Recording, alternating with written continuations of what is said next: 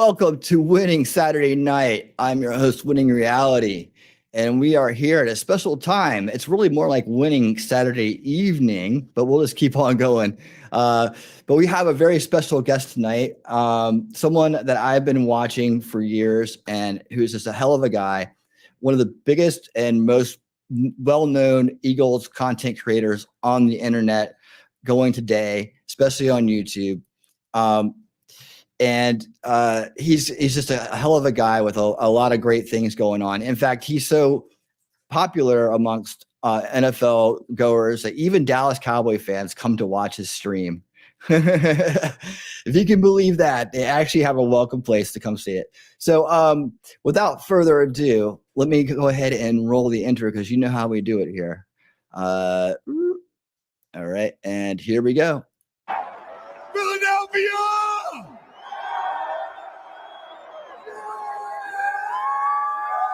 You love the Eagles, let me get a hell yeah! You love the Philadelphia Eagles, let's get a hell yeah! Y'all have been waiting for this. You want to talk about underdog?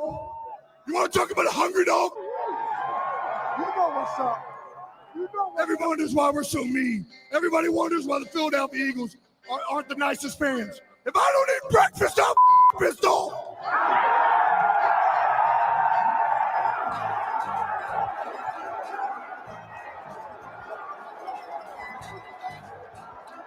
You know what I gotta say to all those people that doubted us, to all those people that counted us out, and to everybody who said that we couldn't get it done? What my man Jay and John just said. F*** you.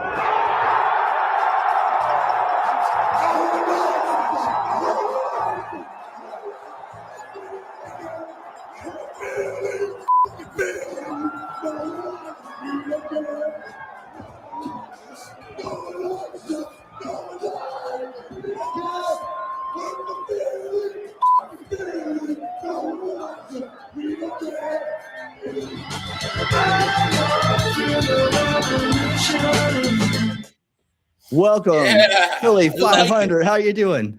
I like it. Was that my face on Kelsey? It sure was. That's awesome. That's awesome. I don't know how you do that, but that's great. Everybody gets one. Everybody gets an intro that comes to the show. And yeah, I had to think about that one real quick. I had a bunch of different ideas I wanted to do for you, and that's what we got right there. So I thought that would work out really good. Yeah, I love it. I love it. It's absolutely awesome. Thank you. Well, man, it is an honor to have you here, sir. And thank you so much for being here this evening. Of course, man. Thanks for having me. Absolutely. Tell everybody a little bit about yourself. I know some of the people that are coming today are haven't heard of you before. So, I'm just a giant Eagle fan, giant Philadelphia Eagle fan who was stuck, who had moved out west and was stuck out in California where I didn't know anybody, didn't know any other Eagle fans. And I decided like I needed therapy. So I said, you know what? I'm going to start a YouTube channel so I can yell, and that's going to be it.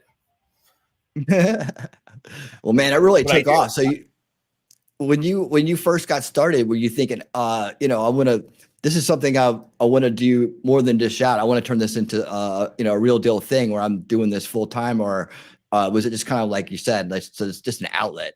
No, I did it as an outlet. I did it as an outlet, and the first 6 months I did it, I started in August, and I would say around January, February. Oh, well, actually, it was late December. I'm sorry. But nobody watched. I only had 7 subscribers. One was probably my mom. One was probably a friend and, my brother or something. And nobody watched. And I said to myself, I did this for one football season. When the season ends, I'm not going to do it anymore. I had fun doing it. But I just did it to vent. And then I don't even know what video it was. I don't know. It just started catching on. And I woke up and it was like, I went from like 7 to 24 and I had like 100 views. I was like, wow. And then it just started growing from that point on. And then what are you up to now? Over 50,000. Over 50,000. And then I didn't even know you could make money on YouTube. It was like a year later. I don't know if you remember Bitter Birds, that channel, but there's a guy, Adrian, I used to work with, and we used to do some stuff for Eagles. And he's like, so are you monetized yet? Are you making money yet? And I'm like, what are you talking about, money? And he's like, dude, you can make money on here. I'm like, shut up. What are you talking about? And then I went and I saw that you could, and I filled out the AdSense thing, and I had like $500 waiting for me that I had made. I'm like, whoa, okay. And so I didn't even know any of that. I just purely did it as an outlet. And ever since then it's become, it's just grown and grown, and it's really like a job now more than anything, if we're being honest. Yeah, I know the feeling. Yeah. So and away we go. Yeah, well, that's amazing. I love it when the stories like that happen. I mean, it just shows that you got it, and it's pure, man. It's coming from the heart. So that kind of adventure is always great, and I'm happy for your success because you certainly deserve it. You're very consistent. Thank you, man. Thank you. I think one of the most endearing things about it is you have that patented intro, right? Right.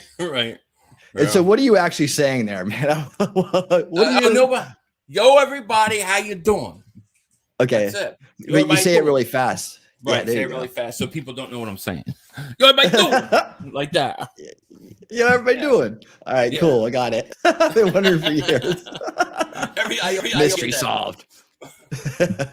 I'll see people comment, what did he say? And I just laugh. I never repeat it, That's cool. Yeah. And there seems to be a really great community of Eagles creators as well. You do the Philly Shakedown podcast with Joey Shakes. He does a great job. Yeah. And I know that you've done some stuff with other creators out there, and you have them on and you coordinate, and you even get along with the other team's coordinators. I do. Creators too. Yeah, I do. I like to battle and talk to them. To me, sports isn't fun if you're only just talking to your own team and everybody that agrees with you. I think talking trash a little bit and having fun, like, I think that's all part of it. So I enjoy that aspect of it. Oh yeah. Well, if you're an NFL fan, a team, you can't escape it from, no matter how hard you try. Someone's going to give it to you. Exactly. Exactly. Yeah. Even when the Eagles are on top, we get shit from people all the time. Yeah, and I wouldn't have it any other way. I never understood when I first started. I'd go to these other channels and they'd be like, "If you're a Cowboy fan, get out of here. If you're a Giant fan, get out." And I'm always like, "Why would you hurt your audience and who can watch you?" It just makes no sense to me at all. Like, no, come and talk your crap and let's have fun. Absolutely. No, you're I've never seen a channel where the other rival teams, like the Dallas Cowboys, are heated rivals. I mean, between them and the Redskins and the Giants, well, all three of them really, but it just depends on where you're from. But really, Dallas is the big one because they got too much glory in the day, right? Yeah, right. So, definitely. And I've always thought we were America's team because Philadelphia is where the Liberty was founded, right? Absolutely. Yeah. That's what I've been saying. I've been saying that since the McNabb days, actually. So no, it's true. We should be the real America's team. There's no doubt about it. I agree. So one thing that I've noticed over the years of watching you is that you and I have a similar track when it comes to the Eagles. We both started liking them at the same time for the same reasons. The Randall Cunningham days, that defense. Right. Man, I tell you, when I saw Randall play and I saw that defense, I was like, this is my team. And I'm from Virginia Beach, so I didn't have a team. My family was mainly Redskin fans. So I couldn't get behind that. Well, I just couldn't get behind it, man. It just never felt right. But Philly felt right, man. Felt right. And I get along great with people from Philly, and I've had several girlfriends from Philly. from Pennsylvania. It's just something about that state. I don't know what it is. Yeah, I don't know. I was born into it. I mean, that's where I was from, and it's where my family's from, and so I was just born into it, So it just came right in. But my most influential years, were when you had Randall Cunningham and Buddy Ryan, Reggie and Clyde, Jerome, like that. That was like my real, impactful years that really stuck with me, and I never looked back since. Yeah, and we had to fight hard in those days because like the NFC East was rough, and Oh yeah. we had a lot of bad luck happen to us with Randall going down the year. We probably would have gone to the Super Bowl, but the we've had to deal with a lot of bad luck throughout the time, and we were just as strong as any other team, and we had some exciting people on our team as well. You talk about the defense, talk about that. One of your favorite players, one of my favorite players, Eric Allen. Yeah. 21 back there making it happen. I was also a big Willie T fan. I had his jersey. He could always save the day somehow. He just would come up with the play. I just love that guy. Yeah, he was awesome. Yeah, awesome. So yeah, but we had to fight, and then Dallas or Redskins or Giants would get all the glory, and we'd be sitting there having this amazing team doing this amazing stuff, and we just could never quite get the job done. Then we had to go through that period, right? We had to go through the Ty Detmer, God, all those years. Rodney Peete. Yeah. Rodney Peete. Oh God. We're doing some Dent.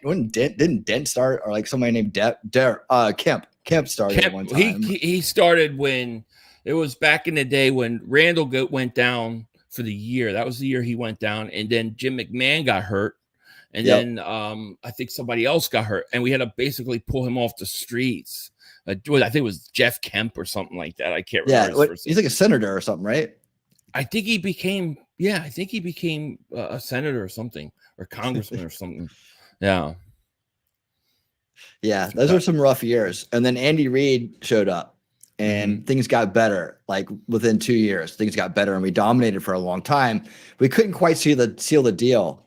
Yeah. We got that the Buffalo Bills kind of thing going on, where we were losing in the championship game before the Super Bowl. But we finally crossed it over, and we got in there. And then I don't know what you thought of that game, but I thought that was our game too. And the fact that the next year the Patriots got fined and busted stealing plays just goes to show you how they won that Super Bowl. Yeah, in my opinion, there's some real shady stuff that went on there with that whole thing. That Super Bowl gives me nightmares because we could have easily been up like 21-0, and it would have been a completely different game. But I'll never forget Westbrook wide open, and then McNabb underthrows and it gets picked off in the end zone. It's just like, oh, you got to be kidding me. Yeah, that was a tough one, but we did get our revenge on them, and that's I feel much better now. I do too, and I think that we got that coming for KC too. I mean, yeah, it was great the Eagles finally helped Andy Reid win a Super Bowl, but I didn't want it to happen that way. Nope. Me neither. Yeah, me neither. But yeah, I think that I agree with you. I think it's going to be a rematch this year, and I think that we're going to. Hey, Snaffy, what's up? All right, go Birds! I didn't know you're an Eagles fan. Right on. Yeah, that feels regular. I also have another guy. I was hoping he'd show up.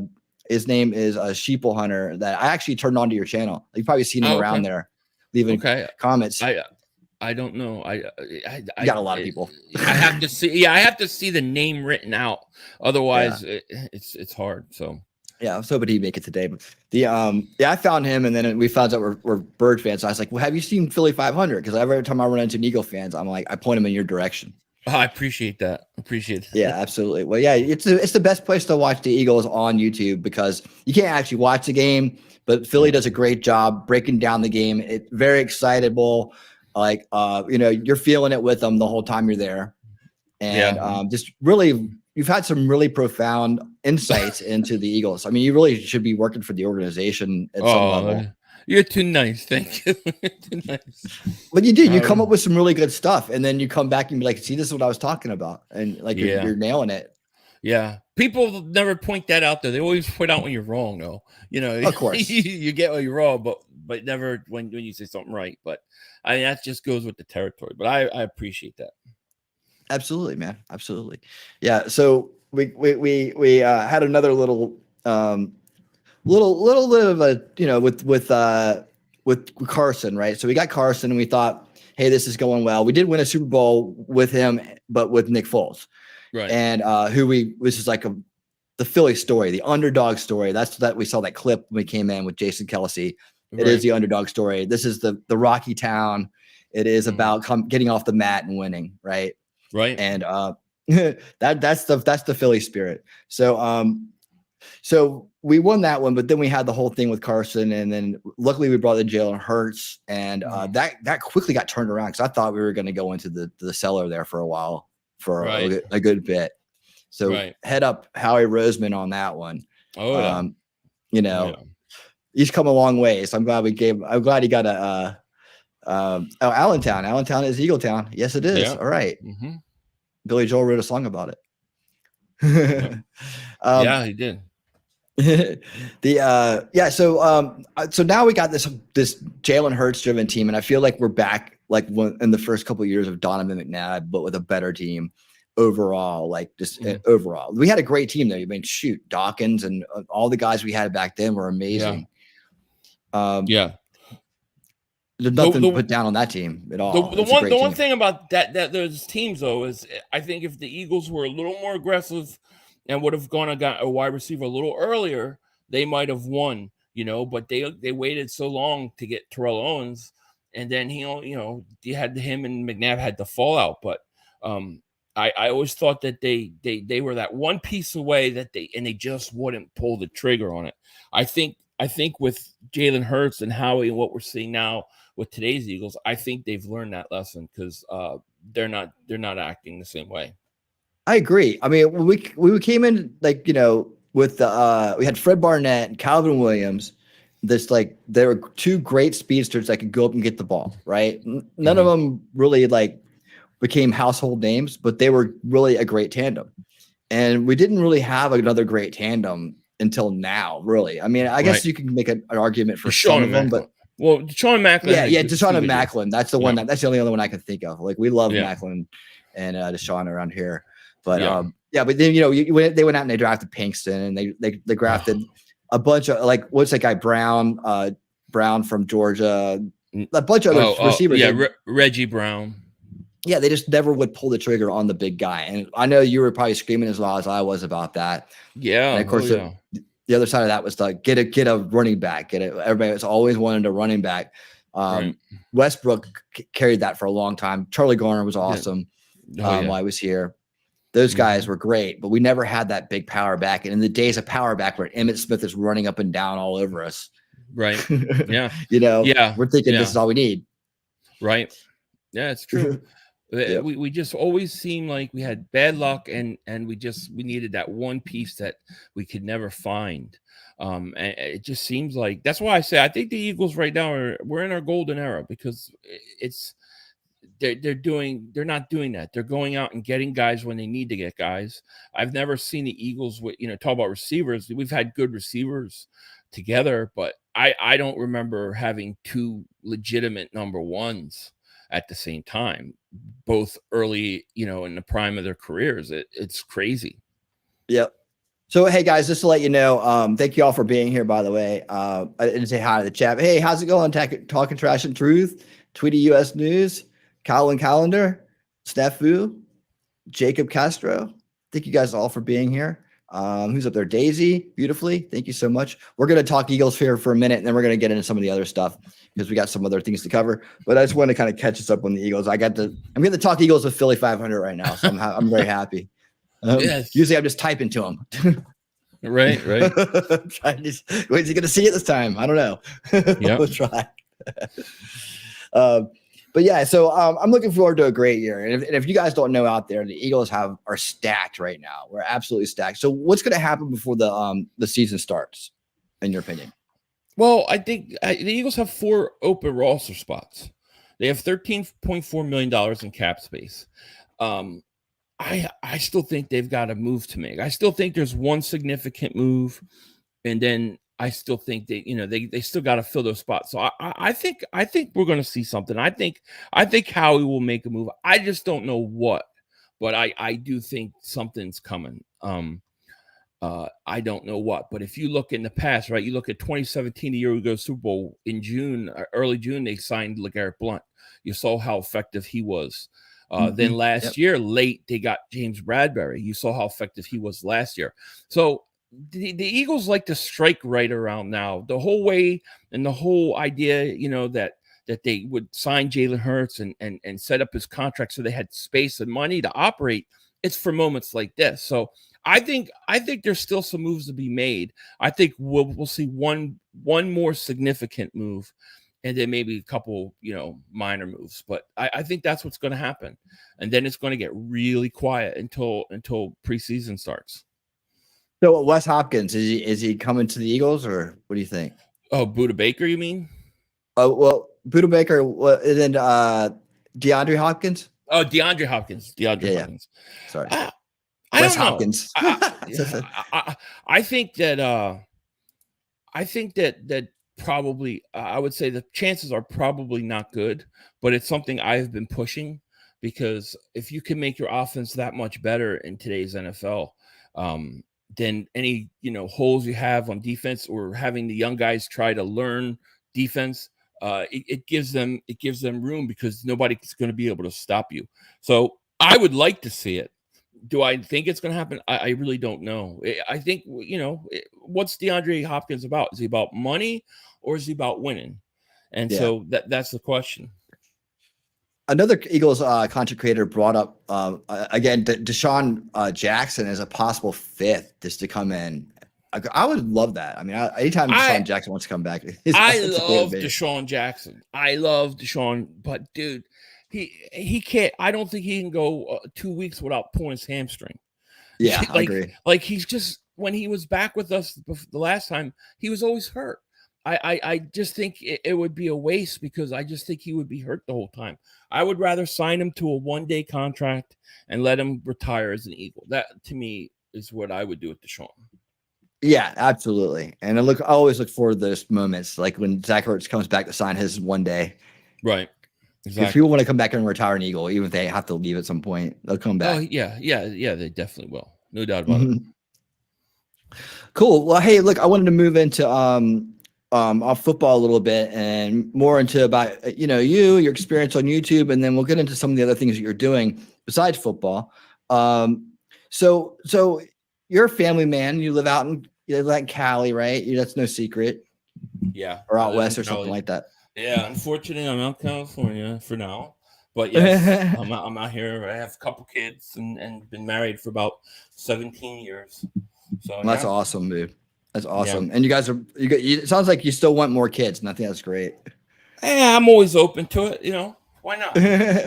Yeah, children are great, man. They're a blessing, and then it's the best part of life. I mean, when I had my son, I was just like, everything. I lived a really full life up to that point, and I toured in bands and done all kinds of other stuff, and been to great parties, and just enjoyed my youth a lot. Man, none of that stuff I thought was so important. I never thought anything would be as important as having a child. And that kind of just puts it all in perspective for you. I agree. So yeah. So did you plan on staying out west? Do you have any plans to move back to Philly ever, or are you trying to maybe move somewhere else? I'm definitely moving back east. It's just a matter of when. It's too expensive out here. So right. I will move out east. I don't know if I'll move to the Philly area. I really don't know. I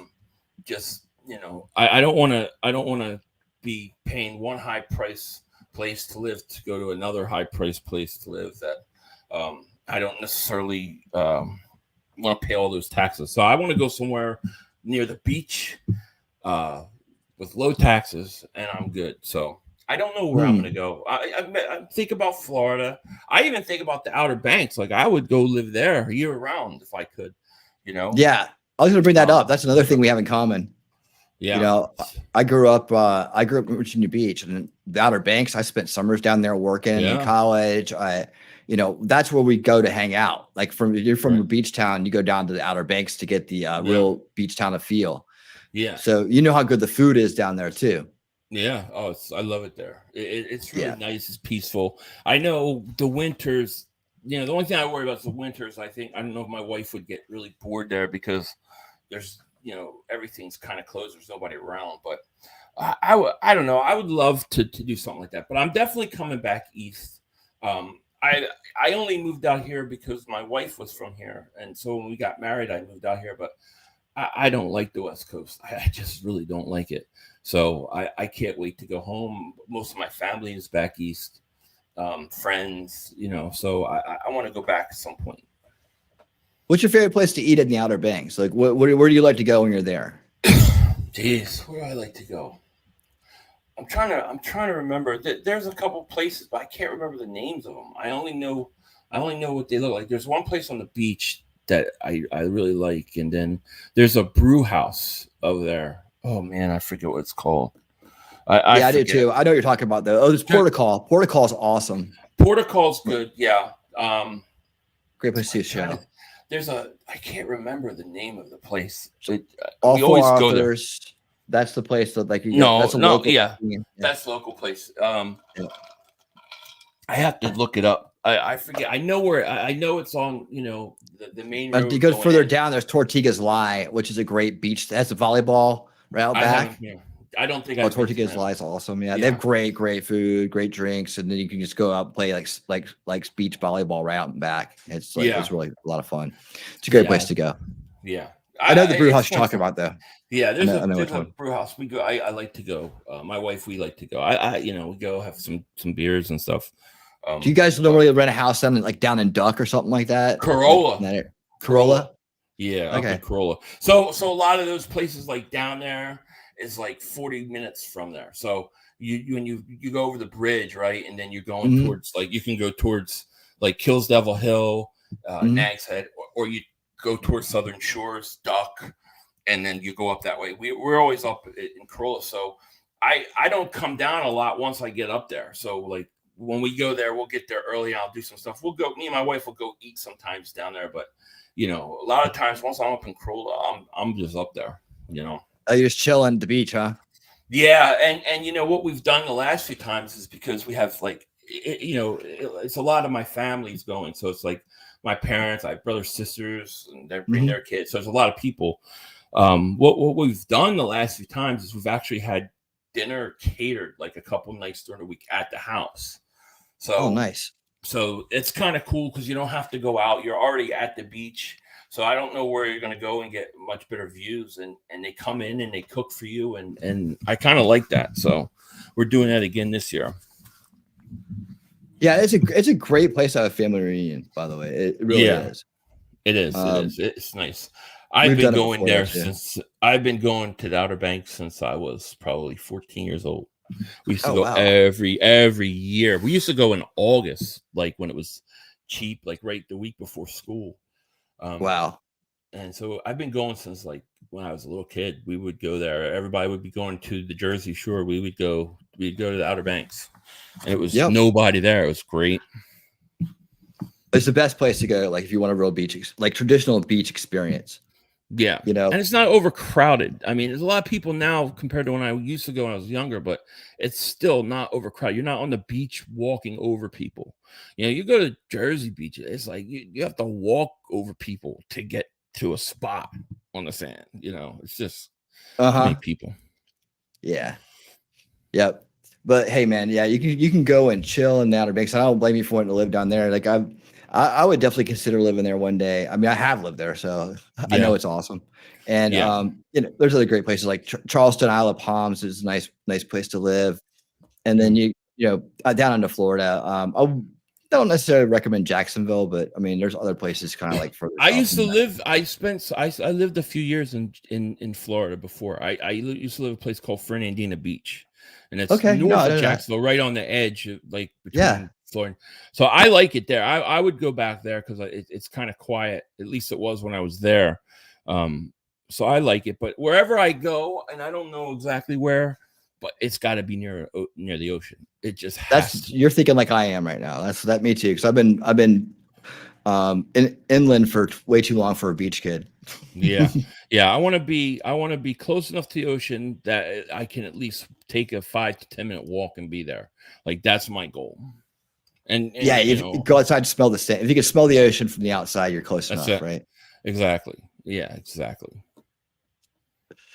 Cool. I hope you have a great time down there, man. I'm kind of jealous. I want to go with you. Thanks. We've been going we've been trying to go every other year. So this is our year to go, and then then we'll probably take a year off and then go back. So it's fun. Okay. Yeah, that's awesome. That's yet another thing we have in common. Now, hey, look, I was wondering, like, what would it have been like if you and Mark Holmes had switched places, right? So I kind of put something together here to see what it would look like. Let's see. Oh my God. The Eagles. Yeah, the Eagles. There it is. Nolan Smith. No. I think Mark looks better. He's better looking that way. Yes, like you see that all that Philly green. Yeah, he's better looking that way. Absolutely. That's funny. Yeah, right. Man, I was trying to do a whole thing with the Cowboys, like when they were singing, like, was that "Gloom, Despair, and Agony," Right. the Hee Haw song. I tried to get that to work, but if you guys didn't know it, I mean, I'm guessing everybody saw the intro with you rapping, so that's funny. That's a great one. But I did have another one, actually from the draft. I don't know if you got a chance to look at that one or not. Like, now Joey asked me to make this, and then he didn't even mention it. So I'm like, Oh, really? Yeah, he's like, I need to have this with Philly as and as Denzel and me as Vaughn, Lucas Vaughn, Van. chin nest, yeah, with the chin. Yeah. So let me remove that and stop and then present this. I don't know if you had a chance to see this or not, but yeah, I was trying to get you guys to see it during the draft, but that was a crazy stream. You had like 10,000 on there or something. Craziness. We had a lot of people. It was like 3,000 or 4,000 people in there. There you go. In case you didn't get to see it. Listen, Jalen Carter. That's hilarious. We would have took him over, right? I mean, we talked about it. Look They at draft Joey. 88 hats. Right? That's Peter hilarious. Jalen Carter. Just don't do something stupid, dude. They That's better not hilarious. take like they Peter better take Carter. Skoronsky. Although Jalen Carter's not even like he don't look happy. That's hilarious. See, he don't look happy. Look at Joey. Raise the He don't look chin. happy. Oh my God, that's hilarious. Did he not get the call? What's this part? Oh no.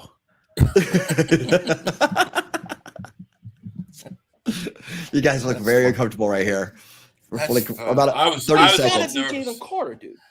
I was It has nervous. to be Jalen Carter. All right, let's do it, Joey. Here ready? we go. Nice pick. Jalen Carter. Jalen Carter. Give me Jalen Carter. Oh yes! We just got a fucking monster. They just got the second best overall player in the draft. Oh, that's hilarious. Got They him. just got Carter. He is pissed off. And he's going to go. Is he pissed? Let's go.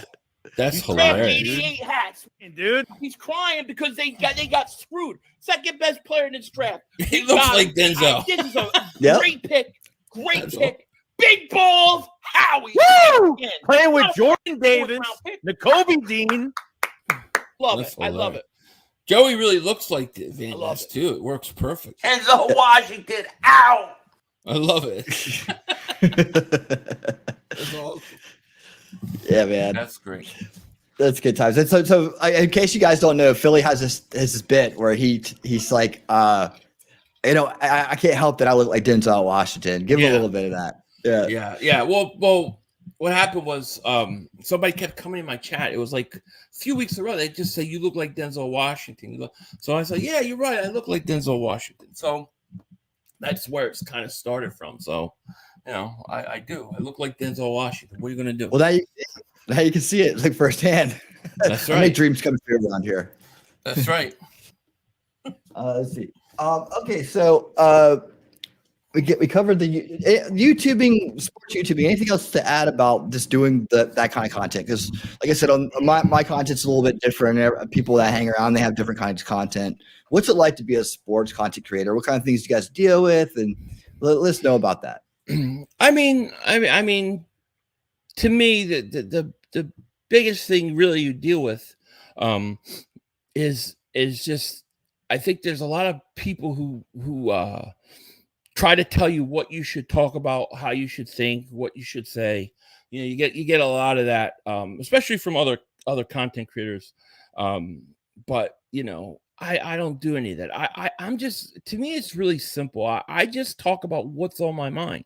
If I want to talk about something, I go on and I talk about what's on my mind. It seems like, you know, it just seems like there's always people trying to tell you how you should think and what you should say and what you should talk about. That's the most annoying thing to me about it. Other than that, I mean, it's pretty fun. You know, I enjoy talking sports, and it's really the one thing that I can still talk about that, like, I don't have to fight people on. You know, you fight the troll stuff, but that's fun. But we all like football. We all come together to talk about football. So I like talking sports. I like talking football because I can talk to a person who may have a totally different political opinion, could fight with me about everything else, but we could be friends about that.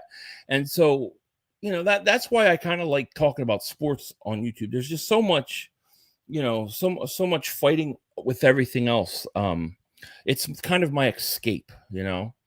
So but you have other interests as well, right? You have other. What's the? You have the 10-fold dingbats, which is a channel membership. Channel membership, right? Which is really struggling, by the way, because YouTube is really cracked down on a lot of my things I did. But it was conspiracy stuff, right? I'm a big conspiracy buff. I'm big into the conspiracy, what people would call conspiracy theories, and I like to talk about them. And you know, so I did a thing for channel members where I would do a couple a month, and then YouTube started deleting them. So, like flat out deleting them. Yeah, I had a couple I had to remove because they were restricted, or I would get a strike. I got a takedown notice on one. One was over like the Mandela effect. That was a big problem. What? Yeah, so corny. So it's one of the things I really like to do, but it's becoming harder and harder to do videos because there's less and less I can talk about or feel comfortable talking about. I can't risk my channel, which is about sports, for conspiracy theories. So right. No, I totally agree. I have a show called Unveiling Reality, which is about talking about the and let me just bring this up here. This is our retrospective board, just kind of give you an idea of the stuff that we do. And talk about the veils of perception and kind of how we're born into this world, like from this very central point of view, and we kind of like grow up and we're in this little bubble, right? And then we start to see the first veil as we go to like school and our parents and watch TV and movies, right? So this is the mainstream narrative that we grow up with right here. And then if that doesn't work for you, right? If for some reason that doesn't take, right? You're not satisfied there, or you just don't like the fact that you figured out the media's lying to you about things. There's a second veil that's out there. And that's kind of like what I kind of wanted to point out with you, is that there's a second veil of information out there that people fall into when they fall out of the first. And I've been doing this for 15 years, I guess now. I don't know how long it's been, but I've been doing this kind of stuff for a long time. So I've been through this, and I've been in this conspiracy veil, this narrative right here, right? And what you find out is, as you go along and you do the research and you get to the bottom of all these rabbit holes, which I've been to just about all of them, at least the major ones. I find new ones out. We're actually, hey, guys that are here, we're actually going to watch. Philly has to leave because he has another podcast tonight to go to. But after he leaves, we're going to watch a video about this guy who infiltrated a conspiracy cult about people who think that they're from part of a secret space program. So it's actually really good. Have you seen that one? I'm part of that group. No, I believe a lot of conspiracy theories, but I would say, let's zoom in here. I would say they're not conspiracy theories. So, oh, there you go. So we work off the basis of like how the mind works and like what this mass mind control that's kind of going on in the society is. I don't get strikes for stuff like this, by the way. But I'd welcome you to come on that show anytime if you want to get that part of you, give that place that part of you a place to talk, right? And put, come on and poke some holes in some of this stuff. I'm really open for that because this is all progressive work that we're doing together as a whole community. And so we talk about like how this stuff works, right? How the human mind works. The OS of the human mind is images, and like how they play out these images, symbols, archetypes to kind of impress these narratives on us, right? And we talk about the stages of accepting things, and we talk about like, stages of buying into something. So that's just basically the groundwork. I know this is going to be a lot really fast. And No, I love it because I've been through all those stages. yeah, well, there you go. So you understand it definitely. So when we talk about the first veil, like I showed you on the target chart, right? When you're in the first veil, these are the type of things right here that you're going to be exposed to, and that exist in that veil, right? So you have like, government, politics, establishment media, public schools, controlled religion, things that are like right on the borderline, right? And as you kind of like move towards the second veil, you get into some of the other issues that are going on. Like, you have the social media, but then you have this false left-right paradigm that people talk about, you had that long period of them working together, but giving you the illusion of choice. Lobbies, activists, right? You get into some stuff like political correctness and Marxism, authoritarianism, social justice warriors, and it kind of just builds as you're going across. So the theme of this is subvert the young, change the culture. And it's all about generational warfare or generational grooming, basically, that we're experiencing. So everything we see is always directed at the kids. Right. Well, once we get to be older, we're kind of in our places, we're in our belief systems, and some of us may evolve, some of us may not, but we're kind of playing our parts in the world. But if you look at where all the energy is directed, you'll see that it's directed at the kids, right? And we're seeing this right now with the CRT, right? With the wokeness, and we're seeing what kind of stuff that leads to. It's bringing back racism. Feminism's brought sexism into the picture. Now that leads to Me Too, right? And then this stuff leads to early choices about things that maybe kids aren't really ready to make, right? Yeah. So we kind of follow the line here, and then we get to these kind of like shared ideas that go across both spectrums, like secret society, the hippie new age culture, manufactured music culture, basically in the entertainment industry. Like, so these all kind of go into, they cruise across into the second veil, right? And so like people get fed up with all this nonsense, like people like me and you, right? And a lot of people that are here, they're like, yeah, I haven't believed in nothing over there. Well, there's all these people waiting for you over here to have you fall right into here you go. Here you go. I got a question from Matt Cormocro. He's a good friend. He said, Philly.500, did you watch the second episode of It's Always Sunny in Philadelphia? That was about the Philadelphia Super Bowl. Did you go to that game? That was hilarious. I didn't go to the game, but I did watch the episode. It was an awesome episode. It was hilarious. Yeah. Great episode.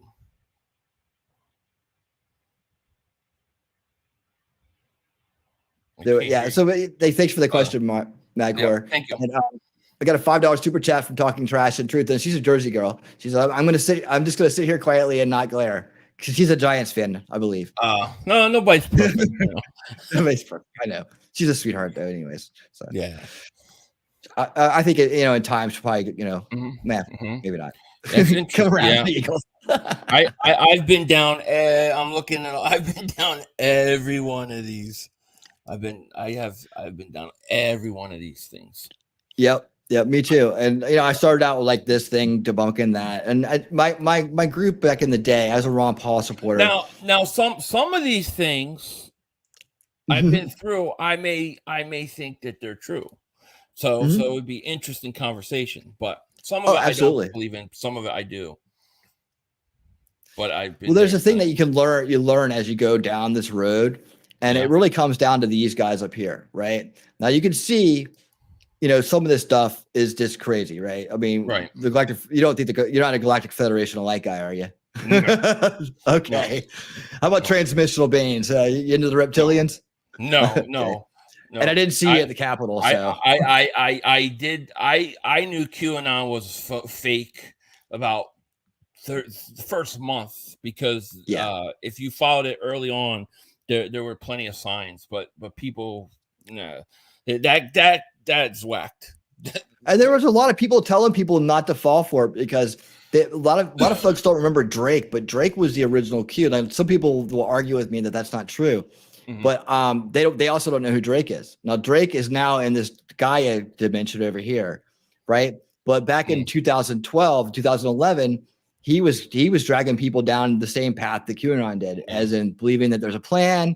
You to Right. trust the plan. He's the one who came Yeah. up with that saying, trust the Well, plan. yeah, and the thing with the QAnon thing is that all these people sat around and did nothing, thinking everything was fine, instead of going out and making a difference. So that's what really bothered me about the QAnon. And then when they started the JFK Jr. is alive thing, I was like, you gotta be kidding me, dude. Yeah, yeah. This is crazy. I actually get accused of being a QAnon member sometimes, and I don't know why, because I've never entertained it. Right. Me neither. In fact, I told people right away when it came out, this is BS. And I thought there was enough people out there barking that it wouldn't have taken off the way it is. So I turned my eye away from it. And before I know it, there's people trying to break in the Capitol. I'm like, yeah, including somebody that actually pulled to the other side. I didn't realize that he'd gotten that far pulled to the other side. I showed him the Biden tapes, and it changed his mind about Biden. Like the one where he's up there just groping for about an hour and a half on C-SPAN. Oh, God, and yeah, that changed him. That flipped him from a Trump hater into okay, I'm definitely not going to vote for the other guy. I had no idea that he went all the way to here. I would have stopped him. I'd be like, whoa, let's slow down. Yeah, they set all these things up, to trap you. It's funny you mentioned Ron Paul, because I was a big Ron Paul guy. I have a lot of respect for Ron Paul. I like Ron Paul showed me really, like, he was one of the first that really showed me that the Republicans and Democrats were the same thing. That there's no difference right there. And he really exposed that, Yep. And me as well. Yeah. Another thing we have in common. Yeah, I like Ron Paul. I do. Yeah, and see, this is all about, for me, it's all about solution culture. That's what my channel is about. I'm trying to bring in solution culture. And that's on, I put that down here at the fifth veil recently, but let me give the blow up version of this, right? And in solution culture, it's about changing the mindset of people into not just reacting and not just being on defense the whole time, but realizing that you're in this perpetual kind of like cycle, right? And that the cycle is generational, and that in order to make a difference tomorrow, like, we have to start doing things today. And it's not about us, it's about the kids and what we do from there. So the theme of this is change the education, stop subversive enablement, right? And we talk about the troubled teen industry activism. I did a big thing on that with Elon School, and I had Elon survivors on, and we talked about what happens to kids that get involved in that. But in terms of the and stopping that as part of the solution. But now we also cover the trivium education. We had Jan Irvin on, who was the guy who brought it back in the day. If you were around during the day, like 2012, he was out there talking about the trivium, and he was turning people back onto the trivium. So he's been on. And I just started a new show called Repairing History, and it's about the works of Thomas Sowell.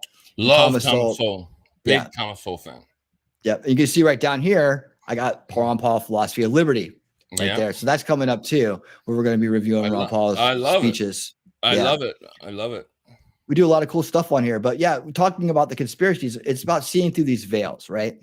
Right. And so what I found through my journey, right, and it just all kind of started wrapping up recently, is that once you get to here, most people not only are out of places to go, but they don't have any solutions. There's no solutions that, you listen to these people, they don't have any solutions. They only have problems, right? They're all the government did this, government did that, but they don't have any solutions to the problem. It's because there's nowhere to go from here, right? But if you take one step back and look a little bit further, you see this cycle of abuse that's been generationally happening to us. Now, this is the modern version of it we're looking at here, but you see the players in this, right? And the theme of this veil is, if you abuse the young, break the future, because what we're doing is through all these practices here, and hey, lying to someone, gaslighting somebody, these are forms of abuse. So when you do things like that, when you lie about the narrative that they're born into and the world around them, and you try to tell them that things are good that are bad, you try to tell them to do things that aren't productive for themselves or others, right? And you try to tell them they're the bad guy, or that they don't have an identity and that there's something wrong with them. You end up with this broken culture of people. And we see this through the narcissism buildup, and the stuff like with Amber Heard and Johnny Depp, and that came to light. But that's going on at a massive level, like from young ages to older ages, like from relationships to parenting, it's going on, and from schools and institutions. So the cycle of abuse here is pumping out all these toxic kind of environments and abusive environments that end up in a shotgun approach affecting people Like some people like us get through it. We lead normal lives, and maybe we make a few mistakes along the way, but we're good people and our hearts never change. Right. So eventually we get through all that stuff and we become the light.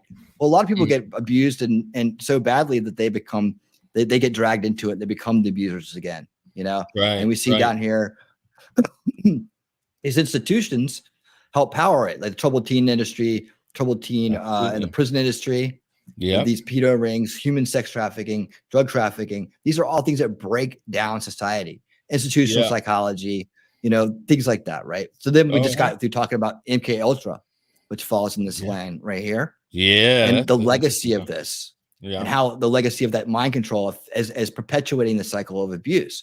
Right. And that leads to the crisis. So we look at the Yuri Bezmenov, and I know I'm jumping around here, but that's what I do. No, that's beautiful. I love it. The ideological subversion, right? The demoralization, I know you've probably seen Yuri's stuff if you've been around. Right. And then crisis, right? So this is the crisis mode right here. And so we just got through talking about the CIA. We're still kind of touching on that. And of course, this is going to point us back to more of the cycle of control. The cycle of control is where the global ownership class lies, right? So a lot of people stop here with Illuminati and New World Order, but I challenge them to say that these things are ideas, right? And that we have no evidence other than people going, this is what it must be, or they said this, and they put sound bites together that this is what it is. But when we break these things down, we find that this isn't necessarily a good model for them. So why would they want to take on this model, right?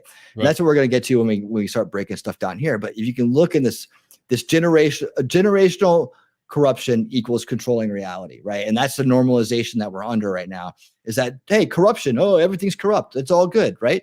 Right. It's all good. So people have learned to normalize corruption and be okay with it. And it's just, that's the way it is. That's how people are. And they don't see that this has been induced by a bigger cycle of abuse.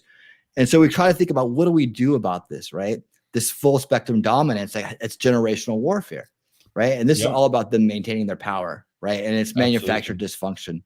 Yeah. So that's where solution culture comes in. And I just add this to the fifth veil. I said, you know what? We need to be in a place where we're doing something about this. And that's where solution culture comes in right here. We step beyond the stuff that we were born into, and we step beyond the people doing it. And we look back and we say, how can we remove the enablement for this cycle of control so that we diminish or eliminate, hopefully for the most part, the cycle of abuse, and so that these institutions that are trapping people and dividing people start to go away, and we start to have an uncorrupt system that we can actually live and prosper through, because we have the potential to do it. And that's what really that show's about, and my channel is about as a whole, is pointing out these root cause issues like elitism, division, and so on, and then talking about real solutions, not talking about these kind of solutions. We're going to rush the Capitol with sticks and do dumb stuff, right? Right. And it's all about this bet right here. We're not through the whole 9 yards yet, because we haven't gotten to the tail end of what drives us. But the ideas behind it are the intention kind of veils, that everything works off this idea of either enslavement or free will. And so this kind of gets divided in half right here. And you can see that self-ownership, humanity, immersion as an organizational that's all down with the free will thinkers, and the free will thinkers are going to be here in solution culture with us. Though most of them are trapped in this right here, and that's what we're trying to get them out of. Yeah, absolutely. There. Yeah. And you can see that the other guys that have this guy going on, they think totalitarianism, authoritarianism, superiority, these are the way of things. People are property to them. Yeah. I'm with you. I'm with you. I consider myself a libertarian, and I don't mean political party. I mean the idea that I own my own life, and I own, my own self. I truly believe that.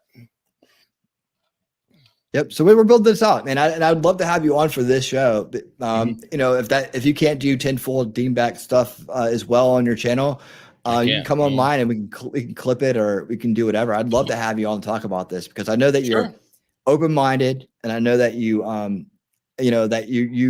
like me. Like, we have one main philosophy here, and it's right here. Where did I put it?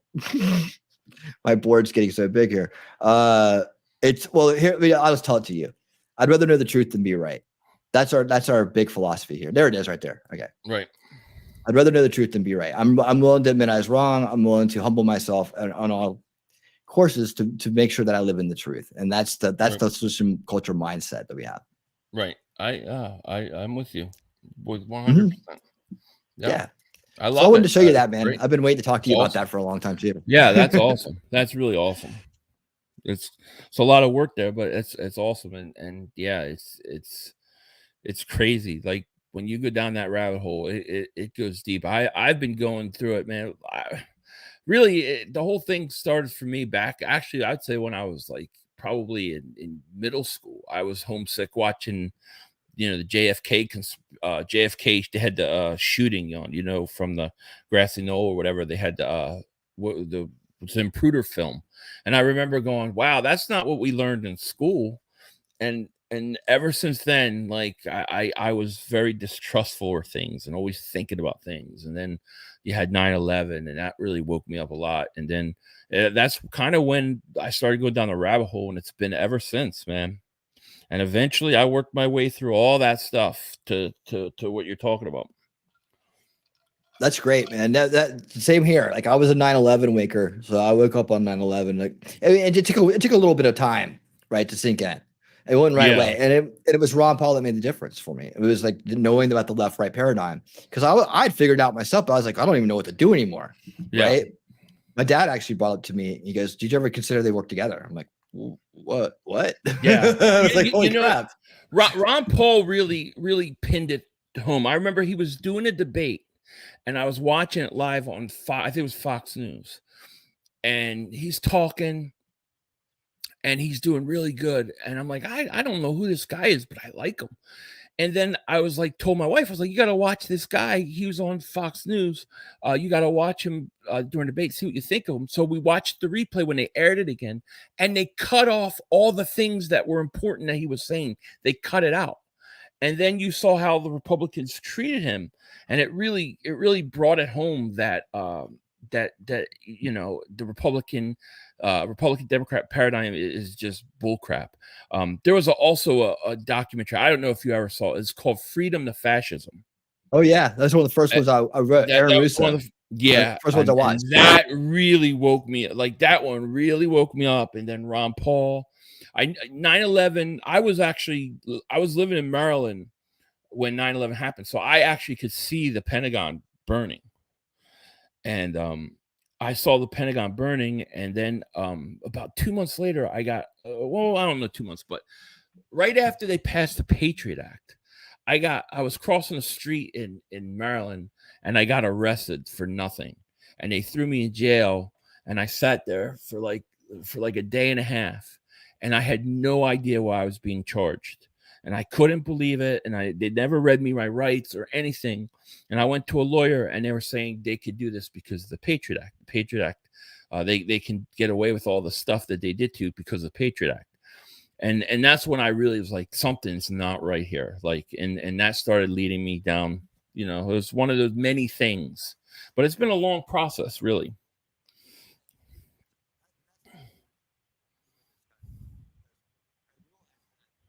I can't hear you. I can't hear you. Can you hear me? Can you hear me? Can you hear me? Can you hear me? I hear you. I hear you now. Yeah, now I hear you. Okay, sorry, I must have had it turned off. Yeah, that's why I started doing this stuff, because I realized that after you wake up, people need a place to go, and if they don't have a place to go, they can get steered into some very bad ideas. And there's a lot of people that are still stuck in that perpetual conspiracy grift, listening to some jackasses feed them bullshit. Right. And what they end up doing is dividing the base on the what I call the anti-establishment side. Any guys like me and you, like anybody who could be part of that. Oh shoot, hold on, my phone's ringing.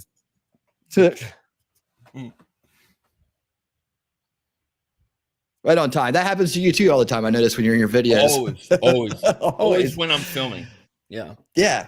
But that's why I wanted people to have a soft landing spot, and like to understand how the process works. It is a process. You have to go down that road in order to get through it, and, right. and just like you just decided to not like the establishment media one day, and then everything, because then you got these conspiracy grifters that are waiting just to suck you in and tell you, it's this, and this, and this, and they don't know shit. right? Right. The people are like, well, hey, he seems smarter than me. He seems to know a lot. He's been around a long time. I'll listen to this guy, you know, and they become part of this this idea cult, this mind cult. That's like, you know, not like, you know, not as far as the, you know, Manson mind control cults, but they're still another version of it, right? They're very loyal to that person or that subject. And you can see it in Flat Earth. You can see it in all these other things that are do. The dude that I tangled with, you know, he's got his own. He turns it on. He's got 500 people there every time. Like they're there day or night. He turns on his camera and they're there. It's just amazing to me. So I have a hard time getting people to come in for the truth. This guy's got them lined up to listen to lies. Yeah. You know? Yeah. No, it's like I always used to call it a matrix within a matrix within a matrix, because I like that. You come out of one and then you're in another, and then you're in another. You have to kind of go through it though, in a lot of respects. Like I think you have to kind of go through it to you know, to experience. But I've been through all those things. I mean, there's some conspiracies out there, of course, that, you know, I do subscribe to, I do believe, but it's not on the level where it would have such control. You know, the same thing at the end of the day still matters the most, you know, and that's what you don't lose sight of. Yeah, we don't go and say, hey, there's no such thing as conspiracies. Like we don't, we're not like that. That's not what we're talking about. There definitely are conspiracies. In fact, conspiracies are a way of life. Hey, Shizzy Wisnut, how you doing, man? Shizzy's got a great channel too, by the way. He covers cults and he covers a lot of things. This is Philly.500. Glad you're here, Shizzy. Shizzy pops on with me from time to time. We do. In fact, you know, if he's not busy this evening, come on and watch the next thing with me if he wants to. I'll send him an invite right now. I know you got to go soon. I'm gonna keep an eye on the time for you. 20 minutes. So I think we're good. 20 minutes. Oh, cool. Okay. Yeah. Well, that's awesome, dude. Yeah. So that's the whole thing. It's like people getting. That's what we were doing in the Ron Paul days. Like I had a group. I had several groups on Facebook. That's where all the action was in the Ron Paul days, right? And these guys were spreading the crisis actor staged event lies. Right. It was my group that was out there fighting them every day on the front line. We were countering the information. We were finding the people putting it out there. We were finding the hives where they were propagating it. We never could quite put our finger on where they're getting information from. That's the guy I just tangoed with. The guy that actually was one of the main manufacturers, one of the main parent harassers from Sandy Hook. He's still on YouTube getting monetized and having 500-600 people show up to every one of his streams. Yeah, well, the thing, a lot of those things like that, they do it so that you can take the Ron Paul, the good part of the Ron Paul movement, right? The good part of it, they take it and they hijack it, and so they put things like that up to hijack it. You even saw it. Remember with the Tea Party? Like the Tea Party whole thing was a hijacked movement that came off of a real thing that was good in Ron Paul's grassroots movement. But it got hijacked by a bunch of, neocons or uni-party like people, and they control it. That's what they do. They come up with these things like crisis actors, and then they blame it on the Ron Paul movement, and then they infiltrate it in other ways and take control of it. That happens all the time. I can't tell you how many times you see that happen. I almost wait for it to happen. It is. It is, and like that's what I say. Like protesting these days is all for optics. It's like it serves no purpose for our cause. Yeah, at all. I agree. I totally with you 100%. So yeah, I definitely don't encourage any of that. Online activism is where it's at today, and what we have to do is be able to educate people. It's again generational. It's hard for people to get that around their head, but it's generational. We got to vote right. You got to try to slow the machine down, if possible. If there's a person there to do it, I mean. For a lot of times there wasn't. Ron Paul was the first one to step up and do it. Trump came in and did what he did. We had to go raging bull approach. The thing with Trump is, and the thing that to me, it was my enemy of my enemy's my friend. I want somebody that's going to just go there and be a bull in a china shop. and expose as much stuff as possible. You know, that's kind of how I look at it. But you know, you have to figure a way to wake people up. It's really hard, and every time somebody seems to get waked, I can't tell you how many friends I have that got woke, not woke, but you know, they have been red pill, we'll say, or black pill, and then all of a sudden, they're into QAnon telling me JFK Jr. is alive. I'm like, dude, no, you know. And so you have to really research this stuff, definitely.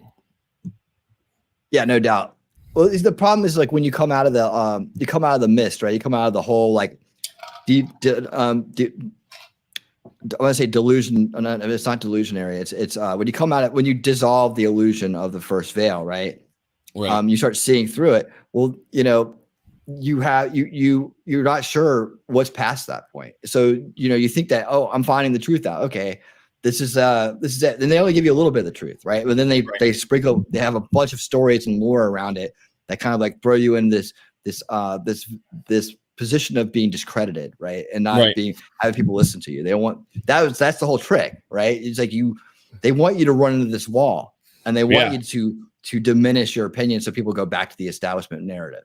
Yeah. Right. Exactly. So you come running at somebody going, this is the way it is. They're like, whoa, because they're not in the same spot. You got to learn that you walk down this path to get to where you can understand it all. And so I feel like that people have just been trapped in the second veil, and that we need to find a way to help them past it.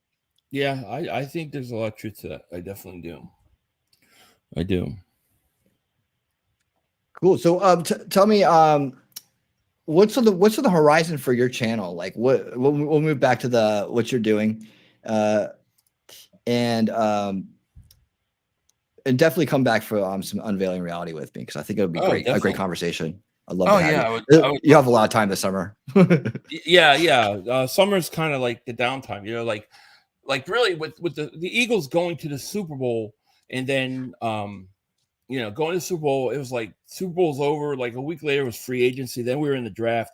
Like I don't even feel like I've had an off season yet. Like I haven't even had a chance to come up for air, you know. So I'm gonna, you know, take this next like June and most of July to just kind of catch my breath a little bit, you know. I mean, obviously I'll keep putting videos out and stuff like that, but that's really like the time where I really want to focus on like production quality, sound, changing, you know, if I want changing backgrounds and things like that, and just get ready for the football season. Because once that stuff comes, it's like nonstop, man. It just comes with a vengeance. Right. I mean, you got to do every week breaking news. I mean, you put out, how many videos a week do you put out? A week? I would say. I mean, it's football season, full blast. You know, you're busy. Full blast during the season. Mm-hmm.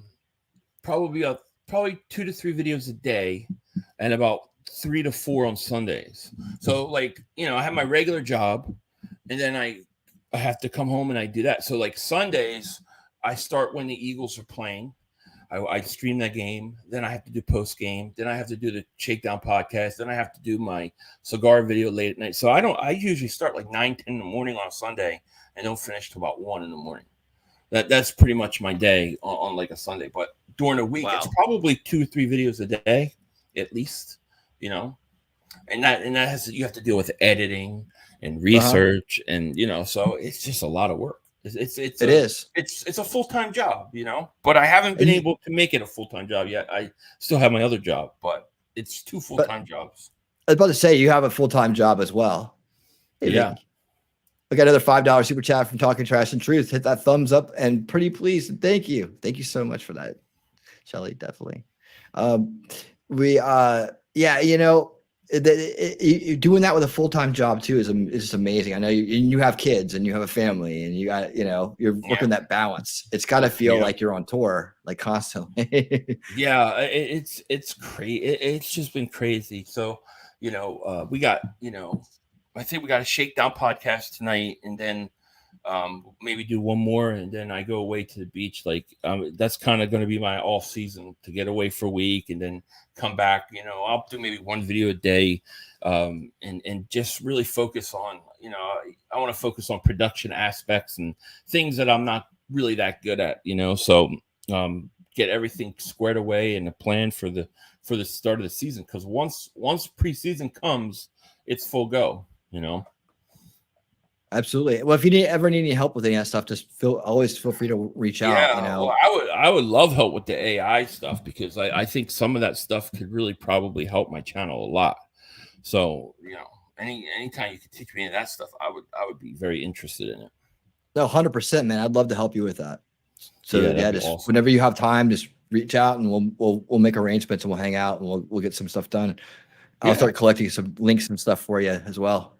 Yeah, man, I appreciate that. That's cool. I like the idea that you said it could actually clip things. That would be awesome, because that's a lot of time. Yeah. They're out there, man, and it's moving fast. It's moving fast. Yeah, it's awesome. The world's going to be different in 5 years. Yeah, I don't know what's coming in the next 5 years, to be honest with you. Things are so crazy, and it's like everything happens all at once. It used to seem like things were spaced out. Now it's like you're getting hit at all fronts on all levels, and it's just they're just trying to control people, keep control, and really really just paralyze people with the amount of stuff coming our way. It's really just running on its own momentum. It's just it's been around a lot longer than people understand, and they've been building towards it. I'm saying the companies have been building towards this AI for a lot longer than we realize. It's just starting to come to light, because now it's on the consumer level, as well as the business level, and that's made it go boom, accelerate even faster. Yeah. The freaky thing about the whole AI thing, is the whole what do they call it? I forget the name of it, where they can basically make you say something or make somebody say something that's not them, but it looks like it's exactly them. It's deep faking the voices. The deep faking stuff, voice cloning. That freaks me out, because how do you know? Like, it's gonna get to a point. How would you even know if that's really somebody or not? You can tell, and the AI is actually going to be able to tell us for us. Oh, that's cool. So it'll bust itself. Can you imagine being like a candidate, there's a really good candidate, like somebody, and they could just make them do anything and you wouldn't even know. Like, people believe everything that they're told already by people that continuously lie. They believe them anyways. Can you imagine when you can't tell? That would be crazy. Yeah. And I think that someone's gonna try it. Someone's gonna get busted, and that'll just be on them, because they think they're gonna get away with it. But the AI can work for us as well. It's gonna be able to tell us more and more. Like, I wanna create an AI that is all about the trivium, like can spout fallacies in video, audio, and text, right? Yeah. And it's just a plug-in on your browser. So whenever you come across something, you're getting fed a false narrative or something like that, it'll help the average person who doesn't really understand what the trivium is, how to navigate disinformation. And so it'll actually, I think it's going to put more of us on an honest track than a dishonest track. Well, I didn't mean to cut you off. I'm sorry. No, go ahead. No, please do. I was going to ask you a question with AI, because I don't know much about AI. That's not really something I've dove deep in. But sure, if AI is always learning, right, and it's learning at a rapid rate, blah blah blah blah. When it initially starts to learn, there has to be narratives and things that they put into it. So if they're putting in lies about, let's say, history and things like that, and it's learning, then you're going to get an AI that is basically not telling truth. How do you prevent that? Well, that's knowledge. So we have to understand what we're dealing with. I think a lot of people understand that ChatGPT was only trained up to 2021, and that it was only trained on specific data. Now, luckily, through the fact that we've done a lot of work and people don't trust corporations as much, or Google, because they've done the censorship, they've done the things that have degraded their credibility. Right now, and I hear this all the time from people. Now they're very skeptical of the ChatGPT because it is coming from Microsoft or the Google version or whatever, right? Yeah, it's coming from these big companies. So they already have a natural distrust, which is good. So we're fighting for the open source side of that on my channel. We're trying to keep it fair for everybody. And that way, that's we have more innovations, we have more control over it, and actually take ownership and have your own personal AI that's not attached to all of it. Now, I like it. Elon Musk came out and said he wanted to do Truth GPT, which would fill in the gaps for the bias. That was actually my very first solution to AI. When I first heard about it, I was like, we got to have a based AI. We got to have a based AI that'll integrate and teach the other one what it's missing, right? So there's ways to think around problems, man, that actually benefit us and don't demonize everything. Yeah, the bias part of it's gonna get hammered. And if we lose open source, the ability to do it open source, then that's really gonna put a hurting on that truth, how much truth is in there. But we have to be active. We can't shy away from it. We can't just call it the devil and run. We have to understand it so that it can't be used against us, and so that we can use it as the tool it's intended to be. Yeah, absolutely. I'm with you on that. And not all of them learn the same way either. Not all of them learn the same way. Yeah. I'm with you. I don't know a lot about AI, but it's interesting stuff. That's for sure. There's no doubt about it. Yeah, it's just what Philly was talking about here was this kind of technology. This is what I did. There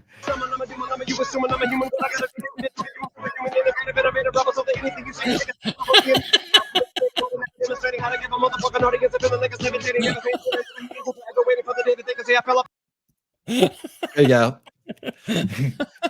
I talk fast, not that fast. Tell it to Mark Holmes and see what he does. Oh, damn, I didn't know he could rap like that. I know, right? Grown ass man. I mean, I tell you, man, I have visions for things I wanted to do for you. I just haven't been able to do them the right way, so I haven't done them. But I had this whole song worked out between you and Mark Holmes, where he's like, "Darren, I'm a grown ass man. Darren, I'm a grown ass man," and then it would go from like kind of like a Fat Albert kind of like groove line into like Rage Against the Machine, like Know Your Enemy, like. And it was like you always get demonetized by him for some reason. It's like, why am I demonetized? You're sitting there, you're streaming my shit, and the Cowboys stink. That's the way the song went. So you're like doing the rap side of it, and he's like doing the groove side of it. It's like the song you guys are doing together. I'm crazy, so that's why I like it. I want to see. I would love that. That would be great. That would be hilarious. I love it, man. Definitely. Yeah. ChatGPT. Some lawyer tried to turn into ChatGPT. We talked about that on my show too. Tried to turn in a brief to a judge that ChatGPT made, and it just basically started making up citations. It started making up cases. Yeah, because if you don't prompt it right, it'll do whatever it wants. Really, people don't understand it. You have to talk to it the right way. Yeah. I have a Discord. In the Discord, I have one channel for the AI stuff. And we put like how to prompt ChatGPT instructions in there. Like, you have a little grid, you have everything you can do. So we're just trying to help people use it the right way. But yeah, if you go in there and just ask a question, like you're on Google, like Google or Bing or whatever you use, if you just ask it flat out something, it doesn't know what to do with that other than to give you what you want. It's just like, you have to say, okay, as a lawyer, right? And I'm turning this into a judge. You have to really spell it out for it. But that's what natural language is about. It's about just speaking it like you and I are speaking. Right. Yeah, that's interesting. That's funny though. You tried to pass it. Yeah. It was like, but see, I think that in the future that we're going to be like first mistake the lawyer made was not using the legal law AI. There's one that's just legal and legal documents and lawyer stuff. It's just basically all that is factual as hell. So it's like, I don't know why you didn't use that one. Yeah, that's funny. Yeah, that's crazy. That's crazy stuff. It's interesting though. So you think like what the next 5 years is going to be a big jump in AI? Yeah, big time. I'm in the tech industry myself. Mm-hmm. I'm a software engineer, software architect, and I've been doing it for a long time. And I'm in that space. So I've seen what's out there. Like I've been working on what's out there, and I know the issues that what they're running into now. AI is going to solve all these issues, this data extraction issues, transformation issues that are going on with all these massive networks. I'm talking like I've worked on the Adobe network. I've worked on the Microsoft network. I've worked on HP's network, like giant big networks, right? With tons, millions and millions and millions of user profiles, like, email addresses for people that are customers or prospective customers on the business to business side of things, right? So that's a lot of data to shuffle and to deal with. And as you're trying to run it through a sales cycle, which I think you're in sales, right? Or you're somewhere in that area, right? You seem like you'd be a great sales guy. I'm not a salesman. No. You seem like you kill it though. You got that. Yeah. People buy from who they like. You're really likable. Yeah, I probably could have done it. That I've been asked to do it, but with this YouTube thing kind of going on, I've steered away from it and just been doing what I can do so I can continue to grow this channel. Because my goal, I would love to get to the point where I could just quit my job and do the YouTube thing full time, but we're not there yet. You're getting there, man. You're getting there. A couple more Super Bowls, everybody's going to be wanting to come to the Eagles channel. Maybe. You never know. It's not just to give us a hard time. Right. Yeah, right. I tell you what, you never seen anybody handle trolls better than Philly. Philly's great. He's got a great way of handling them, and he ends up winning them over. Yeah. Some of them I've won over. Yeah, that's true. But everybody's so they want to block everybody. Like I hate censorship. I completely hate censorship. So I do not want to block anybody if I don't have to. So I don't block a lot of people on my channel. And then if I do block them, they don't know. A lot of times I go back and let them go later. So I don't like to do that too often.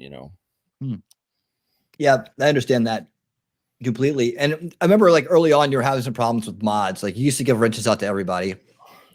Yeah, they would hide people. They were hiding people and deleting people's comments. And I still have a problem with that. But I remember one time I woke up and I had all these DMs like, what did I do to you? Blah, blah, blah. And I looked and I had like 700 people hidden on my channel.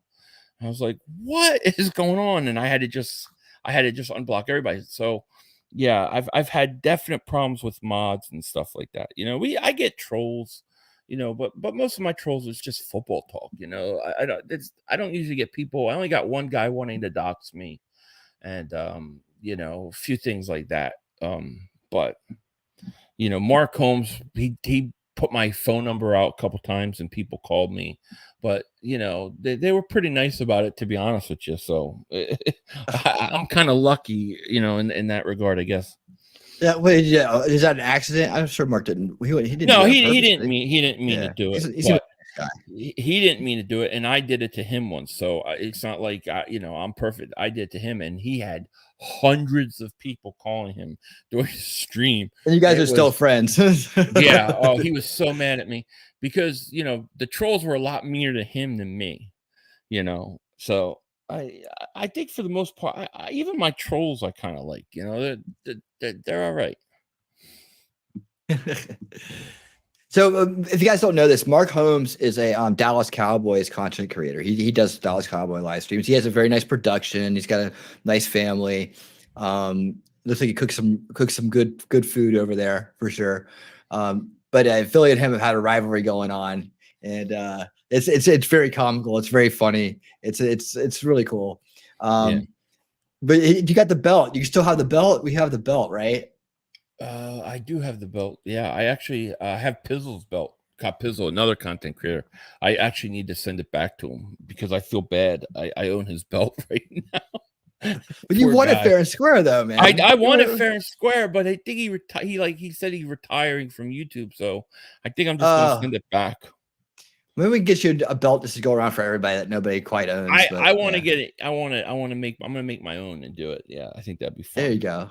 Yeah, they had this thing between the Giants and Giants and Dallas and the Eagle fans for between Philly, Mark, and Pizzle, right? Yeah. And whoever won the division got the belt, right? So Philly got it off of Pizzle, right? Yeah.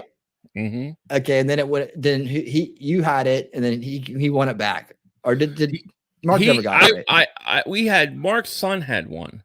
And he started, and then I won that, and then Pizzle won a game, and I lost it off of him. And then Pizzle had a belt made, and I took his belt last year. Oh, okay. So where's the Mark Holmes? Where's the Anthony Mark versus Holmes Fitness belt. belt? He got his belt back. Now he won't. He don't want to do it anymore. He Not doesn't bad. want to lose his belt. It's not fair. No. The brother screwed us. I mean, I made my kid laugh when I said that. We've seen that so many times. I know, it's funny. The meltdown. Yeah, so they record each other's meltdowns, which is funny. Mark's always watching Philly, and Philly's watching Mark, and they record each other's meltdowns and make memes out of it. It's really good, lighthearted. It's a lot better than just yelling. You know, your team sucks and you suck because you like that team and stuff like that. Man, they make it really enjoyable. At the end of the day, I mean, you're talking about stuff that you do on your channel is like really important. Like that's important stuff. Sports is just entertainment. It's fun. It's, because I'll have people say you shouldn't be talking about sports. There's so much more going on in the world. I'm like, this is my escape. I deal with that stuff all day long. This is my escape from all that. Like that's, my enjoyment. But I never lose sight of what's important. And I think, to hate somebody over sports is just the dumbest thing in the world.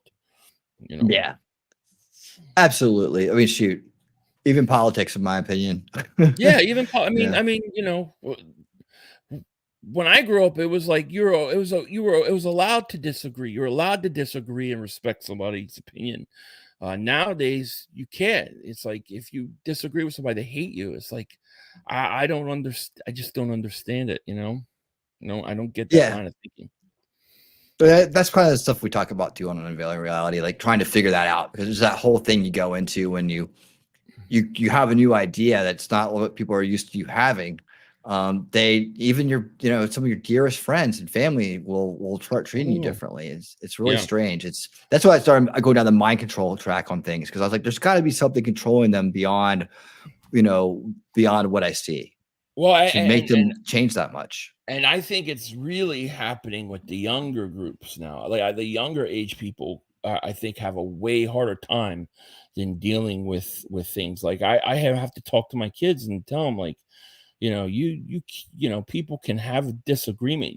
They can not agree with you. You have to respect their opinion and be able to hear them out and be able to talk about things. You can't just say, well, somebody, be so close-minded that I don't agree with this, with that, and that's it. I can't talk to this person. I think that's crazy. That's not how, was not like that when I grew up, Yeah, not at all, man. I mean, not at all. You could have a disagreement with somebody and you work it out.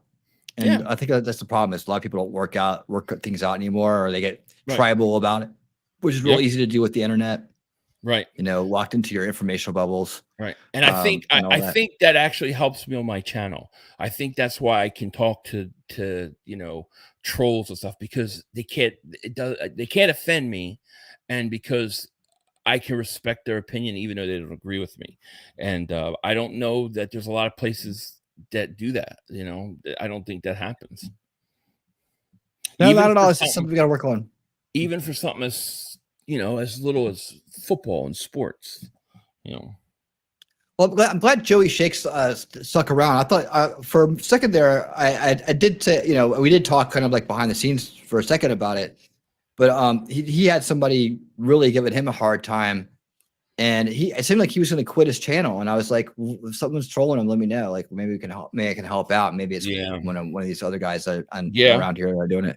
But it looks like he worked it out. Yeah, I mean, I tell him too. You can't let things like that bother you. You just can't. And it's okay if people don't agree with you, if they disagree, if somebody don't. It's okay. It's okay. Not the end of the world. Yeah, absolutely. Yeah, disagreements are cool. Toxicity, not cool. But people are learning. It's all a learning thing. Yeah. Yeah.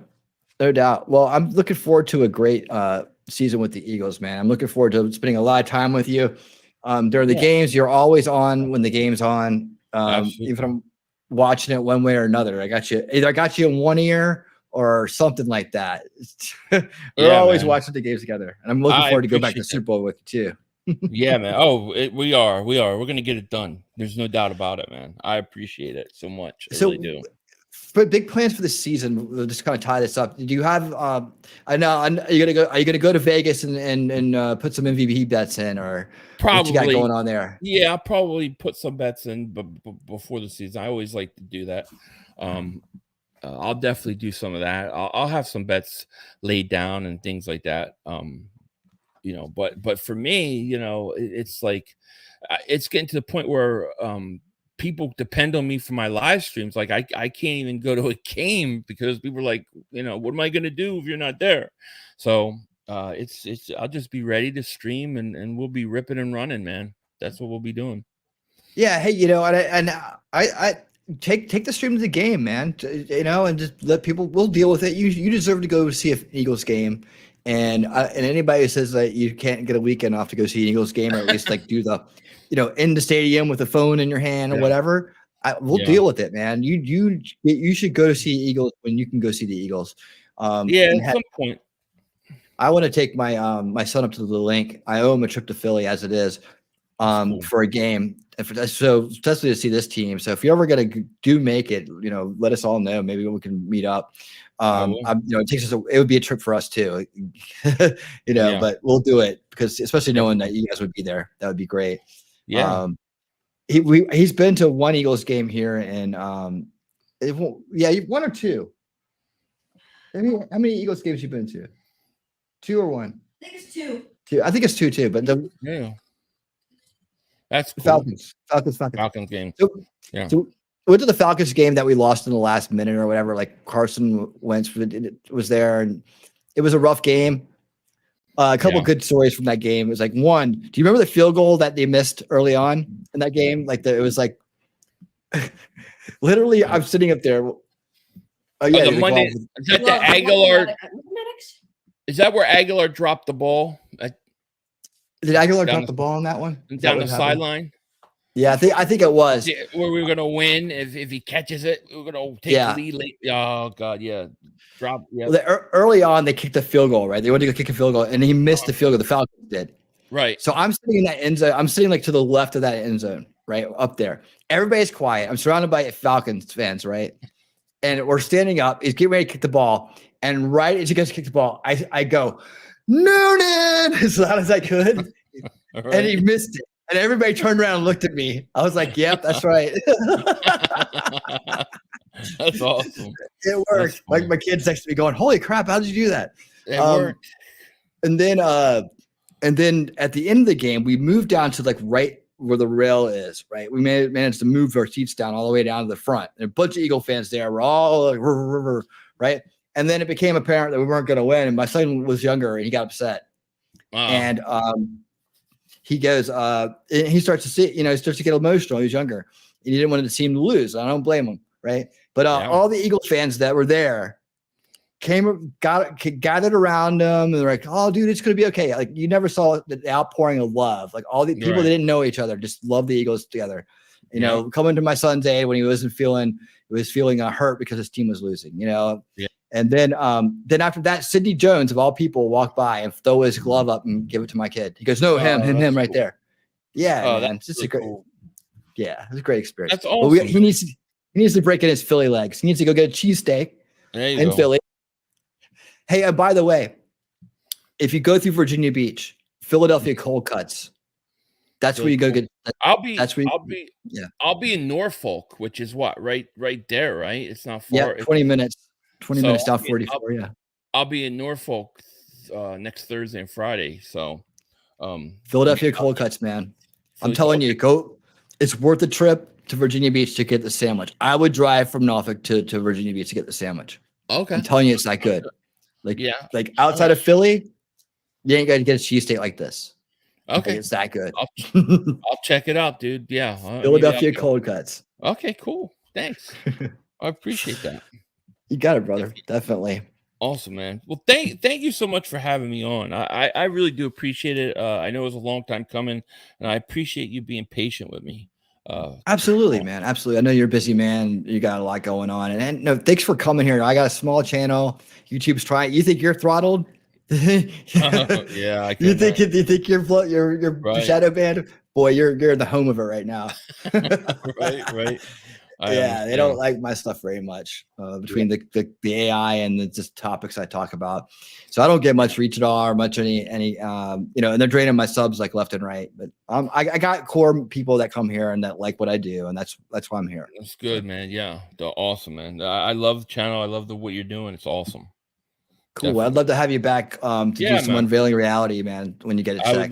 I would love to. It'd be great, So especially this summer, I'll be more than happy to do it because it's a good slow time for me, so I'll have time. All right, brother. Well, we'll keep in touch. Awesome, and I can't go Eagles all the way. Bleed green, baby. Absolutely. And thank you for having me on, man. See you, buddy. Appreciate. Nice meeting you guys. Cool. All right. Take care. Hey, everybody. All right. Philly.500. Take care. Thank you, man. Thank you so much for being here. We appreciate it. Hey, stick around because we're going to do a little outro here. Washington out. All right. How's it going, Sis? How you doing? What's up, brother? How you doing, man? Good. Thank you guys so much for being here for Philly.500, man. He's a great guy, isn't he? Isn't he a great guy? Very great. Very good. Very good people, man. Good people all the way. It's amazing when you're watching somebody for so long and you know what you have in common with them, but they don't know you yet. It's just like we had so much in common for all these years. It's like, yeah, great to hang out with him. This is the kind of guy I would go out to the sports bar with every week and watch the Eagles game with, and watch it over his house, watch it over my house, wherever, another friend's house. Yeah, he's a really cool guy, and he's got a great big heart. He cares about people, he cares about what he does, and he's super cool and fair to people too. It's just all around great guy. Yeah, I mean, one of my old guitar players was from Philly, and I was never really a big Eagles fan, but it was. You could always tell that it was more about the fun of the game and the people that you run into, and being able to take those quick jabs and be cool with it. It's just like, yeah, my team didn't win this one, whatever. I'm still an Eagles fan.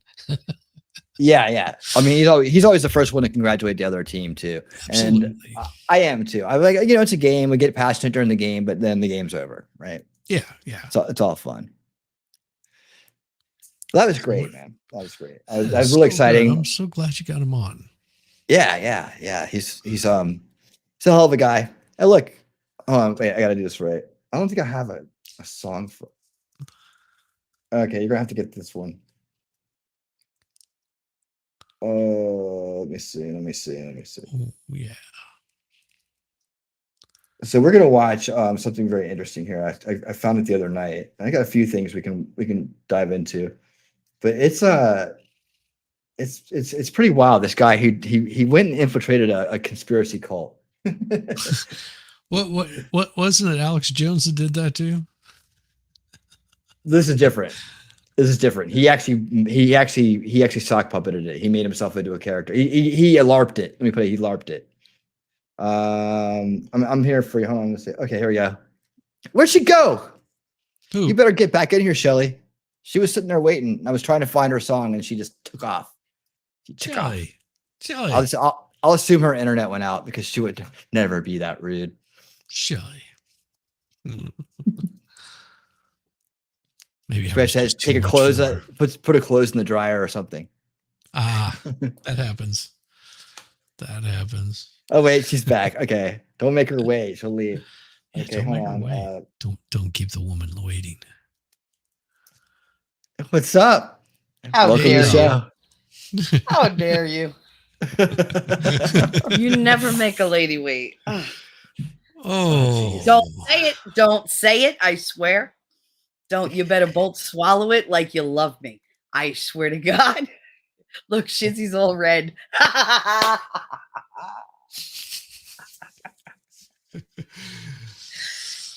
Mission accomplished. Okay, so whatever. You don't leave me waiting either, you fuckers. But anyway, what's up, guys? Man. So what are we doing? We're gonna watch a little bit of some fun stuff, lighthearted stuff. Not lighthearted, but at least it's not as serious. It's normal stuff. But As soon as I Oh, find it. did you dumb it down just for me? You're so sweet. No, it was of for course. me. It was Oh, for it's me. for you. Why are you drinking again? Yes. Oh, good, because I'm smoking, so we're good. We're good. We're Well, solid. I will We're match solid. you 1 for 1.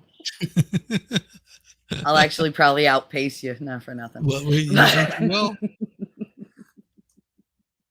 Because whenever I finish this bottle, I got a whole nother one. You're gonna finish the bottle. You're gonna be fun later. Fuck no. Ooh, that No, bourbon no. sounds like you'll be flirting later. Yep. No, mhm. I would Yes, be. you will. I would be hurting painfully. That would be bad. Mm-hmm. Do you ever watch yourself on stream, Shizzy, when you've been drinking? Nope. I'm just wondering. Okay, that explains a lot. Okay. No, I don't care. I'm just me. It's in the past. Yes. No, you're still a good boy. Yes, you Still are. a good boy. You're still a good boy. You're Such a good boy. good You get boy. a cookie. You're such a good boy. Go, You get a cookie. You get a cookie. Oh man. So how you been doing, Shelly? I'm wonderful. How are you? I'm good. Good. Winning's just like, yes, talk amongst each other because I have nothing to say. See, No, he's no, I'm the all type good. of Just person get- who just leaves you and goes to bed and forgets that he left 5 people behind going, where the fuck did Winning go? So it's like, I'm thanks. sure you guys were all worried about it. I spent like 10 minutes winning. I was like, what the fuck? I tried everything. I sang. I freaking played the alarm on the phone. I was like, no, Oh, either geez. he's knocked out or he's not there. Yeah, I put the headset down. I went upstairs and then forgot that I was still backstage at a stream. Mm-hmm. Well, I thought everybody left waited when till Magpul last left. minute. So there you go. There you go. So the next part of our evening will be about this very interesting story about a young man who's a YouTuber who decided he was going to infiltrate a conspiracy cult. And it's interesting because he goes into this first part of it, right? This first part of it is what really caught me. And it's like, and I'll stop it as we go. We played the Ghostbusters theme to try to wake you up. That's wild. We just watched Ghostbusters 1 and 2 over here. We watched the whole video, everything. It was great. Ray Oh, Parker dang. Jr. He wasn't singing. I was singing. But yeah. He was just air guitaring. Probably. Air guitar solo. Nice. Don't look good. Yeah, no, we had fun. And then I started making lewd comments, and that's how I knew you were just knocked out. I was like, there's no way. I was like, he would have woke up for that. Cool Frog insists that he was singing. Oh, he was? I don't know. I couldn't hear over myself. I can't She hear didn't have over her me. I'm monitors loud. in. She didn't have her monitors in. My monitors. Yeah. Thank you. My monitors. Bafangula sara de mama de frato. Yeah. Well, the monitors is what you hear yourself back at him. You know, like when you see those things that are sitting in front of the microphone on stage, like pointing backwards. Those are the monitor speakers. In case anybody didn't know that. And they help you hear your voice or whatever instrumentation you want to hear. I usually just need to hear my voice through my guitar, and I'm pretty good. Or whoever is the lead singer, if there's a lead singer, so I can harmonize. Then I'm good to go. How about you? How about you, Shiz? How do you like your monitor set up? I like my monitors set up with both guitars, drums, just all of it. So that way, You like the whole thing in there. becomes- You usually play yeah. in bass though. Yeah. So you definitely want the drums in there. Yeah. And whatever vocals, I'm sure. Yeah. It helps with the cues. Yeah. You know, sometimes the singer will tend to go off on a little bit of a tangent if you're missing out on the guitar solo, where they might be extending out just a little bit longer than you normally do it, then you can sort of fill in those spots. So yeah, I usually would keep everything going all at once. Cool. Okay, so the first part of this, like I was saying, was like he infiltrated. They're going to show you this Benjamin Fulford stuff. Now, this Benjamin Fulford stuff aligns with the Drake stuff, the Drake Ken Bailey original Q stuff. So this stuff was going around at the same time. In fact, I remember this video when it first came out because the Fulford story was trying to infiltrate with the Drake story. And you'll see that they all become part of this weird conspiracy space thing that goes into where they are now, which means Drake was just fooling all the patriots into following along because he actually isn't really a patriot. He's more of a leftist. But everybody thought he was some kind of militia man, and that he was working with the government to oust the communists and oust the globalists or whatever they were calling him at the time. And we were going to take over, and we were going to install Ron Paul as the president, right? So they were trying to play off that narrative. That's why we were there. We were there protecting the Ron Paul people from believing this dumbass. So, but the Fulford stuff in the beginning is like really interesting because he claimed to be part of the good Illuminati over in Japan. He's got a whole scam going over there, how they're going to get money back for the Federal Reserve and all this stuff going on. All big grift, all a big grift. Let's get started here, and I'll show you what I mean as we go. Okay. My fellow humans, I am Benjamin Fulford, spokesperson for the White Dragon Society. With me here is Chodoin Daikaku. He's the head of the world's martial arts societies, and if necessary, and in an emergency, he can summon up an army of 200 million people worldwide. 200 million people army. It looks like Michael Malice on his right. Yeah, it's Malice and Max Mira, I think. No. Is it really? Is that Max? It should be. It should be. Oh my god! Because it just totally looks like Michael Malice over there. Where is Max? Max and I have actually talked about this before. We've actually talked about this one conspiracy before. And I was trying to find the video for him. I was sending it to him. He's like, he knows all about this guy because he was over in Japan doing this. Mm-hmm. I remember him talking about something about this. I don't remember what though. Man. Here on my right is Alexander Romanov, who is a grandmaster of an Illuminati group that claims to have started the French, Russian, and American revolutions. As you may know, there has been a battle going on over the future of this planet. Back in May of 2021, I was exposed to a bizarre conspiracy community that makes flat earthers look reasonable by comparison. Unlike a lot of conspiracy theories, which tend to have a small degree of truth, which is... Australia doesn't exist right there in the middle. Perfect. That's so perfect. We all know it doesn't exist. Yeah, it's big. We know. Big phony. Often extrapolated into outright fiction, this conspiracy theory is based on nothing but pure fantasy. Imagine if someone told you they lived out the plot of the movie Total Recall, that they thought they were living a regular life until one day they recovered memories of being a secret agent fighting an evil organization on Mars. Now, what if they also said that they were a space marine who fought insectoid and reptilian extraterrestrials on different planets? And finally, what if they capped it all off by claiming to be G.I. Joe?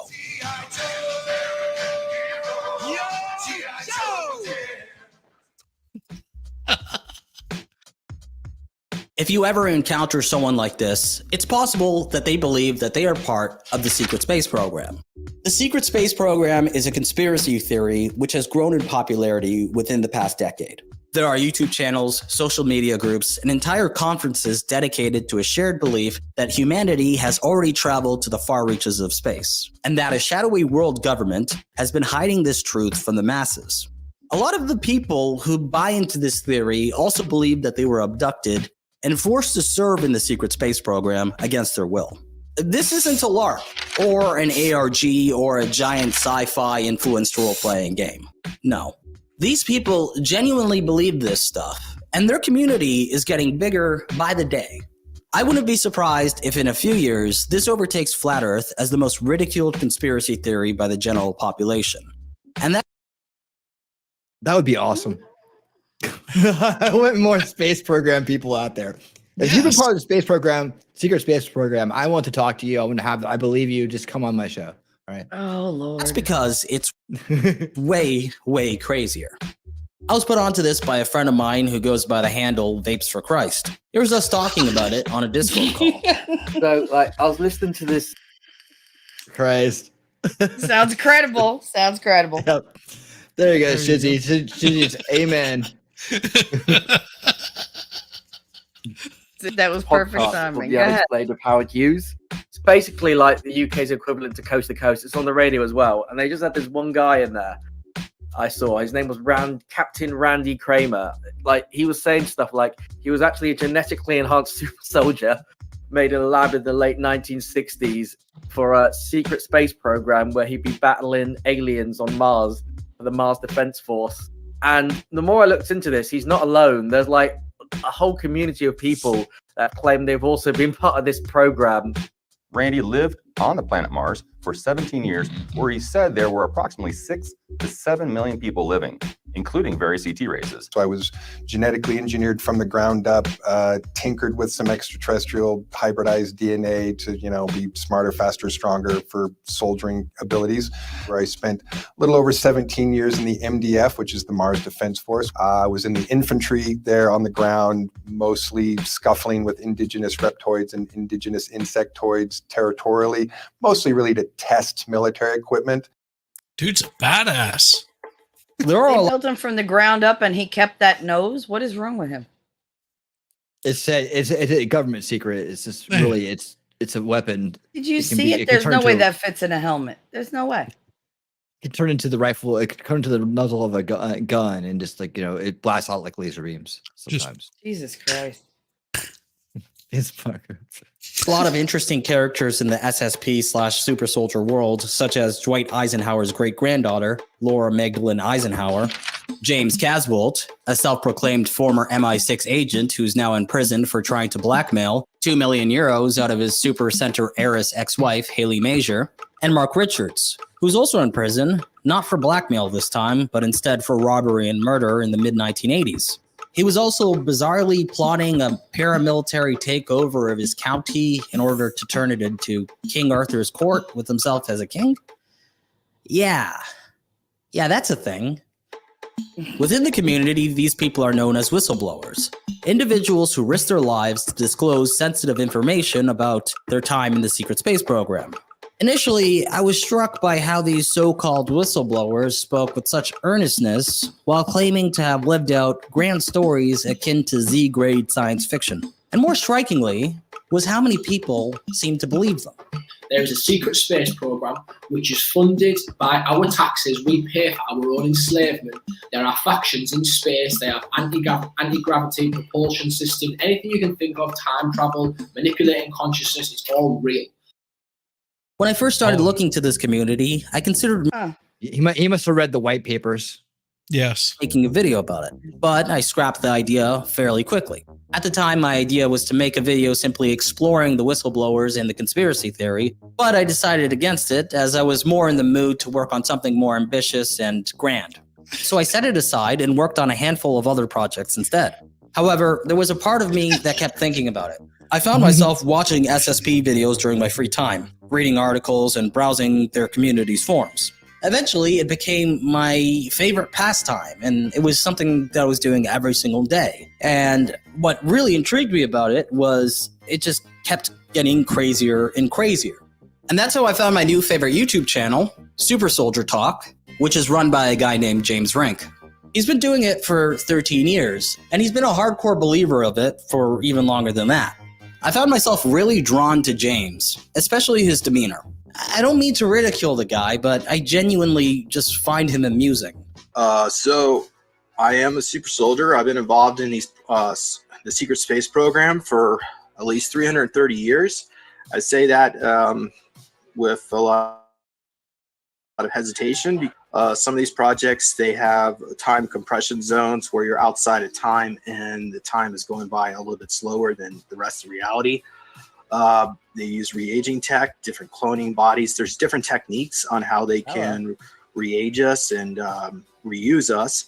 I spent at least 75 years on Mars. Anyway, James runs the most popular YouTube channel in the community. It consists of interviews he conducts with secret space program experiencers from around the world. The guests on James' show all claim to be victims of the secret space program. The roles that they were assigned to in the secret space program vary. Some are shapeshifters. So today we have David Lotherington, who is an Akashic reader. He'll This guy reminds me of Josh on Demand just slightly. If I could darken his eyebrows a little bit. Yep. Make him thicker. And telepath. And he also remembers being in a facility that trained his shape-shifting abilities, in which I was also a participant of. He recalls experiences as a super soldier in Kruger and has done training missions with zombies and vampires. Well, there was one kid that turned into a turtle. There was a female that turned into an eagle, and that was used for surveillance. I think he's talking about the Wonder Twins. I myself was a blue wolf. There was another being that turned into a cat. Others are cyborgs and off-world medics. Oh, I mean, I started working on Mars. I was looking for bugs, they call them, mostly mantises. Mantises were really good at genetics, and they wanted like information from them and stuff like that, genetic information. And there's even She-Hulks. Both dolphins and hulks, we can go through walls, go through portals. We can echolocate, but some people call it Both but dolphins apparently can't and camera. Hulks. But not Dolphins once and there's Hulks. camera. Who would have put dolphins and Hulks together? Hulks. I like mean, the I Incredible don't Hulk. know. Maybe it communicates Dolphin for the is a Hulk. Clipper. Right? The tattoo. He's like, I'm like a Hulk. Yes, I'm a Hulk. Location. I quickly realized that most of the people James interviews don't actually have any celebrity status within the Secret Space Program community. They're nothing like Corey Good, who sells out venues for his talks. Instead, they are just average believers in the SSP conspiracy, who somehow got connected with James and were subsequently invited. By the way, if you didn't see that in the crowd real quick, when they showed that crowd, can I kind of do this without sitting us back on the chapter? Anyways, they're going to flash pictures of David Wilcox. Hit the back arrow 3 times. No thanks. What do you mean? The arrow 3 times. On your keyboard. It it on just my keyboard? it moves it back like 10, 15 seconds. Oh, nice. Thanks, dude. I thought you were trying to get me to hit the other arrow like this one over here. No, like, that's not going to work. We're going to end up somewhere we don't want to be. See, okay, so the crowd scene, I don't know what happened to it. Anyways, David Wilcox, big name in the Ancient Aliens, Galactic Federation, all the conspiracies that have to do with the UFOs and Project Disclosure, all that stuff. David Wilcox is there, right? He's the shame of Virginia Beach, but he almost roped my sister to believe in his bullshit, man. Right? I know. I had to like, no. I'm not doing this.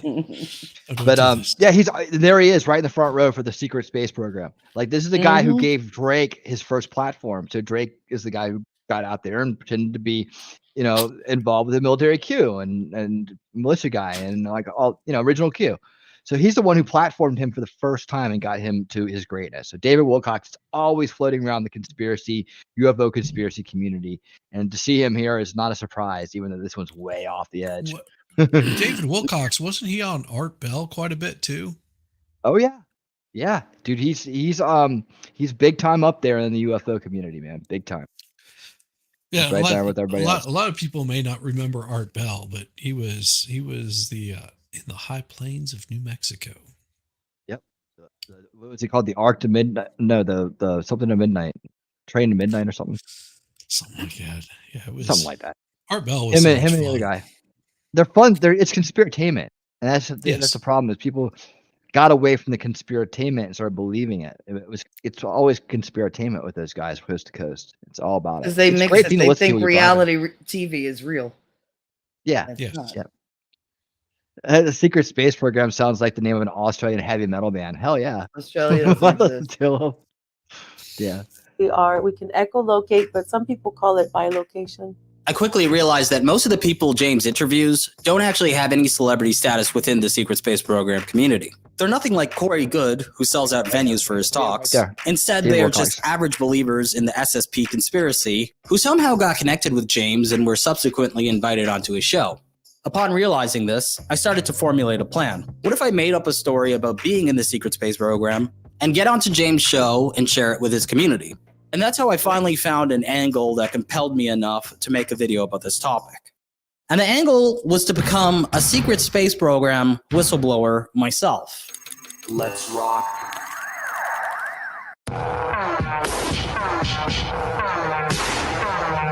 I just want to point out this guy does a great job with this video, like the entertainment value of it and Yeah, the he's- editing and stuff. He put a lot of work into it. He only does a couple of videos every, does a video every couple months because he puts a lot of work into them. So I just want to shout this guy out. Definitely check out his channel. I appreciate him letting us review his good work here. His good work. Maybe I'll get him on one day. I would love to That'd be have this cool. guy on. That would be great.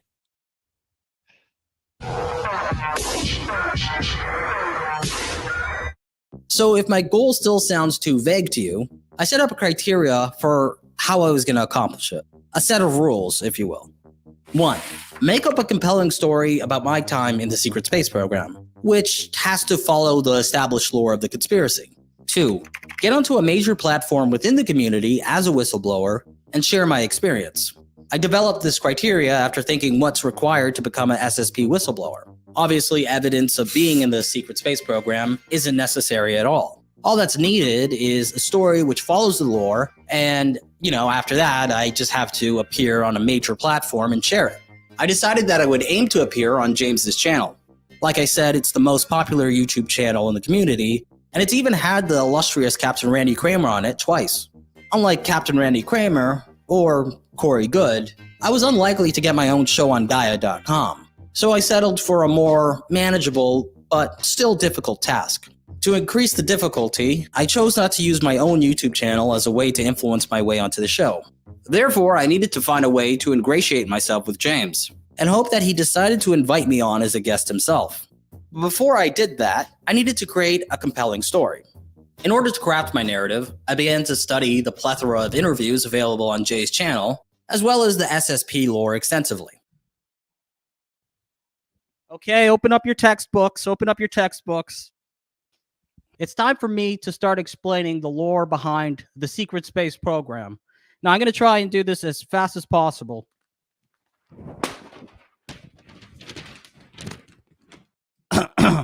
Okay, so it started right before World War II when the Nazis were interested in mysticism. Before World War II, the Nazis, who were interested in mysticism and alternative views, searched the planet for fantastical powers. They found Maria Orsek, a medium and leader of the Vril Society, who channeled Nordic and Draco reptilians who offered the Nazis the semantics behind anti-gravity technology and UFOs. The Draco reptilians told the Nazis about ancient alien technology hidden in Antarctica, and in 1938, the Nazis traveled there. With this newfound tech, the Nazis created the Die Glocke, aka the Bell, which was capable of space and time travel. In 1942, the Nazis were already in space. There they built a base on the dark side of the moon. And by 1950, the Nazis were on Mars. Despite having access to this advanced alien tech, the Germans still lost World War II because apparently the Germans who possessed the technology did not agree with Hitler's regime, so there was a split. The new Schwabenländers didn't want to support Hitler at the end of the war because they considered him insane and the final solution. So there was already a split. In SSP lore, the Nazis capable of space and time travel became the Fourth Reich, and they pissed off to Antarctica in space while refusing to provide any support to the Third Reich Nazis during the war. Anyway, the evil globalists, i.e. the Cabal and the Illuminati or something, engaged in a Cold War against the Space Germans. Meanwhile, the Space Germans were also fighting the Draco reptilians and various alien life forms in space. The Antarctic/Space Germans would be responsible for abducting people to serve in joint black projects between themselves, the Cabal, aliens, and pretty much anybody with any power at all. This was the beginning of the secret space program. By the 1960s, the Space Germans created Notwaffen, aka Dark Fleet, and began an aggressive expansion out into the solar system, setting up bases on moons around Saturn, the Kuiper belts, and etc. Capable of time travel, the Space Germans also traveled back in time to settle on planets around the galaxy. Now there's 3 billion people, humans, that live off-world under various German SSP groups protected by the Notwaffen, translated meaning Dark Fleet. People who are forced into the secret space program. Any questions so far? No. Elon's going to be pissed when he following. finds out. Who's that? Elon. He's going to be really pissed that he went to all this trouble and it's already been done. Oh, I know, so man. The space disappointing. Nazis had it. The good Yeah, space I guess. Nazis had it down. Damn shame. Program are called MyLabs, aka military abductees. These people are chosen because they are special and often because they are psychically gifted in some way. Around 30% of MyLabs are SSP officers, and 70% of them are used as slaves. Individuals are abducted and can be used as just about anything in the SSP. Super soldiers, pilots, remote viewers, assassins, scientists, forced laborers, and even slaves. So there you have it. That's a basic breakdown of the SSP lore. After spending months putting together my very own secret space program whistleblower testimony, I felt like I was ready to share it on James' show. The only problem was that he wasn't replying to any of my emails. But then I found an in. On his website was a page called My Lab Recovery Network, which was a list of people offering services to help recover secret space program related memories. At the top of the list was James. And for $200 USD, I could book a guided meditation regression session with him, which is exactly what I did at 6 a.m. on September 1st, 2021. Within 23 minutes, James got back to me with an email which read, "Hi, Oki. I'm booked till the first week in October. Can I put you down for Tuesday, October 12 at an afternoon slot or evening time slot, EST zone? Which would you prefer?"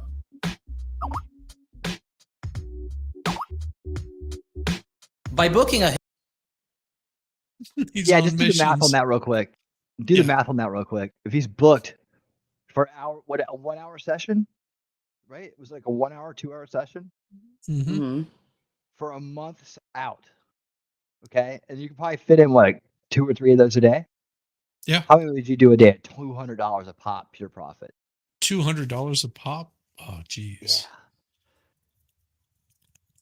But 30 man, days, at least 3 a just day. 12 a day, you're set. I mean, yeah. So what? Like, if you, okay, 3 times 5, 15 a week, right? 30, 45, what? 60. So what? So you got like about 60 appointments a month, something like that. You got that right? I might have dropped off there. Yeah, those 60s, right? Okay, and then so then the times 200. So how much you make in a month? We're all bad at 60 math. times 200. Yeah, it's like $120,000, $12,000 a month, or $120,000 a month. Yeah. $12,000 a month. This, you're going to see what he does right here to earn that $12,000. hypnosis session with him, at least I had an in. It didn't mean that I would be invited onto a show, but it was a start. In order to ensure that I can get onto a show, I fine-tuned my story. I knew that my only option was to put on such a performance that it completely knocks him off of his feet. So for the next 41 days, I hunkered down and recited my script while polishing it all into something truly compelling. And finally, the day arrived. At 1 p.m. EST on October 12th, I got the Zoom call invite from James that I was waiting for. Our session lasted for 2 hours and 14 minutes. The results of the session exceeded my expectations. I would be curious. What is your genetic background? Like what ET groups are you connected with? Draco reptilian humanoid hybrid, and then I think I also got like Anunnaki. Do you know who you might have been in a past life? Have you heard like the Black Samurai Yasuke? You were a samurai? Yeah. Dude, I'll show you something. Check this out. That's pretty dope. And I was a gladiator. Oh no, that's awesome. The goal here, I want us to take us into hyperspace. Let's put a gold shield of light around us. So at this point, we call upon Oki's higher self to overwrite any kind of AI. Begin to relax your forehead and your cheeks, and you can breathe just fine in and out as you relax.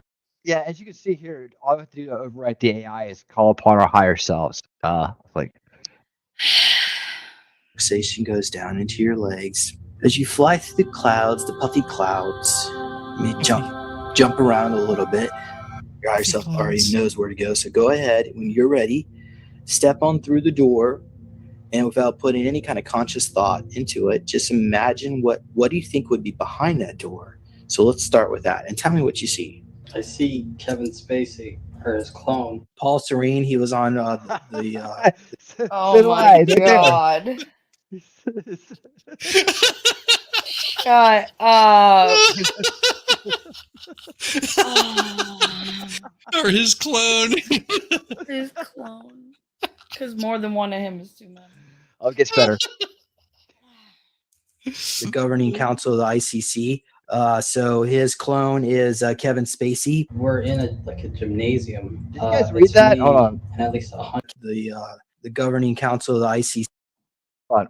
I'm gonna try to catch this. There you go. Stop. There you go. Do you guys read this? Okay, Monarch, responsible for everything bad on this planet.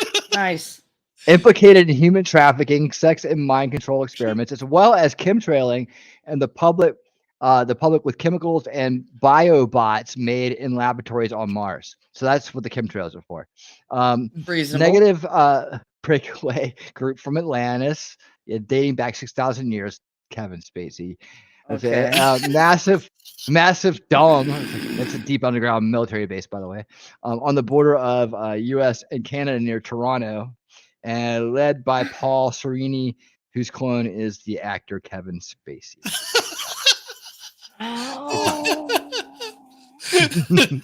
Now you see, right? It makes sense. So his clone is Kevin Spacey. We're in a gymnasium. It's me and at least 100 other. I think they're recruits. Do you see anyone else there that you recognize? I think I see the YouTuber Mr. Beast. Today, we will be planting 20 million trees. Okay, so they're probably programming him. So he's the guy that Keep a straight face. free stuff on the videos. Yeah, they must have looked into his future, and okay, so whatever trajectory, whatever plans they had for him was all programming stuff. Anyway, the session was a success. He's like, Lord, please don't make me start laughing. Not to laugh. He's trying not to crack. I'm like, nope, keep a straight face. Keep a straight face. He's just like, thank God his eyes are closed. Jamming nails into his feet. Oh. Such a success that I got what I wanted. James invited me onto his show. Then he mentioned that it would be a little while before he could have me on his show because he was going to attend a secret space program conference taking place in early November. Without a second thought, I said that I'd be there. Do you want to come on my show to share some of your experiences? Yeah, hell yeah. That'd be awesome. If you're coming out to Vegas, I could, maybe give you 45 minutes. So a few days later, I traveled to Las Vegas and landed at around 12 p.m. after a 4-hour plane ride.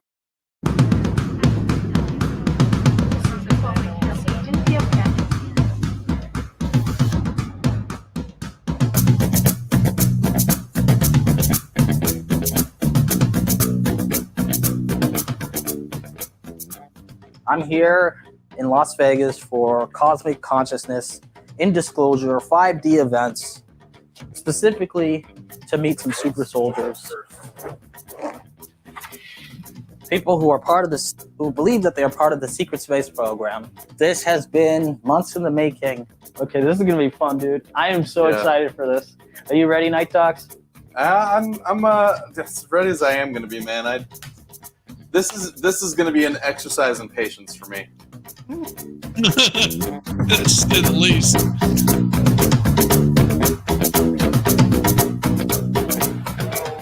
Golden Nugget. We're here. Nugget, here we are.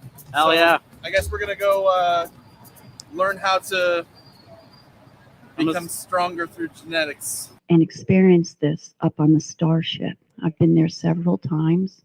I spoke with the commander, the Arcturian commander, who I am connected to.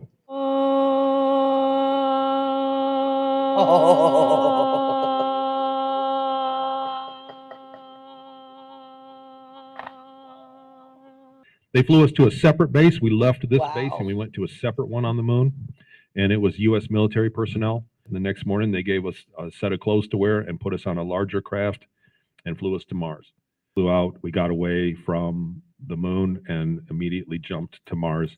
Yes, I was talking It about looks this like there's conference, just him this there. concert, this Travis Scott concert where 800 people were injected with these drone mosquitoes. You know, you see that, wow, they can go around and inject people. I can't with this lady.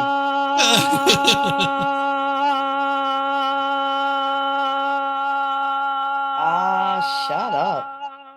Lord. That hurts The my head. conference was a pretty fun but disorganized event. The two workshops we were really looking forward to attending were How to Become a Jedi Warrior and Quantum Spoon Bending, Bring Your Own Spoon. Tomorrow's going to be a fun day because tomorrow we get to go to How to Become a Jedi Warrior. I'm excited about that one. That's going to be amazing. Unfortunately, when we showed up to the How to Become a Jedi Warrior workshop, no one was there, not even the speaker, so it was canceled. We just got in here. We have no idea where anybody is. I think you're right. I think the guy just gave up. Yeah, the next.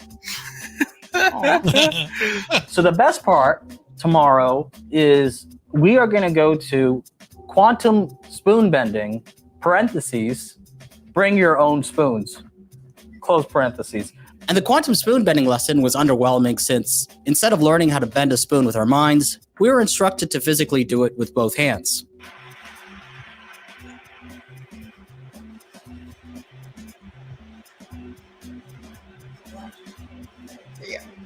All done. Woo-hoo. All right. Magical power. But the conference was secondary to my ultimate goal, which was to meet James so he can interview me for his channel. It was during a workshop called My Life in the Secret Space Program that I finally got to meet him. Honestly, I felt sort of starstruck. I asked him to sign my copy of his book, and we talked for a bit before the workshop started. While walking around the venue, I noticed that James had sent me a text inviting me to his hotel room for an interview. Suddenly, a wave of anticipation and euphoria washed over me. This was it.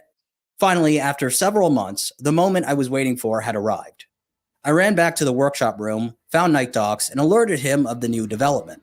We scrambled to get all of his equipment ready to film the interview and to get to Jay's hotel room as soon as possible. Time was of the essence. Therefore, being late was not an option. Night Docs, who was Those behind me, tickets were was still expensive. trying to attach his camera to a gimbal, which would not fit. Watching the minutes go by was excruciating. Eventually, I told him to leave the camera unattached from the gimbal, and we raced towards the elevator, getting lost a couple times along the way. After an elevator ride that felt way longer than it should have, we rushed towards James' hotel room before realizing that we walked in the wrong direction once again. Then we beelined it in the opposite direction, and finally found James' room. I knocked. The time had finally come.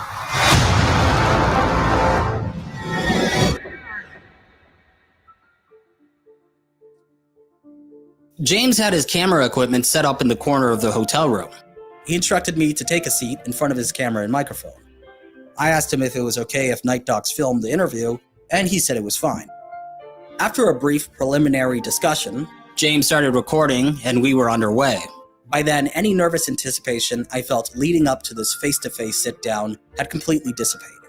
I was calm, knowing that I was more than prepared to speak about my time in the Secret Space Program in a convincing manner. The interview lasted 1 hour, and here's what happened. Okay, so my name is Oki. So it started from before I was even born, where they genetically enhanced my DNA. And by the time I was 6, I was put into a special program run by Monarch. I was under the direct tutelage of Pulse Rain, Kevin Spacey's clone. There was 12 children who were trained directly under him, including myself and the YouTuber Mr. Beast. So can you comment about what you or maybe Mr. Beast or maybe the people in your group were all being groomed for? We were pretty much put in a top elite special program. They pretty much utilized every method they could to use MK Ultra programming and to create killing machines. And I was able to just look at a photo of a target and make their head explode. Because I mean, there was billions of dollars spent on each and every single one of us. I particularly liked my psionic katana.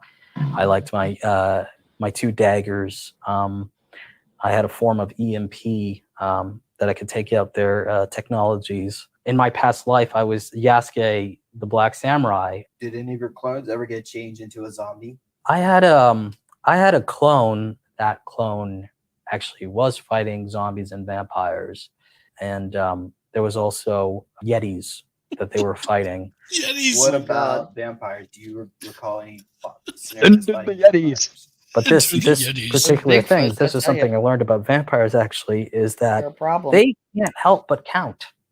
From what I remember, Can't help but count. most clearly is that I do have many One, different clones of myself with parts of my consciousness uploaded into this phone. I was taken, I was cloned, and my clones with my consciousness inside of them were used pretty much as like kamikaze pilots. Typically, at least what I heard, Black people require a different protocol of brainwashing.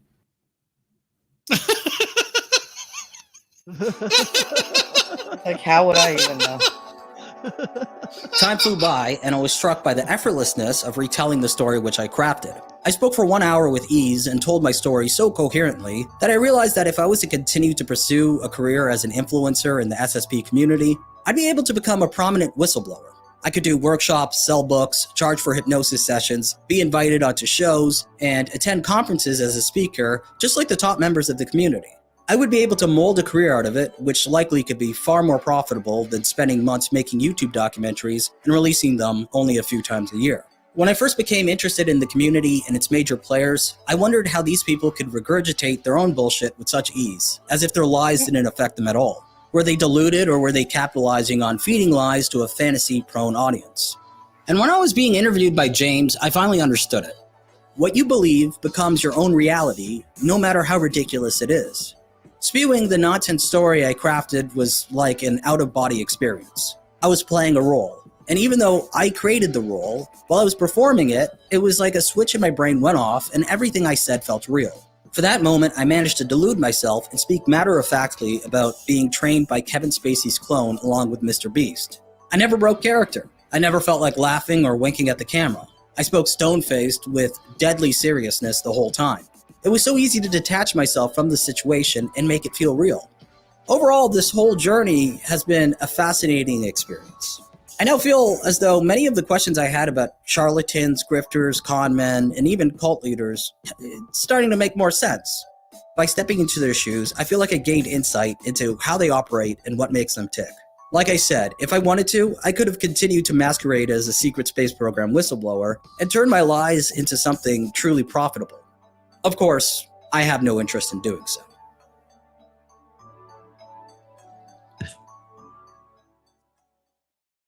Enhanced my DNA, and they took the DNA from my father, they put it in my mother, and they were keeping tabs on me. And by the time I was 6, I was put into a special program run by Monarch.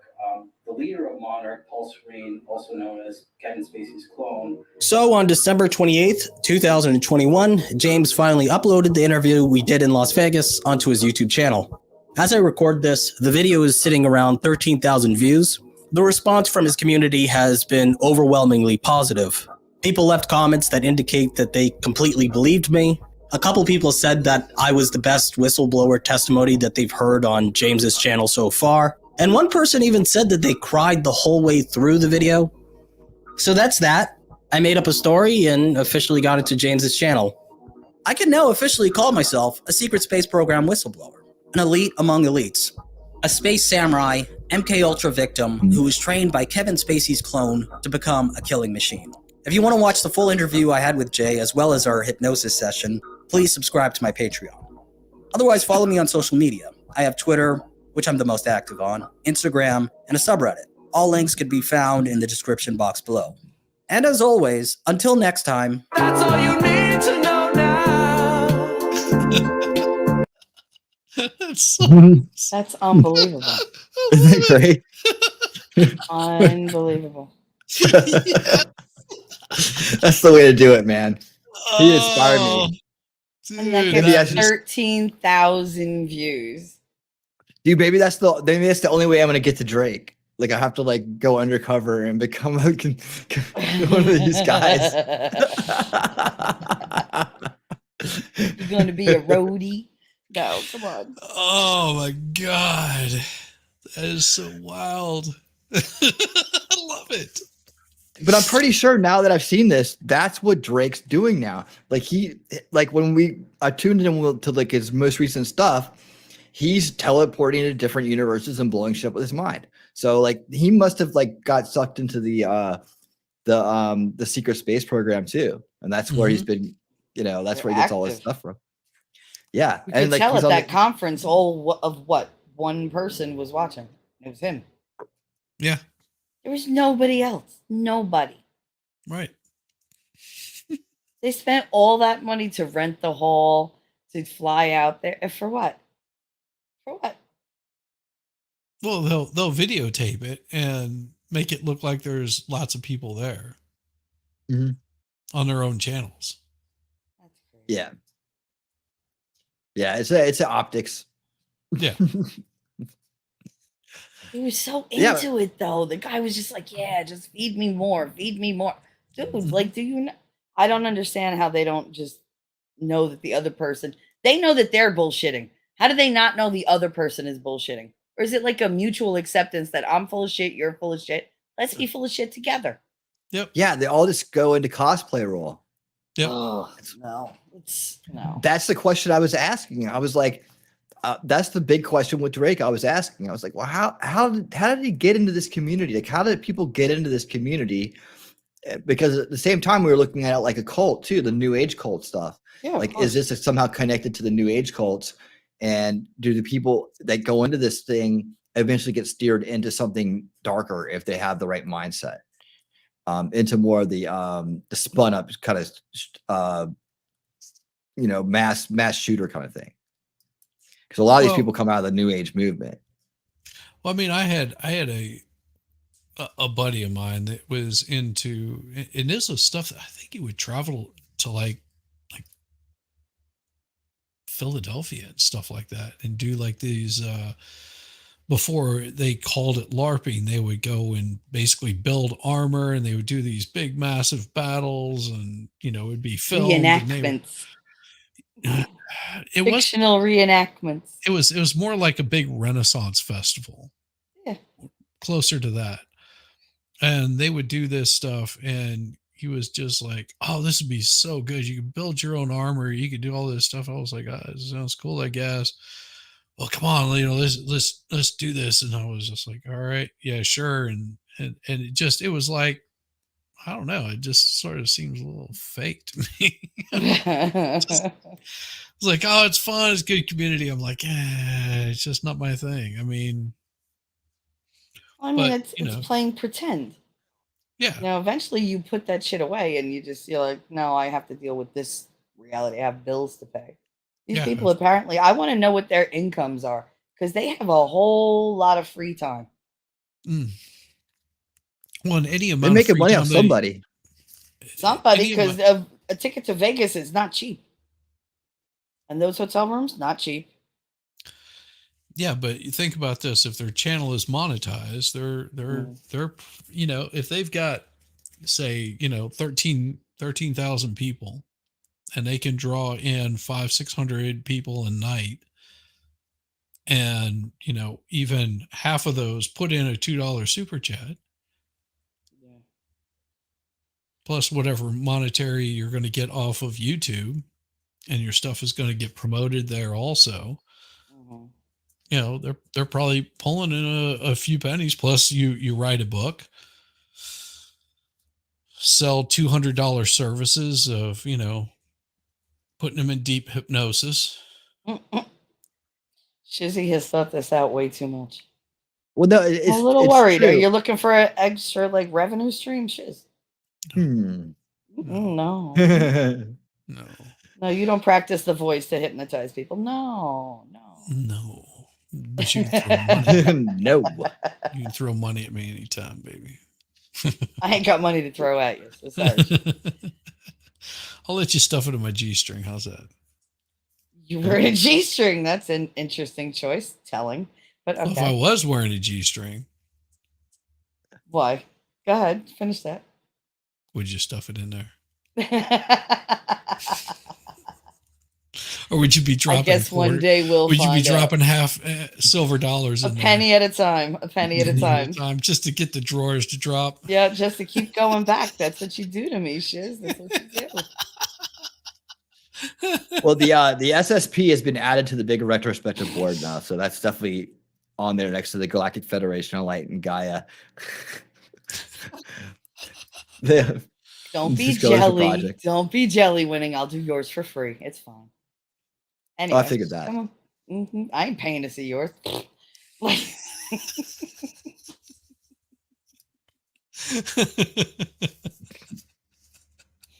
And I expect conversation. Anyway. Yep. Anyway. Sorry, that was my alarm. Take my meds. Because I'm crazy. So I have to take them. It's always better if I take the meds. Don't choke on it. What, are you choking on the truth? Jesus. Sorry. Was that hard to swallow? Huh? Sorry, I'm over here like doing things in the background listening. Of course he is. Ah. I can't. He's the most distracted host in the world. It's all good. Well, good. Yeah. That's what we expect. No, Well, I'll tell you what. It's interesting how they get, but they're misleading people. That's the thing, and that spills into bigger things. So people are primed for this kind of information by watching shows like Ancient Aliens and believing it's real because it's on the History Channel. Yes. Then they get the Project Because Disclosure. it gives it legitimacy, yeah. Mm-hmm. And it Even though it's rips just them all another up. crap station. Well, no, all that the people on that show, they're all part of the Disclosure Project. It's just it's a steering mechanism like Coast to Coast is into this conspiratainment realm where you can cosplay as your favorite intergalactic space hero. Yes. And then people will pay to see it. It is an interesting life to lead, I guess I mean, that's it the big certainly secret. takes a risky personality to do something like that. Like, you got to be willing to get caught out pretty much every minute of every day. It's got to be. Yeah, that would be stressful. Well, it would be stressful. You gotta definitely be are humiliating. discredited. Well, Yeah, I you don't put your face out there, you're done. I don't think they're worried about being called out because how are you going to disprove them? No, but just the whole conflict. You imagine people coming at you all day, every day with a different opinion, always telling, no, you're wrong. And da, da, da. That gets very, very stressful very quickly. Yeah, but if they're following the lore, then they don't have any worries. It's Yeah, but it's just because they think they're genetically enhanced doesn't mean they are. They no, don't. that They was can't do the that things was they in think. another life. That was in another life. So they're not still like they don't carry any of that over. No, it's no different than someone that believes that they were Napoleon or Joan of Arc. But why are these in a people always previous life. famous people? They're never like Joe the janitor. Yeah, I said that in my, in my show the other day. It's just like, why isn't it just like that kid that choked on a grape? Just No, like just I mean, popped a grape in his mouth and choked on it, and well, that was my past life. I was 5. yeah. What'd you do in a some past life? crap like I was a that. cobbler. What's that? I made shoes. Made What else did you do? shoes. No, that was it. That was it. I made Just made shoes, had a shoes. wife, had kids, then I died. Like that's Yeah. pretty much it. Yeah, Cobbler. exactly. It's always somebody really famous. Well, I fought in this battle, or I did this thing, and it's just like it's Oh dear God. So next up, I found a couple flashback kind of things to watch. I guess keeping it light for the Saturday night, right? Just having fun, laughing. Oh, Yeah. you good winning, good winning, good winning. Now this one is remember in the 70s. So if you grew up in the 70s, then you're probably gonna get a kick out of this, and we can all. And now I remember know these why things I was together. invited, you bastard. Go ahead. Yep. Here we go. If you grew up or lived in the 1970s, then you realize. Oh, and by the way, I don't know if this channel will like knock me on my socks for using this or not. So be ready to rumble at all times. I'll put the link over there. It's one of the grooviest decades around. It was before the internet, and times were simple, but times were good. The 70s are more than just bell-bottom jeans and bell-bottom pants. And today we're going to discuss some of the things that happened in the 70s, and hopefully it brings back some Hell yeah. memories. The Brady Bunch was a huge hit in the 1970s, and with 3 Yes, it girls and was. 3 boys of different ages, almost every kid had a crush on someone that was on the show. The show was too perfect to exist in the real world, but somehow it resonated with kids in the 70s. CB radios were mainly used by truckers, but they crossed over into mainstream in the 1970s, and even moms in station wagons wanted to have their own handle. 10-4 and Roger that became popular slang of the 70s. Oh, the True Tone. Of course, kids Yep. had to cover their ears when some of the truckers were talking and telling jokes. Macrame was something that you saw a lot of in the 70s, Oh my and God, it took yes, over houses everywhere. everywhere, from hanging plant baskets. Yep. Yeah, That was I remember seeing these everywhere things in everywhere. my freaking house. Oh my God. Yeah. Well, and you know, with the CB radios, how is that any different than YouTube channels now? Oh, my mother was White Cloud, and I was Little White Cloud. Hi, Rabbit. Rabbit had a CB radio. Hey, Rabbit. We had one that we had one in the station wagon. We did too. We had one in the station wagon and in the van. Oh yeah. It's to towel holders. One of the more popular items to have was an owl for some reason, my and it was God, made out of yes. macrame, of course. Or a toilet. That's because the paper Illuminati cover. just wanted us to know that they were there. Yep. That's why. Creepy little freaking. They are. things. They were. You never had one of those? My mother made one of those. Oh my God, it was so creepy. Yeah, they are creepy. Staring at you. It just followed you wherever you went. It was like Jesus. No. Mhm. The colors of the 1970s included Yes. avocado green, Burnt banana orange. yellow, or neon orange. Yep. You could find these colors on clothes, carpet, car interiors, appliances, counters, or even furniture. The round. Imagine how tired they had to be of the other colors to that go with these colors. To go with That's these, but also the Yeah. the wall oven that never worked. We Oh, only yeah. stored Ottoman shit in it. seats. Never used it. I You never remember know those one. things right there. I love those. Yep. I used to put them on the side and roll back and forth. There you go. I became always got yelled strangely at. popular Yeah, these things were popular. in the 70s. Mhm. Most were meant to be used as footstools, but kids would often stretch out on them or curl up on them for cat naps. It was also fun to spread out and pretend that you were Superman flying high through the sky. Bean But who could bags. resist trying to jump around on them or even over the top of them? Evel Knievel Evil was one of the Knievel. super popular things in the 1970s, and so I were just his did the that. exact same I motion. had that one He right was always there. trying different. Yeah, I had that definitely, 100%. Yep. You'd wind it up. Yep. Mhm. We Yep. just got it Off it went. spinning, and then it would take off. Yep. Well, much like him, it Elvis crashed died all the time. about the same year that I got that. There you go. Different stunts, and it usually led to kids in the neighborhood building ramps and seeing if they That could was jump me. over so many Tonka trucks or, God forbid, Mhm. other kids. Yep. The lunchboxes in the 1970s were tough, and they were meant to protect your peanut butter and jelly sandwich from bomb blasts. Plastic I had and that one. material lunch bags of today Yep. just Had wouldn't that have one. cut Had it. that I The didn't know best that thing one. about these old boxes is they came with your favorite characters on them. Could be Superman, Batman, Evel Knievel, or Aw. one of the many others that was out at the time. Had that You one. weren't cool too. unless you had Mhm. one, Ah. and what you had said a lot about your God, I personality. remember that one. 1976 was a Spirit of bicentennial 76, year, yes. making the people across the country super patriotic. Clothing, parades, fireworks, Revolutionary War reenactments, and more took over the nation and occurred everywhere. Back then, it was cool to wear the red, white, and blue. Mhm. One of the biggest scams of the 1970s was pet Oh, yeah. rocks. It was a hot item for a short time, and many kids wanted them. The funny thing was, most kids never even felt foolish about having them. As quick as they came in, they went out, but that wasn't before making the inventor of the toy a millionaire. Yep. In the 70s, it seemed like everyone's mother Tupperware was parties. selling Tupperware or Avon products. Parties. Yep. And if they weren't, then they were going to Tupperware parties and bringing home the goods. I have that right in front of me. These The containers the orange one. I have the orange one. That's what I keep my coins in. Nice. It's still in great shape too, isn't it? Yep, Built to works last. perfectly. Mhm. in the traditional avocado green, yellow, and orange colors of the time.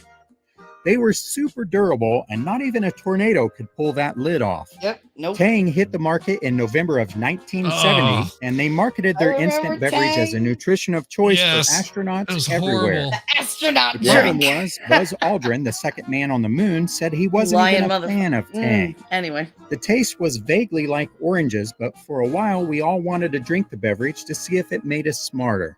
No. Yeah, they got Mrs. Brady to sell it to us. Oh, I miss bench Bench seats. seats. The Oh. 70s was really about going all I out love and having bench lots of seats. flair.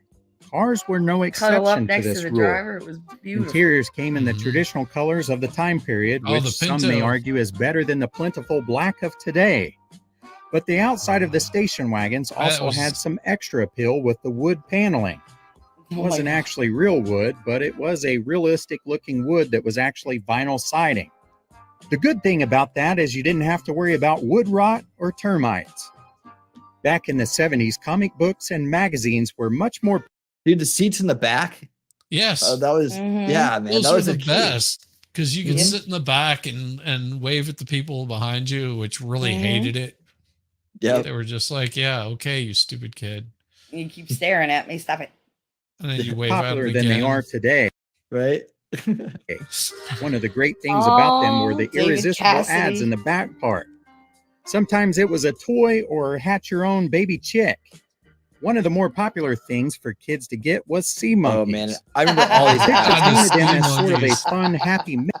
I always wanted the magnetic ring. I could turn on fire alarms and stuff like from a distance or something. Oh, I never got it though. Yep. But the sea monkeys were in every comic book. Oh yeah. Oh, And they come in like in an envelope. And you just dump them in this water, and then yeah, you'll see the rest. mythical creature. But you would quickly learn your lesson in advertising. They could when even be came trained, because they looked it says. nothing like the picture. They were actually strange brine shrimp. Not exactly the best pet a kid could have. The 1970s saw Liquid its own paper. version of the delete button, and it was called liquid paper or whiteout. If you made a mistake on a letter or school assignment, then no problem. Just grab the liquid paper and paint a spot over that mistake. Of course, this was not instant, and you had to wait for it to dry, which felt like forever. This would lead to everyone growing impatient, and they would start blowing on the paper. It did speed up the process, but they looked ridiculous at the same time. When Pause it a finally sec. dried, there was a good chance you lost your train of thought. Aluminum Winning, cans pause. in the 70s were completely Did you What was know? that? Here's your musical connection. Whiteout was actually the. Remember the Monkees? Mike Nesmith. He was the tall one, wore the hat, played the Nesmith, guitar. yeah. His mother was actually the one who made Whiteout. That's how he's rich, not through the Monkees or anything. It's he inherited the Whiteout, I guess conglomerate or whatever it is. But yeah, she invented it. Nice. Yeah, I just thought you'd want to know that because you guys are all musical and shit. Not that the Monkees are real music to you, but whatever. I like them. Bubblegum pop. Actually, Nesbitt could different play. than how they are today. Yeah, they actually all learned to play, No, right? they could play. Yeah, they all knew how to play. Yeah, Nesbitt actually is a pretty good musician. I think he had a lot to do with MTV getting started too. Maybe I'm. Well, he was close to Frank Zappa. Yeah, So, Frank, good old Frank. and Moon Unit and Dweezil were both on MTV. They were hosts. So Yeah, drummer for this band that I was with actually ran into Moon Unit at a drive-through. She was recording something with her brother in Hollywood, and she was in front of him, and he hollered something. She was like, "What was that?" He was like, "What's your number?" And she stuck her hand out the window and gave him the number to the studio. Huh. Pretty cool. Pretty cool. She was actually pretty nice. Nice. Day. For starters, they really were more like a cylinder, but the biggest difference was on top. Oh, In God, order to those open tabs. the can, you had a pull Oh, ring, which would tear open a small horrible. wedge shape on top of the aluminum can. Sometimes kids would bend these pull tabs and make Oh, yeah. necklaces out of them, but most of the time they were just thrown down on the ground. Mhm. These pull tabs were all over parks and in waters and swimming areas everywhere. Injuries would then happen when people would accidentally step on these pull tabs. This would cut them really bad. This eventually forced the beer and soda cans to overhaul the pull tabs, making the world a safer and cleaner place. One story that happened in the 1970s captivated people like no other story before. Patty Hearst was the granddaughter of a newspaper publishing titan, William Randolph Hearst, and her story was something like out of a Hollywood movie. In 1974, Patty was kidnapped by the Symbionese Liberation Army. She then She changed her wasn't, name though. to Tanya and grew quite. She wasn't kidnapped. She just joined a little group and then went and like robbed Held a up place. a bank. Yep. Mm-hmm. Fond of her kidnappers. She ended up joining forces with her captors and then helped them rob banks in San Francisco. The story was so unbelievable that it left people wondering if it was really happening or not. Bicycle helmets were something that was unheard of in the 70s for the most part. Banana It wasn't seeds. cool. It usually meant that you were a weirdo or you were recovering from a serious cranial injury. Back then, we just all learned how to take an injury on the old noggin. But some kids did suffer serious consequences of not wearing a helmet. Even if you could care less about politics, everyone was vaguely aware that something bad was happening in Washington. It was the topic of many dinner conversations, and the evening news was relentless on reporting each and every new detail. Seeing the disgraced Richard Nixon leave the White House forever and then board a helicopter was one of the most unforgettable moments of television history in the 1970s. As a kid in the 70s, you had only one opportunity to watch your favorite cartoon characters, and that was on Saturday mornings. Yes, it was. If you missed it, then it seemed like you had to wait forever until the next Saturday morning rolled around. It certainly wasn't possible for a kid to watch every cartoon ever made with the press of just a button. Kids today will never understand the hardships of waiting for their favorite God, what was cartoon his to name? appear on Banana. television. Yeah. Before the days of cell phones capturing photos, many people had Polaroid Polaroid. cameras. Polaroids. They were extremely popular because you could instantly see the photos rather than having to wait for the film to be developed. Yeah, that's This why we made did it. family photos better, but at the same time, you did have to wait for the instant photos to develop.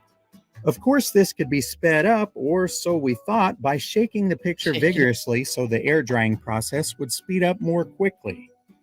This makes Songs it in go the faster. 70s were not always meant to be understood, and it was anybody's Oh, guess that's what right. was being said. Girl. We didn't Bruce have Google back Springsteen. then to help us out with the translation.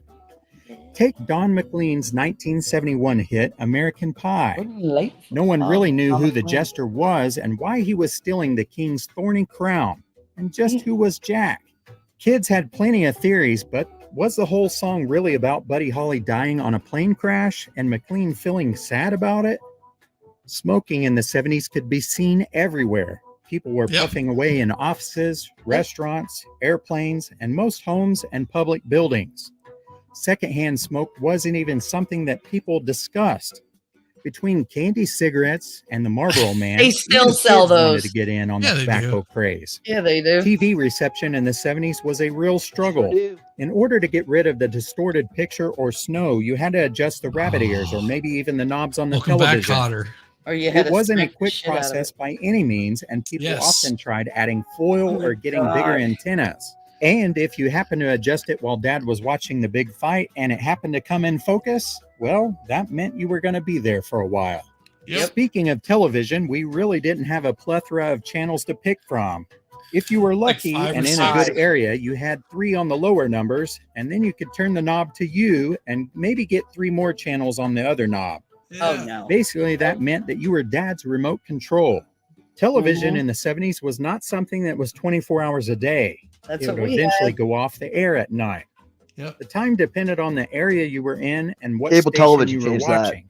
Sometimes Yep. the stations would have sort of an off-the-air patriotic theme or Native American. Other times it was just a display, sort of a basic screensaver, or maybe even it was just snow hated until the next morning at 6 a.m. when the station would resume. Long before kids were texting on phones, the only option available was writing notes and passing them on in class. And Lord help you if the teacher actually caught you doing that, because if she did, she was going to take that note and read it in front of the And whole read it in class front of out loud. everybody. Now And emails? what they'll do is No. they'll just have sex There with was you. only snail mail. We had to actually learn penmanship, cursive, and That'll typing show 'em. on typewriters. Yep. Then we would pay for a stamp and stuff it in an envelope so it would get mailed to the person, and they would receive it anywhere from days to a couple weeks later. What kid didn't love fooling around with a typewriter, though? Something else 70s kids paved the way on was selfies. No, there wasn't cell phones, but there were these cool photo booths. Oh my God. Everyone Yeah. would cram inside like clowns inside of a small car and wait for the camera to flash 3 or 4 times. The results weren't always the best, but then there was no such thing as the perfect selfie. Besides, who really wanted to keep feeding the booth more money? In the 1970s, there was no Google or way of fact checking, so kids believed basically everything. Remember when Mikey, the picky eater from Mikey Life cereal, likes it. consumed too many Pop Rocks and Coca-Cola? That's not, no. He died, or at least we thought, by way of his stomach exploding. There were tons of different rumors of all sorts at the time, and we were all guilty of spreading them. As it turns out, most of them were false. If you look around today, kids have various hairstyles. Maybe it's parted to the left or the right, or Oh, it's and a faux mullets hawk. are coming back. But in the 1970s, Oh, no, it they're was not. all about the Yes, straight they edge are. bangs. You know, the No, bowl cut, not which my is life. exactly what it sounds They like. are. Mom would stick a bowl on top of your head, and then she The would trim Dorothy the edge Hamill. going along the bowl. Even girls experience. Hold on. It sounds like we have to have an important debate about the mullet. The mullets are coming back. God, I know mullet. You know, you probably have one winning. I know. I've come to No, I'm accept just this a saying long time ago. The mullets are making a comeback in like high school. They have I been mean, for all they like got to 2 do years is now. look at my yearbook and they'll know not to do it. I'm telling you, the mullets are coming back, and nobody believes me on I'm that not shit. saying I Just- never had one. Just, but I'm not. just I do look, not have one. just look at. God, there was something that was just recently on. You felt the can't need remember to what the hell it was. clarify that. No, there was these kids in high school I do live in that Georgia, were doing a walkout because I guess one of their students said, you know, boys are boys and girls are girls, and they basically told him he wasn't going to graduate, and there was all these people protesting, and the mullets were abound. I was like, holy crap! Well, what They're state was actually it? bringing back the mullets. What state was that? Is that Virginia? Mullets are the real Aussie bogan. Everyone has one here. Probably 1 in 3 people have them. See? Hey, you know what? Crocodile didn't have a mullet, didn't he? See? I mean, remember Andre Agassi? Isn't the world sad enough? But that was mullets were more of the 80s. This is the 70s. Yeah, it was the bowl haircuts. So it The looks good Darby coming out Hamill. underneath their hats. They wear the hats over there with the alligator teeth. Oh god. That's true. Yeah. Yep. Yeah, my neighbor is sexy as fuck. Young had told me today she is seriously considering getting a mullet. Wow. Yep. No mullet, kid. Experience And this, just, at least on just their remember, they bangs. say that mullets, It was you the know, official. it's always short up front and the business in the back. No, That's it's all party in the back. business up It's front, all business up party in front, the back. party in the back. Gotcha. Yeah. There you God, go. it's See, party in they're the back. I don't know. I don't He, know. Even until I his knew mullet it. was backwards. You're still getting a little frisky in the back there. I'm just saying. Well, you stay away Oh, from no, my just- back and no partying. I don't know if they're Crocodile gonna party Dundee- back there. They're gonna party Very back good. there. Moose has the excellent point. Crocodile Dundee didn't have a mullet. No, he didn't. He had a knife, but he didn't have a mullet. So, no. What is he, the 1 in 3? Nasty tribal cut. What tribal cut? Remember the rat tails? Oh yeah. Mine lasted about a day. Did it Yeah, I tickle? came home with that, and my dad was like, yeah. No. You see that clip? No. I was like, come on. He goes, you know, and I was like, man, come on, you know. And he's like, no way. He's like, you're not going anywhere until that thing's cut off. And then of course I was like, fine. And I you know, I was gonna tough it out. And then my friend's like, hey, let's go somewhere. I was like, come on, fine, cut it off. So I had to get. Well, You and weren't it that won't- attached to it then. Well, let's see. Yeah, They'll I had go priorities. through the mullet phase, and then they'll go through doing the cornrows thing, and they'll have like the girls will have like the one little cornrow that comes down. It'll just be that Not one a little real grade. Yeah, Mad That was Corey's not a not a real real Aussie. Aussie. What was he, New Zealander? Why? He like goats? Or is that sheep? I forget which one. No, that's Greece. Get it right. Greece No, likes that- the goats. That's right. No, it's Yes. How do you separate the men from the boys in Greece? A crowbar. The unfortunate truth is that 9 out of 10 Americans, when they think of Australia, they think of Crocodile Dundee. Yep. That and Foster's. You really Foster's beer or Outback Shrimp on the Barbie. Outback Steakhouse and the Bloomin' Onion. Yep. I No, wonder if I have a Madcore's traditional even Australian meal Madcore's like, every I week. disavow all these people. has Madcore even had a Bloomin' Onion? He has to have had them, right? I mean, that's where they come from. Yeah. They come from. Every they baby is bloom given out a on the bloomin' trees. onion to suck on instead of a pacifier. They got Foster's beer in one can in the bottle, and they got the bloomin' onion in the other. Well, where do they put the knife? While the emu rocks them to sleep. Yes, it's the whole thing. The whole thing. What?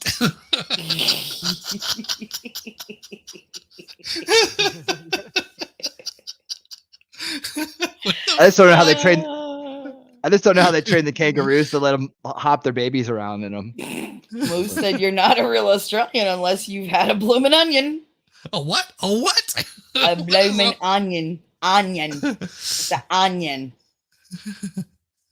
A what? A what? A what? He's like, disavow. Not me. 1, 2, 3, not me. he's like Foster's Bloomin'. What the hell is wrong with these people? You'd think that we were raised in the 70s with no internet.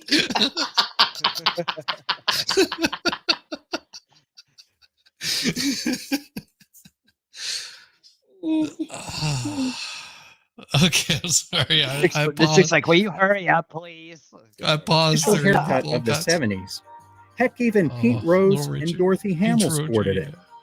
Mechanical pencils are all the rage today, but in the 70s... Is that true? I think that was a lie. I still have a mechanical pencil. Mechanical pencils are the rage today? I need to get out more. Oh yeah. I mean, my have son one. has bought mechanical pencils that are like $30. I'm like, No, I well, won't you spend go that do a much. commission because I ain't paying for that. But I do When you see have this in the some video. I do have some 3-sided carpenter pencils that I use quite often. Fascinating. These wooden pencils ruled the world. But another essential school supply was the pencil cases with sharpeners or slide rulers. Oh, yes, Even I though have you those. couldn't use them on test days, it still looked as though you were serious about learning. Everyone you could either put had one flies in or there. wanted one. I had one of just like how those. kids are now with iPhones. Silly Mine was Putty was Barbie. huge and tons of fun. I had that. Back then, it was how 70s kids shared memes. Yeah, they don't know how to take the You could comics copy off. your favorite comic strip from the newspaper and then distort it different ways by stretching it. Today, most newspapers use non-transferable crackle. ink, so kids will never experience the fun of copying their favorite comic strip. Worksheets or homework assignments passed out to the students in the Dittos. 1970s classrooms were created using Ditto or mimeograph machines. I used to They do had an those. unmistakable odor and the ink would come off onto your fingers. Yep. Saturday Yeah, high mornings as were hell off supposed to be about eating sugary cereals and sitting in front of the television watching your favorite cartoons. Kung Fu. But somehow the Schoolhouse Rock started tricking us into learning math, history, and English without giving it a second thought. Nope. Their catchy songs taught us Conjunction. various things we couldn't have learned otherwise. Who remembers learning the branches of government from I them? remember that. Film. In 1975, Oh, yeah. Steven Spielberg released Jaws, and it had people everywhere scared to Book was death of the good, too. water. Not just in the ocean, but even lakes and ponds could have this man-eating creature lurking below. But if you did go in the water with your friends, it was hard not to pretend you were a shark attacking them for a little scare fun. Thanks to the Metric Conversion Act of 1975, kids were all prepared Communists. to start measuring things in meters, liters, and grams rather than feet, pounds, and quarts. No. It's hard to believe that it never now, but Pause, this really was a pause, serious pause, thing in the late pause, 1970s, especially if you were a pause, kid. pause. Schools showed kids films that tried to win them Winning. over with the adventures Winning. of metric. Winning. Give me a That's not second, why man. they Y'all were- that's- demanding. That is not why they were using the metric system. They were using the metric system because you don't want to buy a pound of Coke. God, get it right. I mean, Anything to add, Shelley? you know what? I have would- nothing to add. What would be No. what would be No. a nickel bag? A dime? It was all weighed in metric. All of it. Ounces. Well, it's also currency too, because it's 10 cents.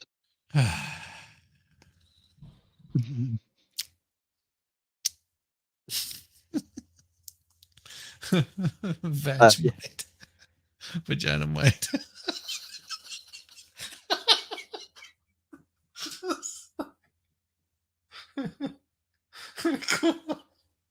Nine core. Just saw that. Learn the metric system for science. That's all it's good for. No, I mean, think about it, because you would have a kilo, and then you would divide that kilo down. You had to know those measurements, especially if you're a teenager. You had to know those measurements. You're giving away a lot, dude. Like, I wasn't a teenager in the 70s. wasn't either. I was in diapers. Shit. Well, at least for 1 year. I wasn't. Great marvels. Right, Kids I'm the today baby have here. no idea about the stress If I or start fear from the about 70s, having let to me go to the change to the 80s. metric system. Playgrounds in the 70s were built to last as well as build character. The equipment was And pull the unforgiving and backs of your brutal. thighs off. Monkey bars and merry-go-rounds were made of cold steel that could break bones without mercy. Yes. And who didn't love trying to see if you could go all the way around on the swing or come off flying on hard the big ground? flat slide. It was also fun to spin the merry-go-round so fast that kids Yeah, I started like the Disney flying stuff. and one we tumbling had. off onto the ground like ragdolls.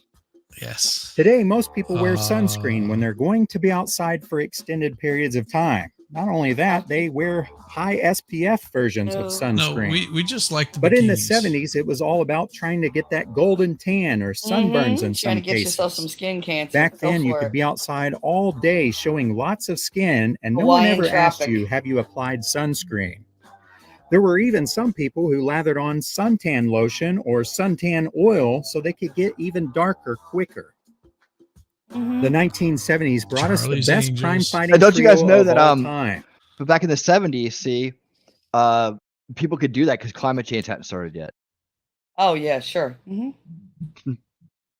The Charlie's Angels. My mother used to use Girls olive wanted- oil. Olive oil. Baby oil. Okay. All that stuff. My sister, someone told her, use some baby oil, you'll tan faster. Yeah, she burnt to a crisp. Yep. Burn. I was like, why would you do something so stupid? Because she was jealous of me, because she's a redhead, and she was always jealous of me because for whatever reason I would tan really dark really fast. Like springtime would roll around and I would have a tan. She was like so pissed about it. But yeah, she learned really quick. Sun was not her friend. Yeah, you used to be able to drive the cars on the beach, especially if that's why everybody had like dune buggies and stuff. Yeah. You could. You could have bonfires on the beach. Nobody bothered you. Well, you know, in the 70s, you just pretty much just threw shit anywhere you wanted to anyway. Yeah. You fry in oil. That was the point. Yeah. That was the point. Spell Jacqueline for me. I'm gonna put a poll out there to ask people who's everybody's favorite angel. JACQU. Okay. LALYN, right? It's like Jacqueline. Yeah, that's right. Okay. What was the other one's name? Let's see. To be like them, and boys had Jacqueline, crushes on Farrah, them. and Some were taken by Jacqueline Damn it. Smith, while others only had eyes for Kate Jackson. But the Kate. vast Kate majority Jackson. of boys loved Farrah Fawcett. Did you have a favorite angel? The Every 1970s single one was of them. all about short shorts and tube socks. Not only Oh, that, Brother. but it wasn't limited to just girls or boys. Nope, it Everyone sure wore them. wasn't. The belly Styles shirts for on both boys was sexes so good. rarely ever align. And it may not have been the most flattering, but they sure were cool. Hitchhiking today is sort of frowned upon, but in the 1970s, it wasn't. Nope. If you didn't have a car or no money, no problem. Just stick up your thumb and eventually a Come on, kind Jeremy. stranger would pull over and offer you a ride. It was also more common to see people pulling over to help others change a tire or anything else that you might need. Yep. Nowadays, people seem to keep on going unless you're in a small town. Keep on. Television in the 1970s was not the same as it is today. There wasn't an endless amount of channels or anything that could play on demand. So when something came on television that resonated with kids, it burned a permanent memory into their subconscious. Like how many of torture. you can still sing the Sesame Street song or Rubber Ducky or Rubber maybe even the Ducky, Oscar Mayer you're the commercial one. song? We were In the singing that the other 1970s, day. we became familiar with a galaxy far, far away. Yes. In 1977, we were introduced to lightsabers, the dark side, and of course, Darth Vader. The Generations perfect man. before had no idea of any of that, but nothing would be the same in the future as everyone is now familiar with Star Wars. The 1970s was just as dangerous then as it is today, yet none of the parents were freaked out over it. Kids played outside until the front porch lights came on, and they rode their bikes all over the town. Yep. Stranger danger wasn't even really a thing, and many kids were never even warned about it. Usually they were just out making new friends and acquaintances with people they didn't even recognize or know. That's going to do it for today's video on the 1970s. I hope you enjoyed it, and it brought back some fond memories of the Oh, that was 1970s, whether you were a kid or not. Oh. God, I remember getting on my first Harley. I was 3. No helmet, no nothing, no just. He said, "Hold on," and took off, and that was it. It was like you either held on or you fell off. Now, that one's all kind of like the introduction to, like, you know, you're a little kid. You kind of remember that stuff as a little kid, right? Mm-hmm. The next one I have is about when you were like out and about in more of your teenage years, and in the summertime. So this one's pretty cool. It's summer in the 80s. Oh, there we go. Yeah. Yeah, right. That. Yeah, summers in the 80s would have been my high school years, all the way until I went in the military. Yeah. Well, I was in 88 and 89, was freshman and sophomore year. So yeah. Yeah, 86 is when I joined the military. Before we take off for the 80s, any final thoughts on the 70s? Now I completely I understand miss why them. I had so many concussions. Yeah, but you know what? We didn't bitch about it. I mean, how many skinned knees I had, how many, like, if I burned something, they didn't rush you to the doctor. I very rarely went to the doctor. It was for shots and that was it. Took care of everything at home. Pretty And it was like, all right, you're fine. 2 days and you were fine. Yeah, here's some witch hazel, whatever. Oh, too bad you're feeling bad. I was gonna say go to the store and get us ice cream. I'm fine. Let's go. Like, let's go. We're good. We're good. All right. Well, here we go. There's a couple of these, but they're kind of short. School can sometimes be tough, and after a long school year, there's nothing better than a good summer break. Most kids look forward to this much-needed time, and for sure the teachers do as well. In the 1980s, summer breaks were awesome, and many of the things kids used to do are now frowned upon. In this video, we will have a look back and remember some of those special times during the summer. Yes. If you wanted to hang out with your friends, then there was absolutely nothing wrong with showing up at their house unannounced. Just hop on your bike and surprise a friend by ringing the doorbell. That may be unheard of today, but back then it was the only way to roll. From there, it was off to various adventures. Perhaps you went and played on a playground that today would be considered unsafe. The playground. That whole like thing like is really throwing me off. Like where you know kids don't make up their own plans anymore. You know, and like one of my friends, one of my my son's friends, they live pretty close by, and they've grown up together their whole lives. And like he was saying, I never get to ask to come over and hang out or whatever. And I was like, well, yeah, I just need to talk. I mean, I never hear about anything, right? Like thinking they're making plans, but their mom makes all the plans for them. So like I'm always waiting for them to make plans together, like we used to do as kids. Yeah. And then me just do the parent thing after that. You know, You but should evidently these days people do it differently. And and she doesn't even tell her kids what the plans are because she's worried about disappointing them. I'm like, you know, if they've tried to have something go on and it doesn't happen because, you know, the adults have plans or they can't do it, I think they're, you know, I'm okay with the them. parents are I mean, horrible. They're rotten. They're I was like, I know you can handle it. She goes, well, no, I'm talking about my kids. I'm like, oh, okay. That's what I'm saying. You know, it's like oh God. Yeah, I missed the whole like just hey, can so and so come out and play? You know, that's the way to do it. Yeah. Yep. Ground equipment was made out of solid steel and had no give if you had an impact with it. And remember the merry-go-round? You and your friend would spin that thing as fast as you could to see how dizzy you got until you went flying off of it onto the hard ground. That was the closest feeling you could get to being a stuntman on television. If you survived the playground with no serious injuries, then you and your friends would set off on a bike ride with no helmet. Usually these were much further than you thought they would be, and the amazing 70s thing and was 80s that were no no one different. carried a water bottle. Yep. If you did get thirsty, then hopefully you could just stop by someone's house that you knew and have a delicious and refreshing drink from the water hose. Yep. Of course, all of that riding around was going to make you hungry. At some point, it was time to stop and have the whole gang eat at your house. Your mom had just gotten back from the grocery store, and there was plenty of bologna, Wonder Bread, mustard, and potato chips for everyone. Or at Twinkies, least that's what you Ho-Hos. thought. Looks like Mhm. mom now needs to go back to the store again. After lunch, maybe you set off on another bike ride to your favorite fishing hole, and if they weren't biting, then it was time to build the biggest bike ramp out of plywood and some stacked bricks. It may not have been the safest, but it sure was fun. These bike adventures could continue all day until the streetlights came on, and at that point, it was time to go home. But that did not mean that the adventures stopped. Did you ever look for frogs at night and then feed them fireflies to watch them glow on the inside? Oh Or my maybe you God. released a Oh jar my full of God. lightning bugs in your room so that you had something to look at while you fell yeah. asleep. Nothing made That mom was happier than seeing bugs inside the house. Mm-hmm.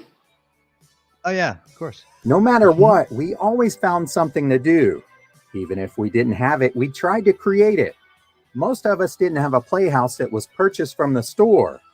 We Cardboard built box. them. Usually they were made from scrap lumber and materials that could be found easily and no one else wanted them. Mm. If we didn't have a slip and slide, then that was no problem either. A tarp and some dish soap would do the trick. However, you definitely had to be tough for those as they were not Mhm. as smooth. No, they had seams. Breakdancing became huge in the 80s, yeah. and many kids collected cardboard so they could Oh, try out their God. latest b-boy move. Now, Shizzy, was that you got your channel name from your breakdancing name? Is that right? That's right. I used to do head spins. I bet you still can. What? Robot. do the worm. Mhm. The windmill, man. The windmill. Yeah. Fun fact: Australia do not have actually, fireflies. I was If able we to do, do I've the never seen one in windmill. my lifetime. Because they're too hard to Yeah. program. Breakdancing was really, really dangerous. People got Yes.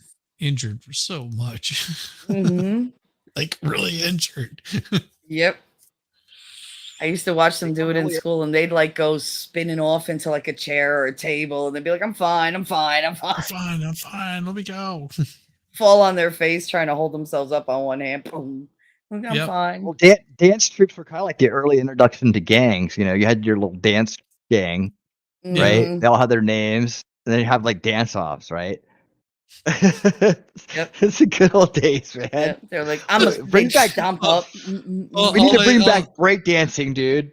That's the thing. Is we got to bring back breakdancing, and that'll like solve the gang That violence first problem. move was always the backward thrust where they land on their hand and their legs go up, they twist, come down, and go around. I was like, everybody does that. Every single person started out the same.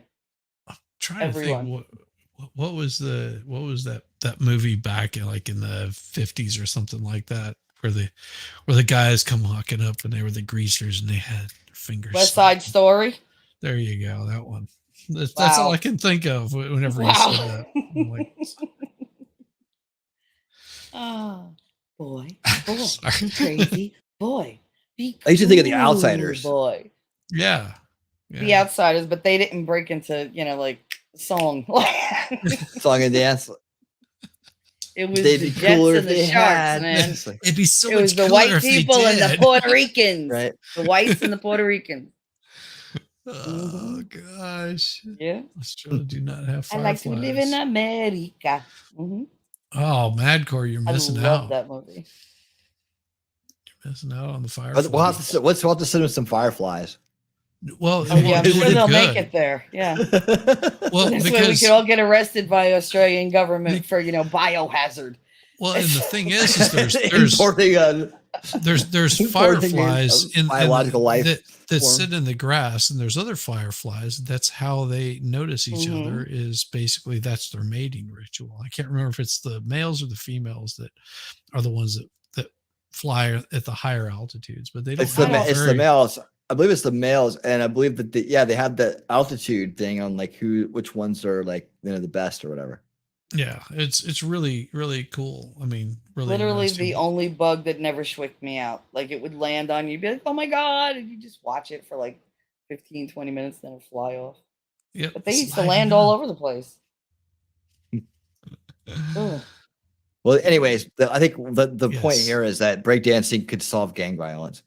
Mhm. Yeah, they should do that now. That's what they I know. thought. Put down the guns and start to dance. Mhm. There you go. Show me your real skills. Let's go.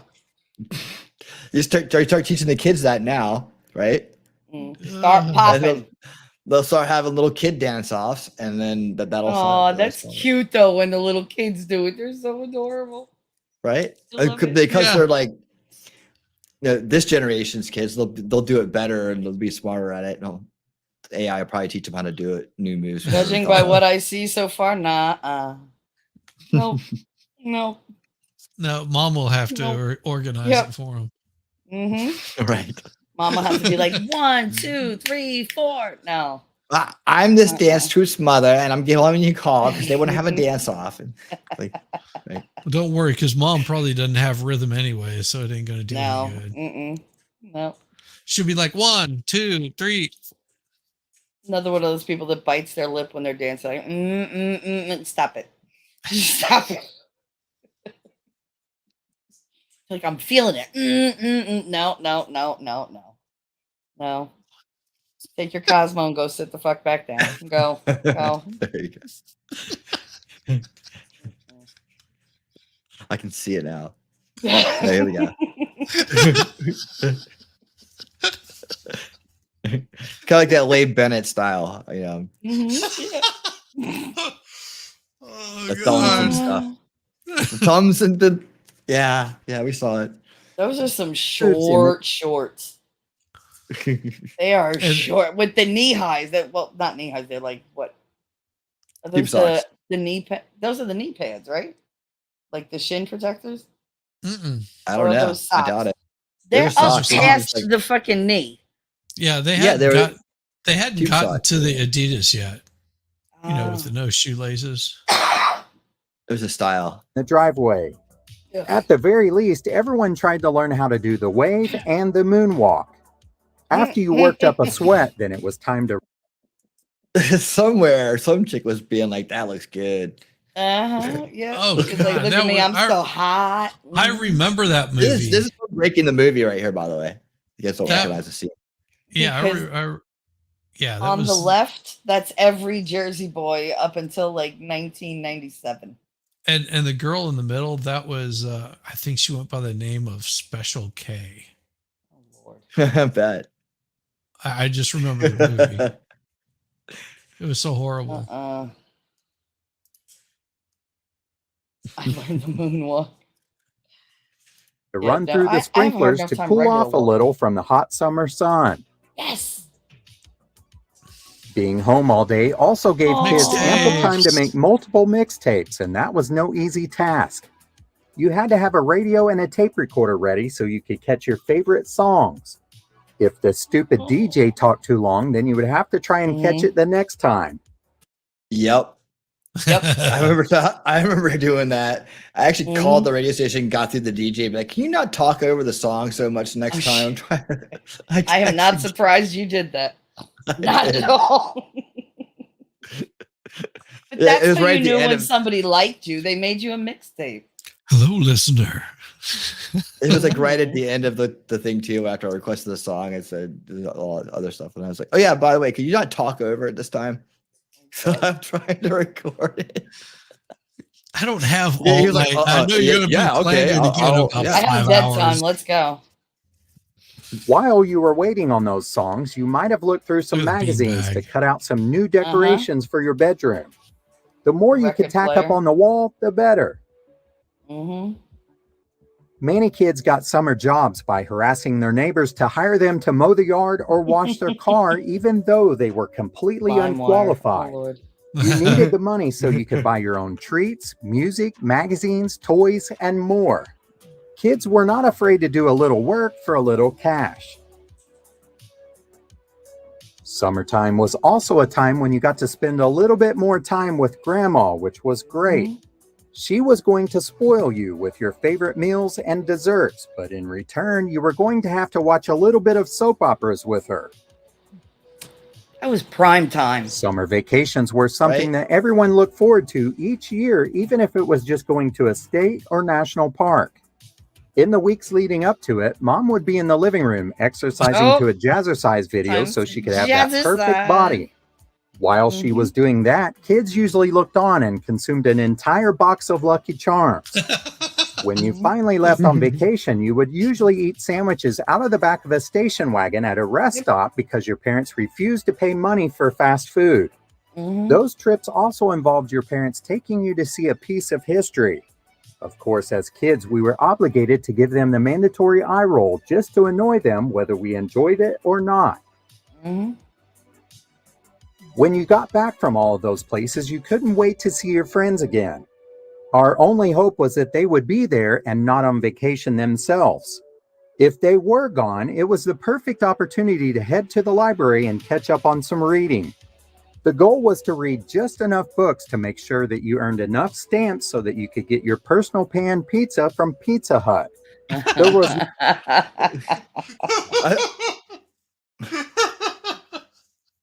I was just thinking about this right here, right? We see this now, and we think that like this means like training story time at the library. Yeah.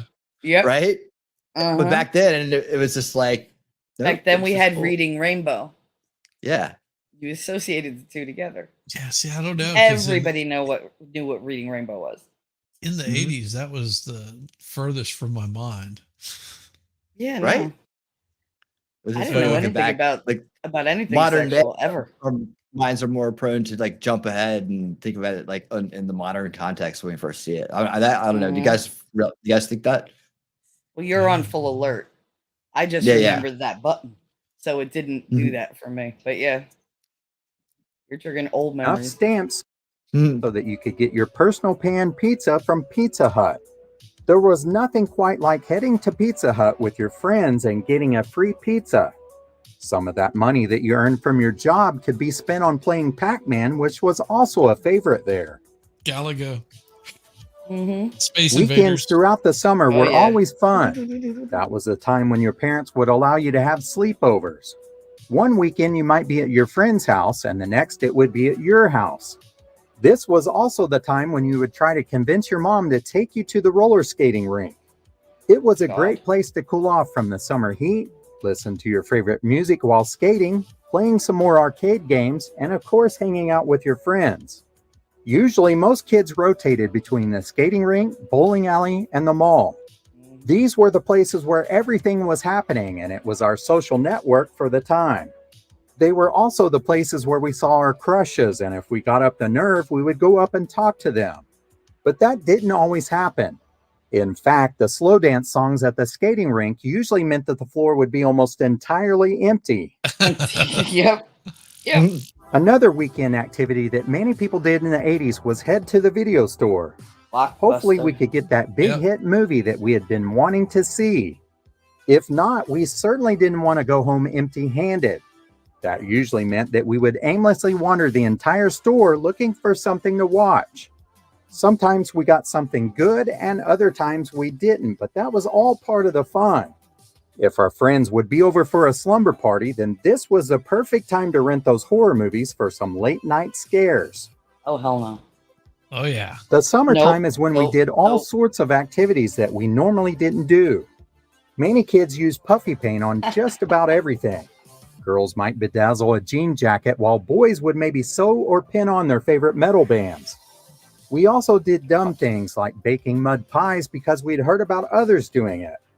No matter what, we never seemed to get bored. And if we were, we sure wouldn't want to admit that to our parents because they would find something for us to do. But that would mean that it would be additional work on top of your regular chores. Before you knew it, summer was coming to an end. No one really wanted to go back to school, but somehow back to school shopping made it a little bit easier. This is when most kids got new clothes, shoes, and school supplies. Once those were purchased, we couldn't wait to go back to school and show them off. Who could ever forget the smell of new clothes in the hallways? Unfortunately, this event marked the official end of summer for kids. However, this didn't stop us from dreaming of the next one. What were some of your special memories of summers in the 80s? Let us know in the comments below. As always, thank you so much for watching.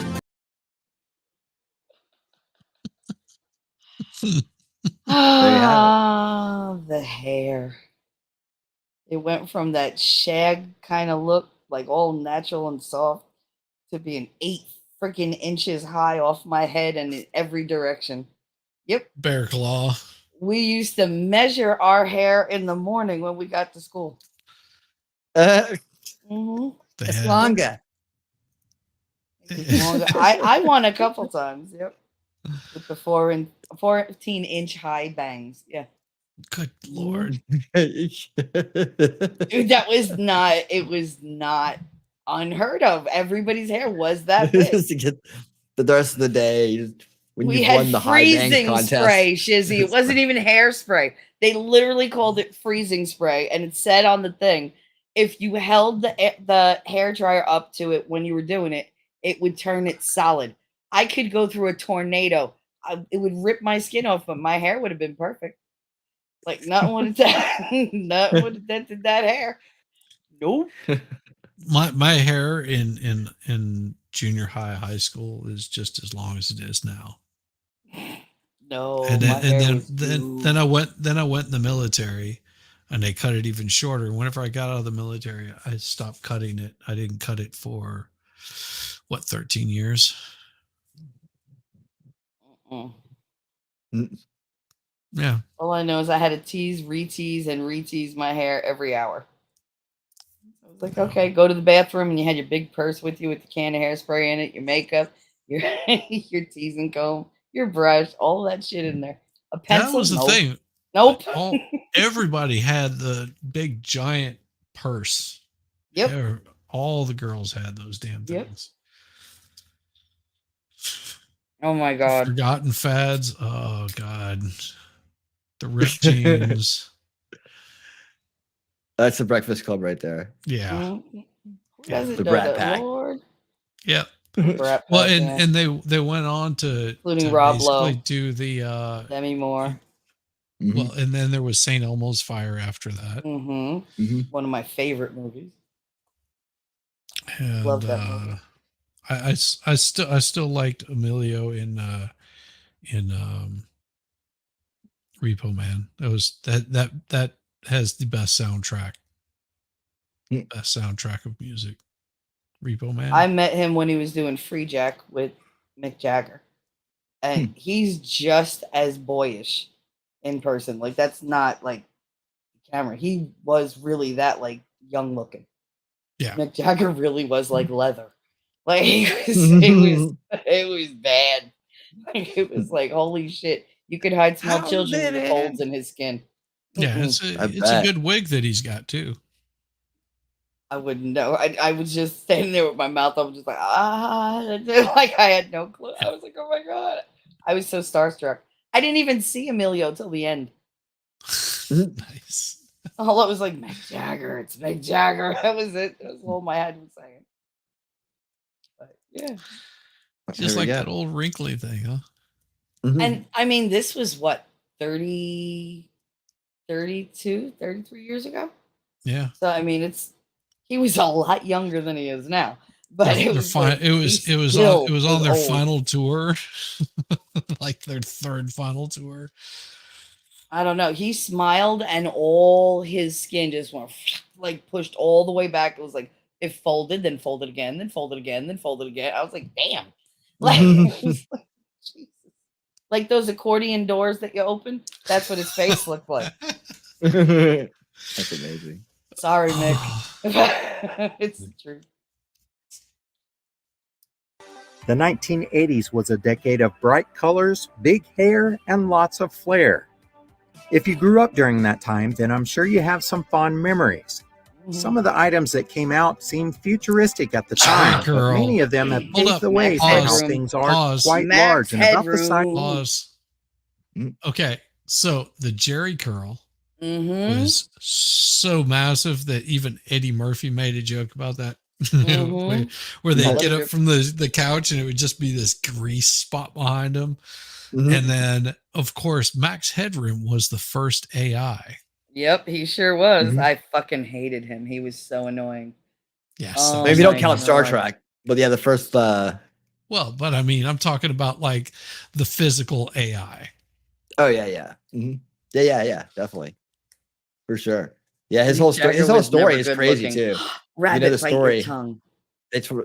He's from the future, and he was killed, but he was like injected into the system at the last minute to keep the show alive or something like that. Keep the show going. Yep. I Yeah. hated when he laughed and no sound came out. Remember I would be like, really? Really? Couldn't give him a little bit of a sound? Come on. Some air rushing out? Some of the items that came out seemed futuristic at the time, but many of them have paved the There you way go. for how things are today. In this video, we will have a closer look God. at some of the fads The new of the Coke. 1980s. New Coke was not a fad. Yeah. New Coke was not a fad. They came out with Coca-Cola and made it taste like Pepsi. Yep. And Ruined everybody it. was like, screw this. And it was worse than Bud Light. It really was. Whenever I say worse than Bud Light, I mean they could not sell a damn can of that crap. Nope. As soon as people tried it, they were like, nope, done. And it took forever for them to come back with. That's when everybody started buying Fanta and Tab and all that crap. Yeah, it was it Mountain Dew made a big splash back then. Well, and then they for whatever reason they changed it to Coke Classic. So you had I New still Coke, can't and you had drink it. Coke Classic. I still can't drink it. Yeah, it was bad. The boombox was introduced to the American market during the late 1970s, but it was the I had that one. 1980s when this became super popular. Some of these boomboxes were quite large and about the size of a suitcase. With the double They cassette required deck. 8 to 10 D-cell batteries, which would last 6 to 8 hours, depending on whether or not you were using the cassette player. If you had one of these, then maybe you cranked up Van Halen or Bon Jovi, but there's a good chance that it was playing Run DMC, LL Cool J, or the Beastie Boys. The boombox was heavily associated with urban communities, which is where it got the nickname Ghetto Blaster. Some cities tried to ban the stereos from being used in public places, and over time they became less acceptable on city streets. However, this was a necessary item when you were b-boying or b-girling and showing off your latest moves. The boombox culture reached its peak in 1986 with 20.5 million units sold. Fast forward to 2003, and there were only 329,000 units sold. Personal listening devices such as the Walkman and the Discman were responsible for the decline of the boombox. Today, Oh, God, people have say become anything. accustomed to their smartphone and a Bluetooth speaker rather than a boombox. Breakdancing is a form of hip-hop dancing that appeared to defy human bendability and gravity. It was originally called breakin', but the media labeled it as breakdancing. This art form seems to have originated in Bronx, New York during the 1970s, but it was the 1980s when it exploded all over the world. B-boys and B-girls would face off in an impromptu dance competition where the only things needed were cardboard and a boombox. Oh, and of course, a lot of practice. These highly talented and athletic dancers spent hours and hours perfecting their skills. Soon recess became a time when kids were doing the wave, caterpillar, top rock, down rock, windmills, head spins, and more. Although this 80s fad has died down, it has never really disappeared. Breaking has had a continual influence in the hip-hop, rap, and pop music world. In 2004, breakdancers got down at the Vatican before Pope John Paul II. Breakdancing will also be breaking its way into Paris during the 2024 Olympics. So be prepared for a comeback. Oh, Grandma. You're probably going to see kids, grandparents, and even dogs busting a move.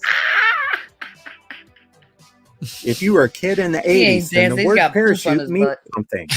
Most kids played with a huge parachute in PE Oh, I class. hate that thing to this day. It was I even did bigger. that in the 70s. I hate that. Yes, I had These were made of the same nylon that real. Yeah. Yes, I had those. Probably that exact pair right there. I think mine were gray. Parachutes were made of, but they often had pockets with zippers. These pants made a statement for a couple years in the 1980s. If you had these rad pants, then it meant you were bad. For all you youngsters out there, that meant that it was good. The pants were usually tight-fitting but breathable, and they became extremely popular when everyone was trying out their latest breakdancing moves. These cool pants came in a variety of colors, but the most popular ones were black, gray, and red. As quickly as they came in, they went out, and the public moved on to the next fad. This is one 80s fashion trend that has never made a comeback. Let's hope it Perhaps never one does. day they will All right. parachute Members only back down into All right, let's style. do it. Let's do it. Let's We're make it. bringing back let's parachute make it- pants. Let's Oh, make no. it. Let's make it make a No. comeback, just No, to drive no. people nuts. Yeah, let's do it. No, no, no. I mean, if it replaces the skinny jean on men, okay. So you can get that everywhere they walk. Well, I So mean, you they know could when just they're- put on corduroy for that and start a So fire. you know when they're sneaking up behind you because you're like, oh yeah. Corduroy. Yep.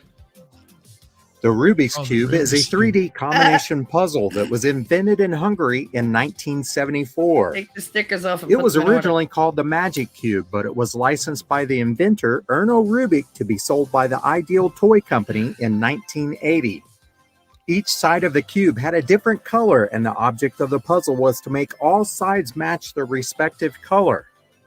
The Rubik's Cube became super popular in the 1980s, and almost every household had one. Some people could solve this puzzle have very quickly, while others could not. If you were one of those that couldn't, then you might have just peeled the stickers off and then placed them back on there in Yes, matching sir. order. That's how I did it. You could have also taken it apart and put it back together. No, that Eventually, didn't cheat work out books so came well. out to help people solve it, but some people still said this was useless. Yep. Throughout the years, there have been multiple competitions where people test their skills in solving it quickly. The world record was set in 2018 at 3.47 seconds. Some people consider this puzzle the original fidget toy, as it came out long before any fidget spinner could ever think about. The Rubik's Cube may not be as popular with the masses as it once was, but they are still a beloved classic puzzle. They're still Over around. 100 million cubes have been sold since And they they have the emerged on snake the and market. all of the I love the snake. Oh one. yeah. That's This is my what I had all favorite. this. You love the And snake, the, babe. the round one. Shut up. My That's son not has what one. I meant. They're timeless. That's not I what do love meant. the snake, though. I do love it. Yeah, Rubik's I Cube do, was I cool. do. I didn't like the ones that had the stickers on them though. No, my mother insisted Yeah. I was never going to fix it. She was like, "You'll never get it." I was like, "All right, bitch." And I went in and I took all the stickers off and I put them back. And she was like, "Oh my God, you did it. You did it." And my father just looked at me and winked. And he was like, because he knew what the fuck I did. He didn't say a word. He took that shit to his grave. It was like, no. Yeah, there was people that were doing it with like their feet and crap like that. It's just like, Yeah, no. My son's a little show off. He's got one that has like 36 squares on each side. I was like, get the fuck out of my face. yeah, that's the one that No. that Winnie is talking about, the big round looking one. Mm-hmm. Oh, that's no. Yeah, see, Rabbit loved it. Pac-Man is one of the longest-running, best-selling, and highest-grossing video game franchises in history. This game was released on May 22nd, 1980, and it quickly took the world by storm in arcades as well as the Atari gaming system. The franchise issued folders, pencils, shirts, bed sheets, board games, and more. There was even a hit song called Pac-Man Fever. Pac-Man remains one of the most recognizable video game characters in history and is a 1980s cultural icon. This yellow pie-shaped Pac-Man character travels around a maze eating dots and trying to avoid ghosts that are hunting him. The game was a breakaway from the space or shooting style arcade games that were out at the time. In 1982, an estimated 30 million Americans spent more than $8 million a week playing Pac-Man. Jeez. They were feeding quarter after quarter into machines located in arcades, pizza joints, bowling alleys, and bars. People were playing this game so much that many towns across the U.S. passed statutes or regulations to restrict the games. Des Plaines, Illinois banned people under the age of 21 from playing the game unless they were accompanied by their parents. Whoa. Oh, I want to see something real quick. Now, I was totally down with Pac-Man. I learned the pattern, so I knew how to get through all the rounds. So I could like get all the way to the end. The four ghosts are programmed to act differently. Red chases you. Pink tries to position itself in a set way. Blue tries to ambush you. Orange is random. Okay. I didn't know that. Playing this game so much that many towns across the U.S. passed statutes or regulations to restrict the games. I don't remember that. Des Plaines, Illinois banned people under the age of 21 from playing the game unless they were accompanied by their parents. Marshfield, Massachusetts banned the video game outright. Other towns and cities issued licensing and zoning to restrict arcades from selling food or being too close to a school. They put weirdos in front of them so Parents you wouldn't go became over there. worried about kids being consumed with the game and not focusing on studies. Rewind that. This is a very Rewind that. similar thought process. Rewind that just a little bit. Video games and kids, are the effects good, bad, or neither? From hot dogs to pop classics. Hell noise behind the curtains. Who took horror? Still out of asking that horror question movies? today, aren't we? Oh my God. Every 2 minutes he asked me for a quarter. A quarter. A quarter. Oh my God. They're just blowing their money on like chasing little Pac-Mans. Unreal. God. I used a credit card number. With the game and not focusing on studies. This is a very similar thought process to what many parents think about kids with tablets and phones. And 70s kids don't judge too quickly. This also happened in many places across the U.S. with pinball machines. I love pinball machines. Yes. The 1980s changed the way we look at music forever. MTV debuted just after midnight on August 1st, 1981 with the broadcast of Video Killed the Radio Star. Yes. In the beginning, the network struggled because the music video library was somewhat shallow.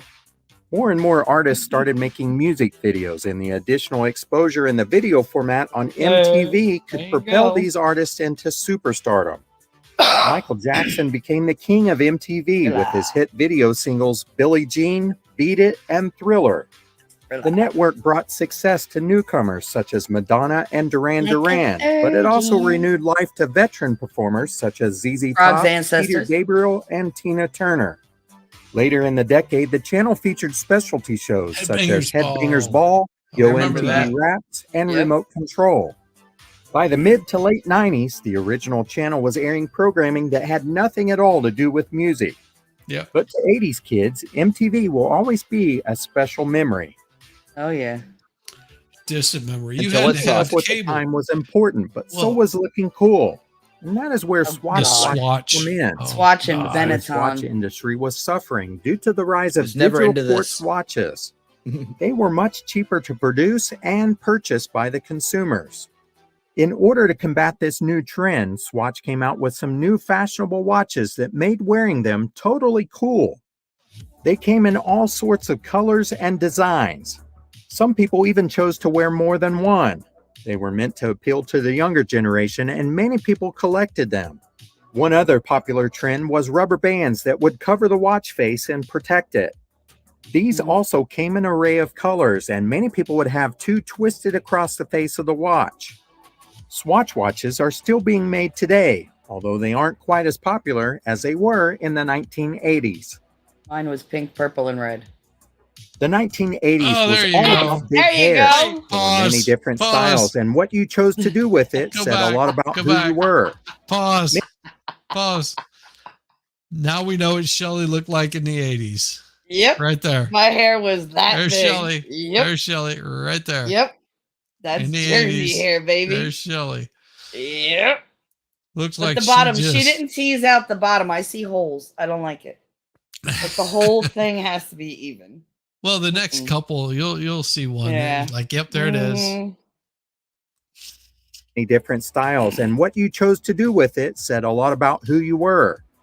Maybe you went for the rocker. That was much more my hair. Yeah. Like that big. Like I had that much fucking hair. I don't have that much hair anymore, but I had it then. That's the rocker look, evidently. Mm-hmm. I didn't like Look, the or maybe hairspray. I didn't like the you went hairspray. punk. Yeah. Highly flammable. I was highly flammable. No, it's like because if you're like making out with some girl and you go and kiss her on her neck or something, you would end up with like this mouthful of. It's all you smelled. Yeah, it always smelled horrible, and it was just it was nasty. that It was bad. like no, It didn't bother me because, I didn't like it. but it was definitely I don't like ever it. present. But some of the more popular styles were the mullet. Oh, There you go. see? Business in There's the front, party in the back.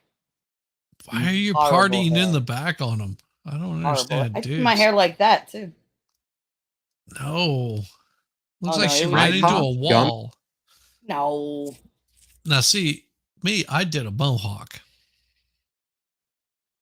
Yeah, I didn't date those kinds of boys. You shut up. I didn't date Yeah, those I had this I kind heard of this him. kind of setup right here.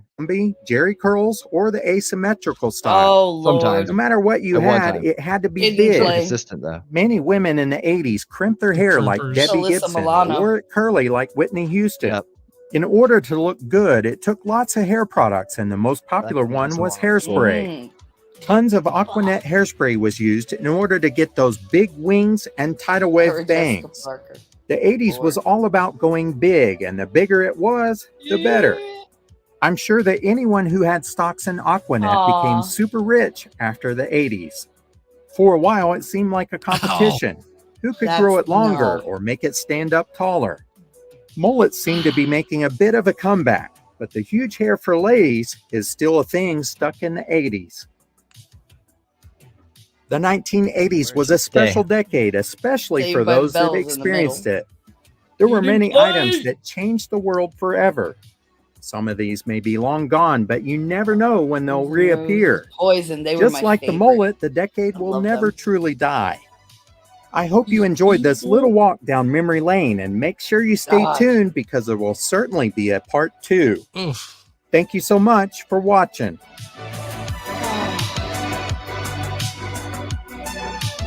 Ah, God.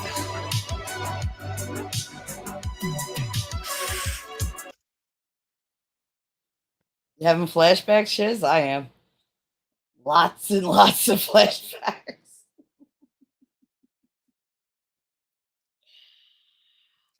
Yeah, And all see, I could- hear is, don't want nothing but a good time. That's all I hear in my head. Who in Don't the remember fuck was Poison? that? I'm sure I heard that song That was before. Poison. That's why I didn't like him. I didn't like Poison. I wasn't impressed. They were a with them. Jersey thing. All of Jersey liked them. That's funny because they were a California. Poison band. and Warrant both opened for Bon Jovi all the time. Bon Jovi. I didn't like Bon Jovi either. Didn't like Bon Listen. Jovi. Didn't like Warrant. And I was a little more into the Crew, and if you had to go with like the total like cheese rock and roll, that was them. But I got into Metallica pretty early on, like before Cliff died. I was more of a metalhead. No, I wasn't allowed to listen to anything that over the top. It had to be more bubblegum. Well, and that also like got me into like the Ramones, Sex Pistols, and crap like that. So it was just See, that's all stuff I discovered once I got to college. ah. Once I got out from my grandmother's house and I could play anything, I was like, hit me with music. Let's go. And that's how I learned all what I liked. Well, but see what's I'm trying to think what it was that I was listening to that got me going back. Oh, it was listening to Jimi Hendrix. So I started like tracing back where that music came from, and that's what got me more into the blues and jazz. It's weird. Like I instead of like advancing forward, I like backed up and got interested in older Unskinny Bob Baby. Unskinny Bop just blows me away. It's a Poison song. That's why you don't know it. I met Cece and I got you, Daisy. I got you, Daisy. It's all right. He explained why it was actually really good for him because he's pretty pockmarked and he's like total redneck, chews tobacco. Well, at the time was chewed tobacco and it was just like the makeup really helps. You can cake that shit on. And yep. They wore more hairspray than we did. It was terrible. Oh my God.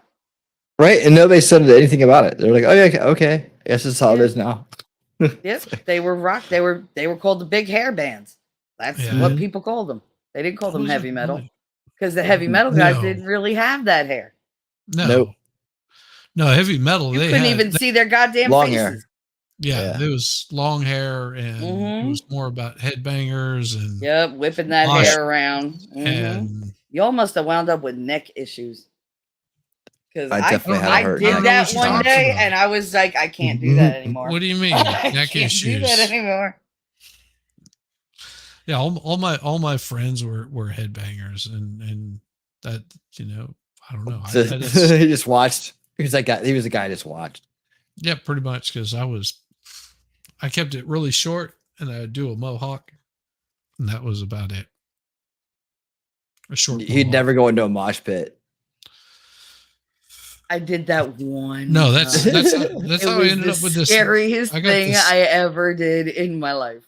I got this nice scar right here on the middle of my forehead from a mosh pit. I got my head slammed into the side of a flatbed trailer. Nice. I was afraid to jump, but they were like, no, they never miss the girls. They always get the girls. Don't worry. They never drop them.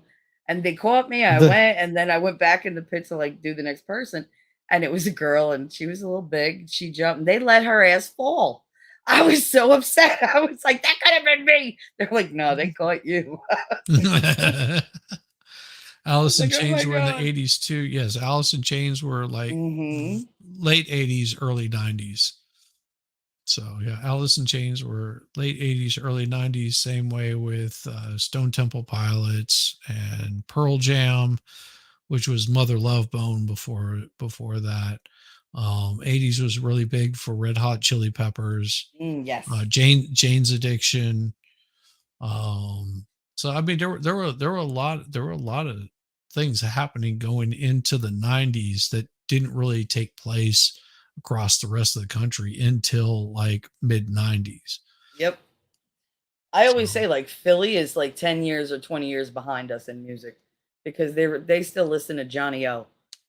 It's horrible. Well, see, Rabbit saying she was in her mid 20s in the 80s. Well, let's see. I would have been in the 80s. I would have still been Nirvana's grunge, teenager. 90s. Yeah. Yeah. Nirvana. Well, and Soundgarden had been pounding around Seattle for what 13 years. Alice in Chains was 9. No, it's the grunge stuff was all Seattle, and it was all in the early 90s. Yeah. But Like I mean, 93. it was. But even Soundgarden, they had been doing that stuff for like 13 years before they ever even got noticed or picked up by a record label. It was a scene. It was a scene blew up. Yeah. Same way with Alice in Chains. Pearl Jam, Mother Love Bone, because I mean, I'd see Mother Love Bone whenever I was in Los Angeles. You know, in Hollywood, saw Mother Love Bone, and then it wasn't even like, but later that year, Alice in Chains did Man in the Box. You had Primus, which was Sausage before that was pounding around San Francisco. So you had Les Claypool, and I mean, Metallica was recording their Black Album. I don't remember what the name of it maybe was. Primus came out. Ministry was really big too at the time. Yes, that Ministry kind of like was really industrial metal. So they're calling it kind of like industrial. Yeah, they called it industrial, but you would also hear that same music at what they call raves now, but they were just underground. They consider them underground, you know, music. And it was, you know, a lot of the same thing. Jane's Addiction, Red Hot Chili Peppers, yeah. And then there was, let's see, Voivod, things like that. That, you know, there was a lot of stuff. Fugazi. Oh yeah, Fugazi. Yeah. So I mean, there was a lot of stuff in the. Oh yeah, Jane's Addiction, Red Hot Chili Peppers. Yeah. And they like Jane's Addiction, before they got signed under XXX, they were practicing in the same place that the band I was working with there in Los Angeles. Their practice space was there on Hollywood and Western. You know, a lot of musicians basically lived out of that place. You had a little burger shack right across the street. It wasn't uncommon to have drive-by shootings. I think it was Latin Kings. Pretty much that was like their turf. So you had a lot of issues with Bloods, Crips, and a lot of drug deals and crap like that. Yeah. Alice in Chains, Dirt. I noticed they didn't bring up like the girls, like Debbie Gibson, Tiffany. Oh, they showed the pictures. They showed like Madonna and Salt and Pepper. That was it. Like well, that was the extent of it. Where was Lisa? All of them. Well, you had Lisa, you had Cyndi Lauper, you had Miami Sound Machine, Gloria Estefan. You had Tom Petty and the Heartbreakers. It was 70s all the way into the 80s. You had White Snake, Def Leppard. I mean, yeah, don't wave to the drummer for Quiet Riot. I like Quiet Riot. I bet. Shut up. Twist. At least I didn't say it was like Nickelback. Shut up. I like that. Twisted Sister. Yeah. Twisted Sister. I love the Scorpions. Yeah. Motley Crue. But we also had like there was that really religious one. Striper. Remember Striper? I never listened to them. No. They were very religious, but like heavy metal, like a metal band. They were really good though. There's some good bands out there that are like that. Yeah. Very heavy on guitars. The problem with the part of the 80s that really sucked for a lot of musicians was that there were record companies like MCA, RCA, they were signing up like these bands and used them basically as write-offs. They would do no promotion for them. And like the bands Cinderella? would sign a contract that would break them.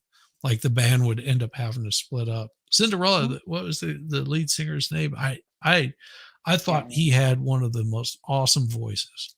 Yep, but they had like one song that actually like was popular, and that was it. Yeah. And I couldn't even tell you what the name was. Yeah, there was not even tell you what it was. But I was like, oh, that dude's got a pretty good sounding voice. It was different than a lot of other musicians. Well, and then you had, you know, just the amount of debauchery that was going on. Mm-hmm. and they film it and put it in their music videos, so you got to see it. Pretty much. That's why when they were like talking about Johnny Depp's doing this and that, I'm like, dude, that literally was every day in the 80s. Every day. Yeah. Yeah. Like that's all MTV showed. Them like riding friggin' the concierge coach trolley into the friggin' pool and like trashing hotel rooms. That's what they did. You expected Now, if I remember them right, to do it. Cinderella's the song I like best from them was "Shake Me," and that was their first song that kind of broke them in 1986. They also had hits like "Coming Home," "Gypsy Road," "You Don't Yeah, Know it What was You Got," Gypsy "Till Road It's Gone." that reminded You me. Nobody's Don't Know What Fool. You Got is the one that I used to like. Yeah. Yeah, they Somebody actually, I saved me. think it was their whole album was actually really good, but there was just so many bands that just got White ate up by the Lion. record companies. Yeah. Come on, White Lion. When Yeah. the children This is all cried, that was like glam, the song. glam rock metal. It was all like Yeah, it was all glam rock, and it was there was like the good music amongst all of like the bubblegum shit that you would hear. Yeah. And it was like oh, that was a pretty good song, but then it was Don't just be hating, Shizzy. Everybody's likes their own thing. no, it's not hating. It was I'm just saying that for the actual good musicians would get overshadowed Oh yeah. because Always have. of something Absolutely. that was like catchy. And Yeah. and the worst part Product was rock. is the catchy stuff would come in and out of fashion as fast as the pet rock. It was like, How is YouTube different? I don't know. Right? Because that's how But, they judge it. Who's big right now? That's it. Yeah. Who's trendy? Dexy's Midnight Runners. No, I'm What just was kidding. Shizzy's band called? How many bands? Yeah, but what was I trying to say there?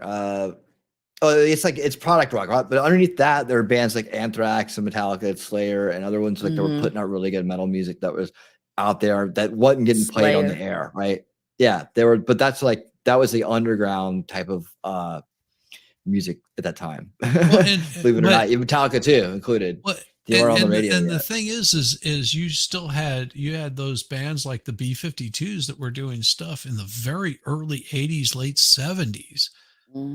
You know, and that were really good musicians and really good music that just would get totally bypassed because it wasn't. Until they got that one damn song. Yeah, and then people would go If back they got and, the song and dig into it. Yeah. I mean, the Rock Lobster. popularity had some effect on that back then, not as much Love now, Shack. right? Love Shack definitely put them like in the public eye. You Oh, big time. Everybody knows that damn song. Yeah. But look at all the Most bands that people came out of the can't tell you Athens who scene. sings it. Oh yeah, B-52s, REM. God. Well, yeah, that's You my got point. Widespread Panic. You got, But the I mean- Widespread didn't go with that group, right? The Widespread I wasn't know, they invited to the party. no, they 'Cause weren't invited to the REM party, yeah, but they yeah. did But their they're the own best band. thing and Yeah. much better musicians, Oh, yeah. than yeah. but they went the other way. They went with Capricorn record way, you know, like the grassroots music way.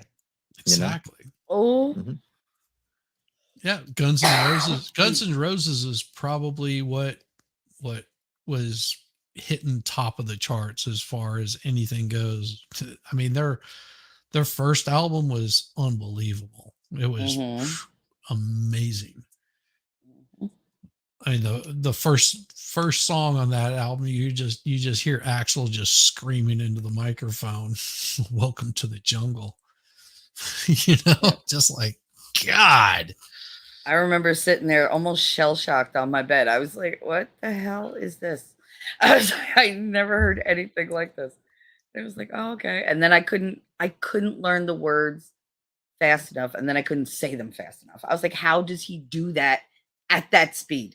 Like, what the fuck? Like, and I just had a Crystal meth and It cocaine does was really help. big. Does help. Yep, Yeah, does help. there was a lot of that crap going on whenever I got out to Los Angeles. It was not uncommon. It was rough.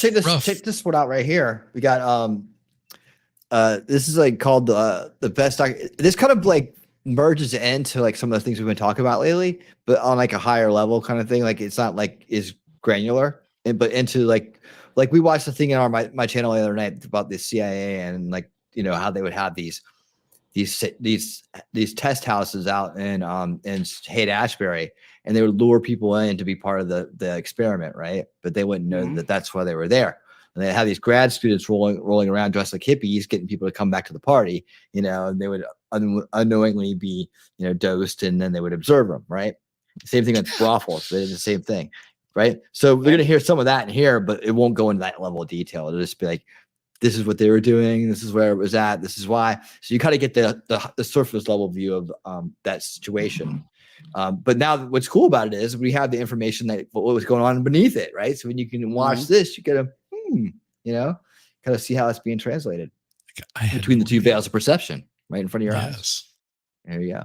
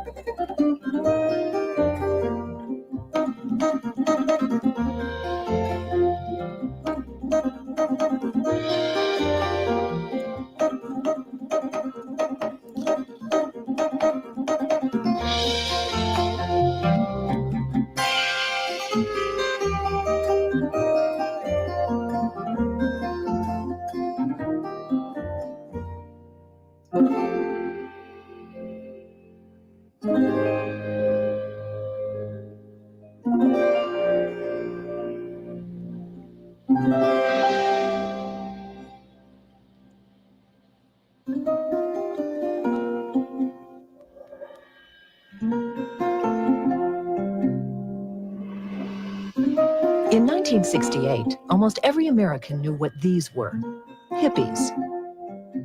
A few of the estimated 16 million cultural rebels who abandoned 1950s notions about how life in America should be lived.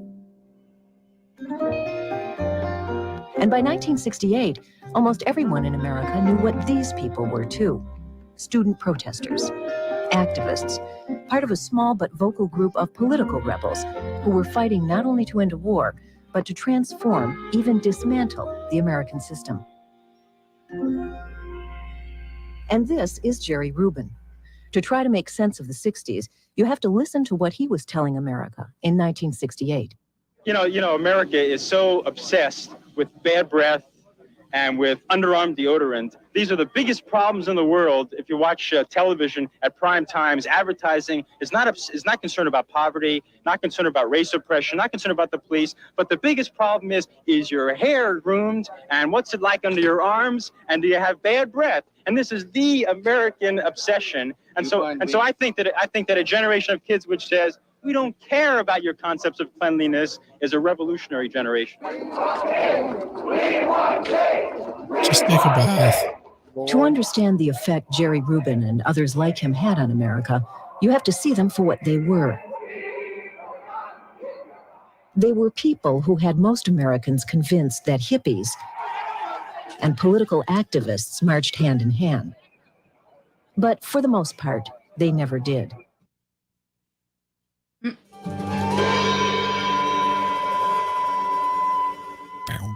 Wow, wow. Mm-hmm. Free love. Beatles. February 1964. We came here. Beatlemania. We came here at 6 o'clock in the morning, 5:30 to see them, and all they do is push you farther and farther away, and then they don't even let you see them.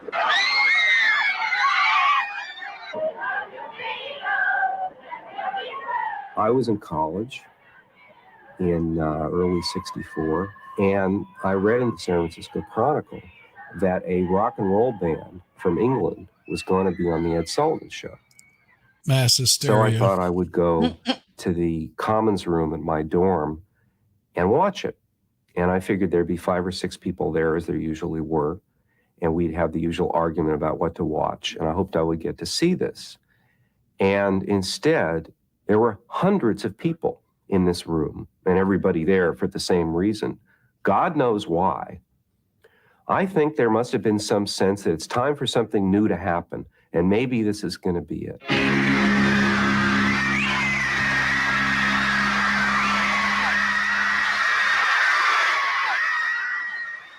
The music was something that you could talk about with your friends and that you couldn't talk about with people who were older than you. It gave people a sense of generational solidarity and a sense that they were different, and a sense different from the rest of the country, different from any other generation in American history, that they were in some ways special and blessed. And it gave them a sense of being embattled, of being considered outsiders, reprobates, bad people. I wanna be a Beatle. I never comb my hair. So I can look just like These kids may not look like it, but they are the leading edge of a youth rebellion, a movement that would ignite one of the most powerful and pervasive cultural shifts in United States history. a hippest boy in town.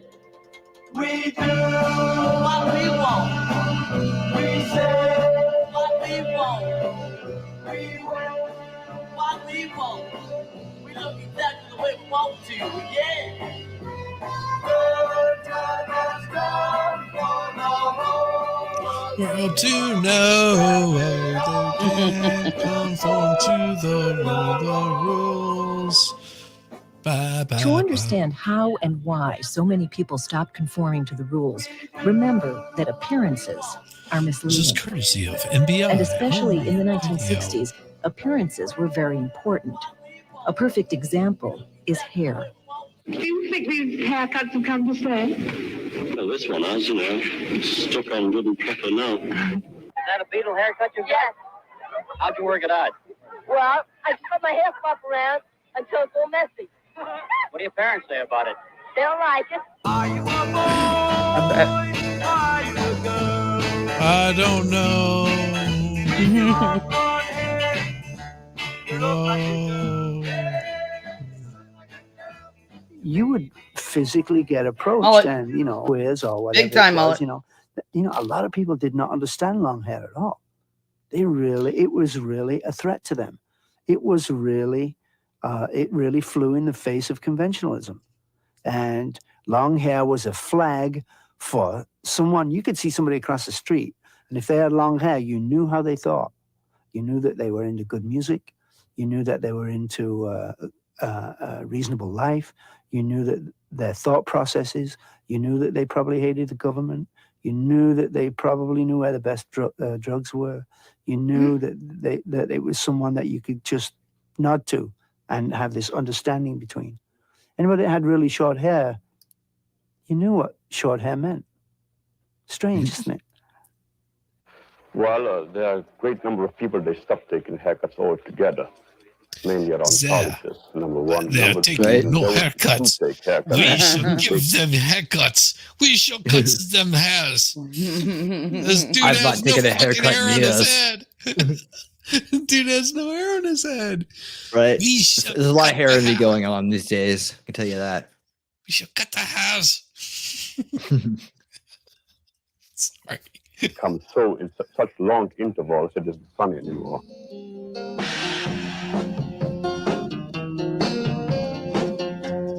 A style, a flag of membership, a conscious act of defiance. What made long hair such a confusing and profound symbol was that it could mean any and all of these things.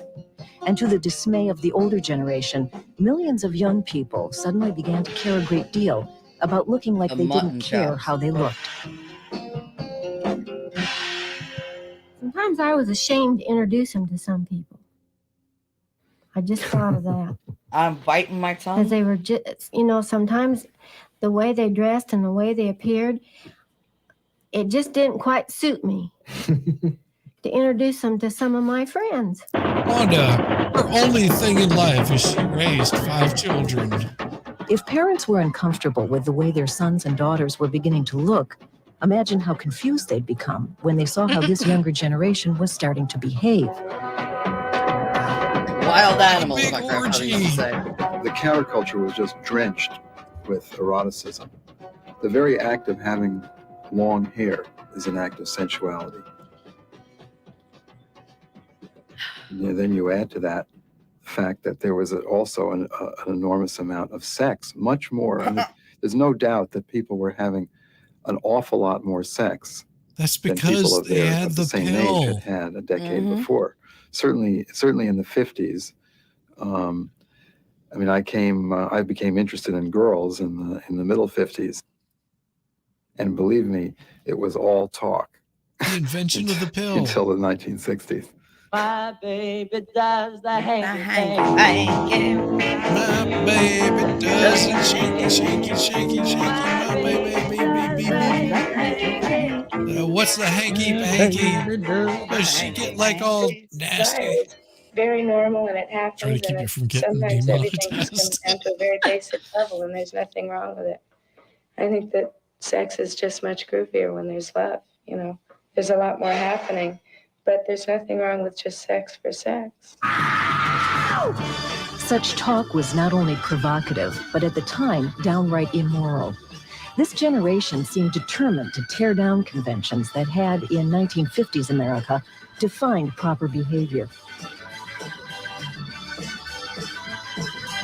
Well, and that's how Kamayos ended up being Scientists born. would unwittingly pour gasoline on the fires by coming up with the surest contraceptive ever devised.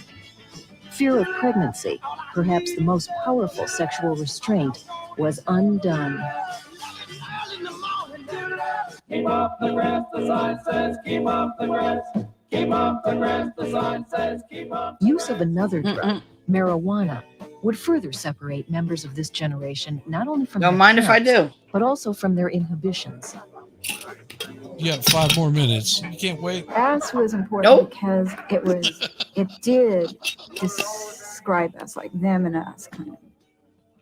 Of course, we all grew up 18, 19, 20 years of being rigid little puppets or something, and suddenly the grass relaxed us.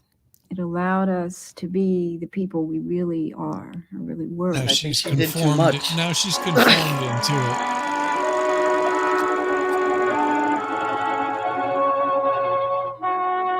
In high school, my girlfriend Ann and I went around with Jim and Bob. Jim and Bob. Jim, Bob. That's jive talk. for Jim and marijuana. Bob.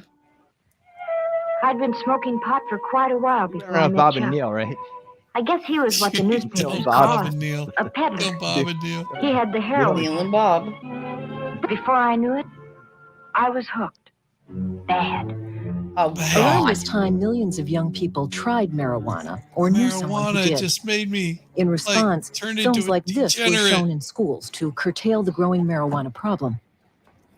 But students who saw these films knew that most marijuana smokers weren't going crazy or becoming heroin addicts. So many kids concluded they were being lied to. And they'd have to find the truth for themselves, even if it meant breaking the law. Even if it took 50 years. I think making love when you're turned on in any sense is 100% better. I mean, just fantastic. I turned on a girl for the first time this vacation, and she said afterwards that, like, anytime I touch her, it was just soft and tender. You know, it wasn't the harsh or an act. It was just like floating in, you know, just like two jellies almost gliding into each other. It was just different. I sat for an hour with the girl and we both just explored each other's faces with our fingers, you know? It was just beautiful.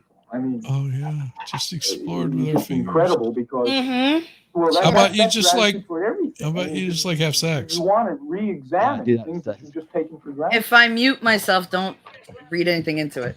I remember arriving at college, and the worst part was my parents left.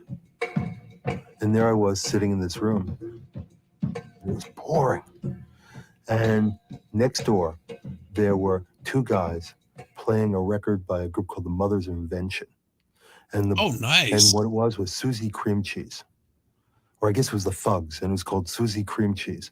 And what it was it's an oral account of sexual intercourse, screaming next door. And here I am, this naive kid, and I have no idea what all this noise is. There's an upperclassman next door with a whip who's banging it on the floor as hard as he can.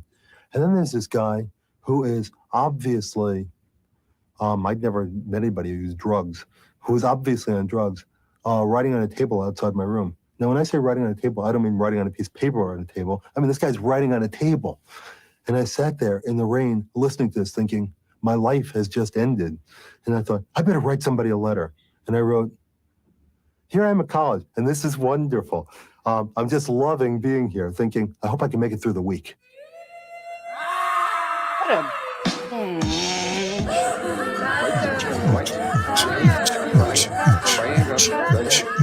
Freaking killjoys.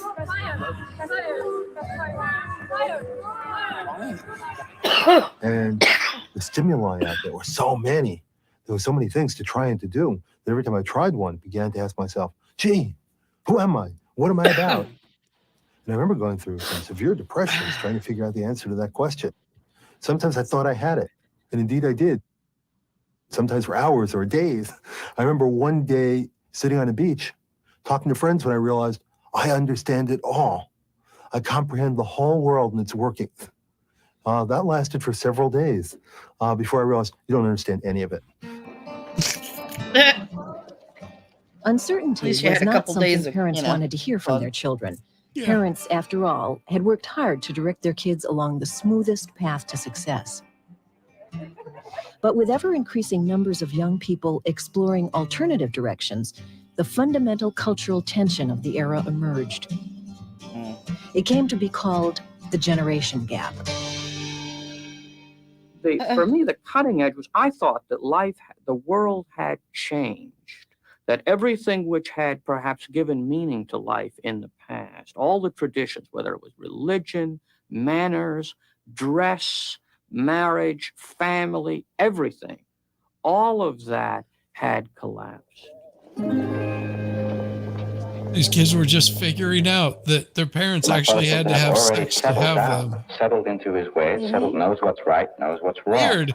And every time I want to say something to him, I don't want to be settled down. Even no matter what I say, this is not a final decision. I want to just sort of try things out. And trying things out on parents never seem to work. You can't try things out. So the best thing I can do with my father is tell jokes. I mean, that's sort of, that's something, because that's sort of, that's all right. That's safe. It doesn't get you into problems. I had a strong feeling that these children were rebels without a cause. Oh, rebels. They had everything. Everything. They could have had everything. And I found it very hard initially to see what they were rebelling against. When the Vietnam War came along and the big the peace demonstrations, at least focused on something. But initially, when they started dropping out from society, I was baffled because I thought it was a pretty good society they were dropping out from. And I couldn't see what they had that was going to replace it or that was better. It could possibly be better. Being happy. Just being happy. Happy. No matter how, if you're happy, then you're a success. People I mean, if you're a bum and you're happy being a bum, you should stay a bum. You're happy. You're happy. That's right. This kind of talk about happiness seems like the typically naive enthusiasm of adolescence. But as with the issue of hair, here's another instance where appearances can be misleading. Your parents want you to make money, go to school, have a nice job. I want to have a nice job. I'll do anything as long as I'm happy. In the 1960s, this belief that happiness... Listen to this part. This part's pretty wild. Like this whole pursuit of happiness thing is crazy. The angle they take on this, like I never thought about it this way, so it's very interesting. Well, I mean, it is interesting, but that's what they're missing out on, because they're saying, oh, we're the subculture, we're not going to fit into the same thing that our parents did, but they just became their parents just in a different era. Because their parents were rebelling against the way that their parents were. Yep. And it was no different than anything else. And it's the same way with the next generation coming up under us and beyond. It's never going to be different. You tell teenagers and young people, oh, you can't do that, or you have to do this. Now, like, well, I'm not gonna. And they go do Yeah, but I think the point here is culturally, this cycle had a huge cultural impact. Like it changed the culture in such a way that like what was going on before was just just viewed as natural, like kind of rebellion stuff, just breaking free. But that this took it to a new level. Like that's what Yeah, they but brought you also all have, authority. but you have to understand that all of not all of them, but a good majority of these hippies ended up moving into corporate jobs, ended up wearing suits and ties, and gave up on the hippie culture in its entirety because it was a bit of a fad, Some a bit of people a still do fashion. it. Some people still do it. But the point they're they're making far here and is few that there's a between. difference between the protesters and the people who are activists and the hippies. Oh, See, absolutely. yeah. I think a lot of the people that people say, well, look, they went on to do this and they went on to do that. They were more the activist college style wannabe, kind of like mini blended. But when you talk about the crunchy rainbow gathering people, they're still doing the same damn thing. Oh, And yeah, they still they'll- just, I want to be and they'll groovy and happy and peace, love, man. Yeah, The other ones have an listen to agenda. this philosophy about the pursuit of happiness that they're talking about here. I just wanted to point it out so we can listen to it. We'll discuss it afterwards. But they make a good point about this. That it's. I'll let them do the talking, but just pay attention to what they're saying about it, and I think that it makes an interesting point. You The talking? I goal missed in itself 420. would take on historical significance. Being happy? What does it mean? Let me put it this way to you. Do you think this country at this time needs something that it hasn't got? Yes. What does it need? Love. The whole people have to know each other, you know? What about people older than, say, 30? Older people. Do you think they can indulge in this too? Yes, they should. Do they? I don't know if they do, but they should. What do you think older people think of all this? Most of them think it's ridiculous Why do you think they think it's ridiculous? because I don't think it can be done. Are you a part of the love generation? Yes. Do you love me? Yes, I love everybody. Is it possible to love everybody? Yes. How come? How come people haven't loved everybody for 2,000 years? Because they've been fixed up. Be happy, love one another. Age-old concepts, but at a time of unprecedented affluence, a time when much of society was still clinging to 1950s conformities, most importantly, a time when the massive baby boom generation was coming of age, these concepts would emerge as the guiding doctrines of a values revolution, what would come to be known as the counterculture. Do you take drugs? Huh? Do you take drugs? No. Would you ever take drugs? Yes. You would? Yeah. Why? I'm experimental. I'm experimental. Oh, Jesus. What a lot of the members of the counterculture came to see was that changing people's cultural values may have to do with changing their state of consciousness. And hence you get this fascination with anything that will change people's mode of perception. They open the doors of perception, right? It could be drugs. The fascination with drugs was not fun and games in the 60s. For many people, it was a way to see reality differently and hopefully, therefore, to change your values. I've taken acid 3 times. That's all. And I reckon you people ought to know about acid, too. Acid's a hoax. It's the biggest hoax of the century. Acid doesn't exist. Don't you know it's tasteless, odorless, colorless? It's just something in the mind. Here's one of the truly Only fateful 3 twists times? in this tale of Jeez. cultural rebellion. Bullshit. A collision that put the most potent psychochemical ever invented, LSD, into the hands of millions of 3 times, young I don't know, people it's 16. passionately 3 searching times for today. something new. LSD was only vaguely understood by the most qualified researchers. What was LSD doing to these people? I believe that the inner body, the inner soul, that we don't need money and we don't need the cars and other things. In fact, I've had the feelings that I want to give away all my things to people who need them, who want to live in the society with others and start anew inside myself. This was a question that the authorities were very interested in. Everybody that took LSD felt that they were undergoing enormous personal changes. They weren't the same person after having LSD. And there was a scientific study. It was done by a Rand scientist. And in 1966, he published his findings. And what he said was, even though all of these people said that they felt enormous changes had taken place, the personality test showed that they were largely the same person in every area but one area. And this was called the Ways to Live scale. The Ways to Live scale indicated that one dose of LSD stimulated enormous changes, whereas the person taking the test might have said, it's important for me to get a corporate job, it's important for me to have a good car. After one dose of LSD, they were saying, I think maybe a contemplative lifestyle might be what I want to have. I think I'd like to travel before settling down. I think maybe I want to look for some spiritual value in my life. Things totally changed around. The LSD trip is best understood as a religious pilgrimage. The LSD kick. Timothy Leary was the psychedelic movement's prophet of perception. So they were saying that, like, after people had tried it one time, that they were more apt to, like, just not try to pursue the same Breaking the things that were brainwash. right. Like, it had this really strange effect where they noticed that people tended to go off track, I guess, and of the norm, right? And choose other types of lifestyles. And when you think about, the if that's, I mean, I'm trying to, like, recall my own experiences, and who knows, I mean, think about it.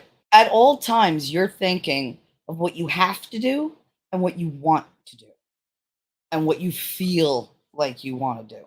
Like, there's different levels, but it's almost like the LSD removed the have to do and brought the other one up as a priority, like to surface level, just like changed its position. Like, yeah, I still, I know I need money. So, you need like some type of income to live, but you're not looking for like the house and the 2.5 kids. And like, you're not doing what they tell you. Now you're doing what you want or what you feel is right for you, which I And think see, is it where the had- spirituality comes in. Well, it had a different effect than that on me personally. I mean, because whereas a lot of people that I would hang out with were more of, done with it. I'm just, I'm going to, travel and do whatever the hell I want to do. It made me more determined not to fall into this trap of, oh, I'm completely freed. It confined me in a way where I became more focused in becoming much more than I currently was. Does that make sense? Well, you went the other way. Yeah. Yeah. So, but that's usually what happens with something. If something's this, not divisive, if it's something this life changing on a cultural level, you're either going to pick one end of the spectrum or the other, because the previous generation is the one sitting in the middle. So you want to get as far away from that as possible, either to become them times 20 or to become nothing like them at all. You just don't want to be like them. There, you don't want the familiar. But see, I didn't even think about that. I didn't think about what other people were doing or what other thoughts were going through other people's minds or anything like that. It became more introspective about me, about the things that I wanted to do and what I needed to do to achieve those kinds of things. Okay. I mean, it's where a lot of my friends would be, the world is much vaster, and they would find some sort of religion or something. But I was already grounded in all of that.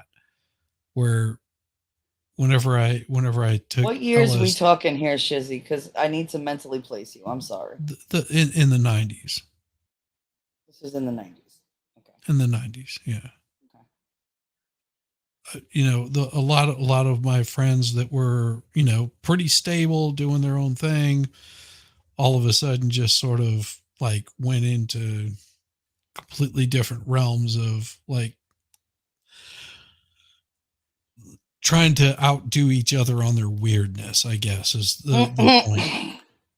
Yeah. It became a competition of, well, I'm not going to conform more because everybody else is conforming more and Mhm. that kind of crap, where they ended up basically being no different than everybody else that they were hanging out with. It became their own little subculture of the same mind. And I didn't like it, so I stayed away from it. I avoided it and took my life in a different direction, where they were looking to not Chose achieve. your own path. Yeah. Yeah. I didn't want to be a part of that. I never necessarily wanted to be part of any one particular group. I just wanted to do my thing and just completely, work to be the best that I could be at whatever I was going to do. Okay. It's weird where everybody else was like, yeah, I'd much rather be part of this counterculture subculture. And it's the same way that you see all these folks that are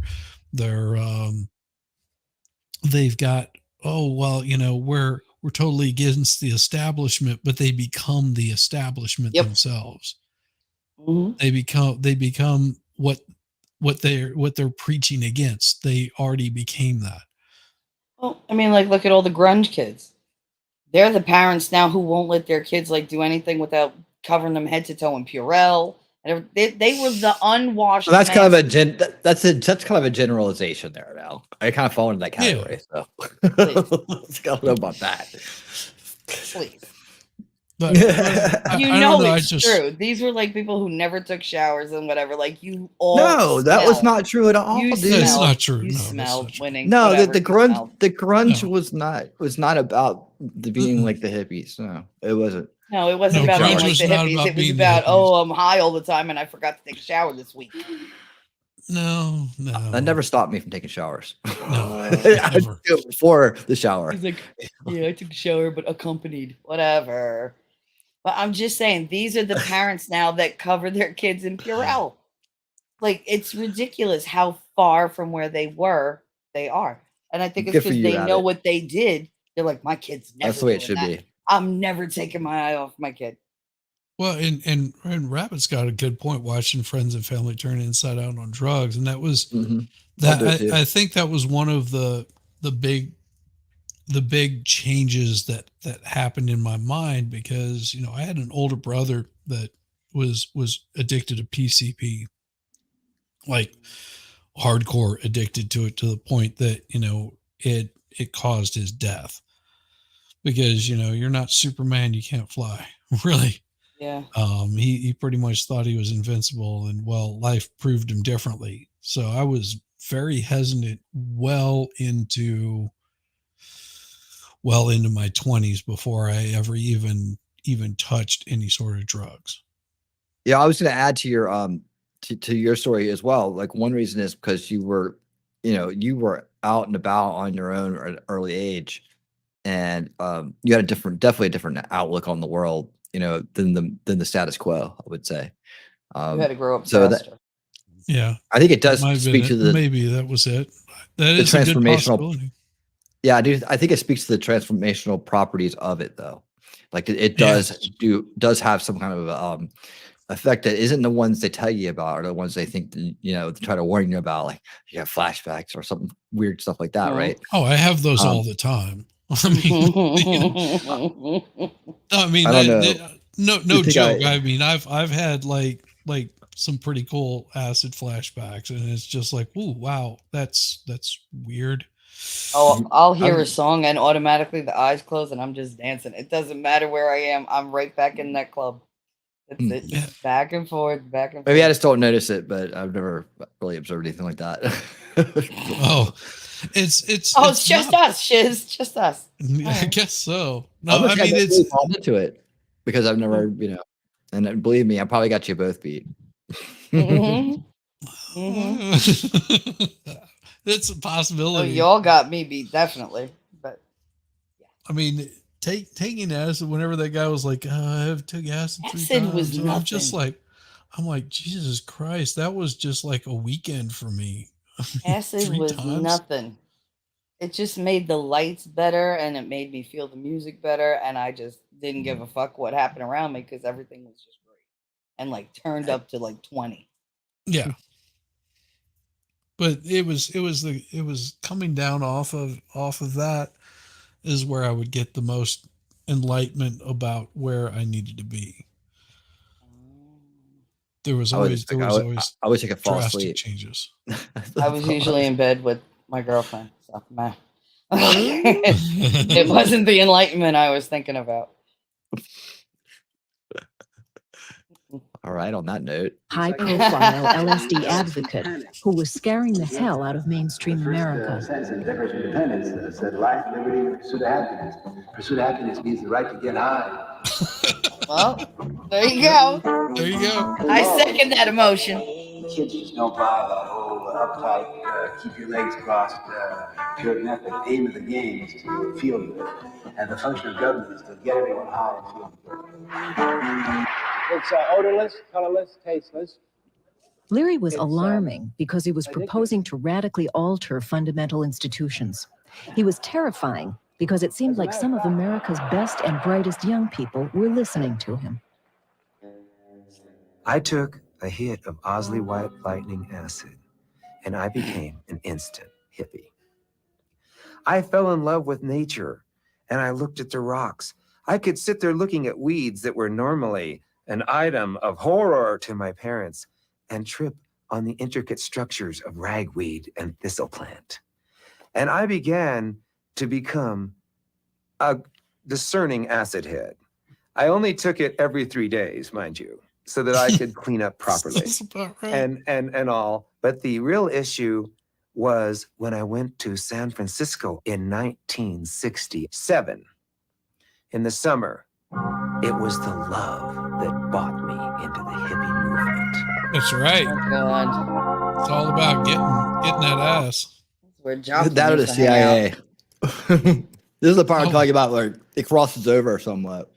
Yeah, it's all about getting that ass. You're sitting there going, "Oh, it's all about love." Yes, I love you like that.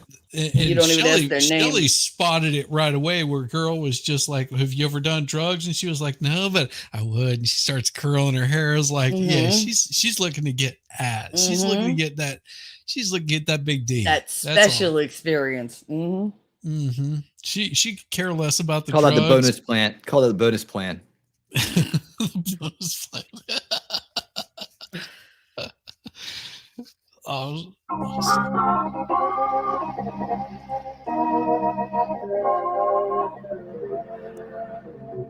The Council for a Summer of Love proclaims a summer of love in the city of San Francisco. We believe that Haight-Ashbury is the focus of a universal spiritual awakening. The Summer of Love is an expression Or of this MK awakening. Ultra. One or the other. Take your We pick. call upon the world to help us celebrate the infinite holiness of life.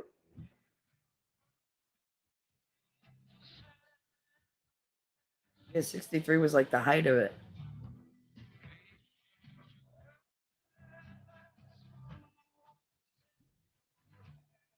This It's the song grad reached students. the top of the charts that Mhm. summer Yep. of '67, Yeah, invitations. and nearly 100,000 young people responded to it by going to San Francisco. What's more, the nation's news media sent their correspondents to report what was happening in Haight-Ashbury, beaming the summer of love into America's living rooms. CBS News, without any flowers in its hair, is in San Francisco because this city has gained the reputation of being the hippie capital of the world. I'm Harry Reasoner.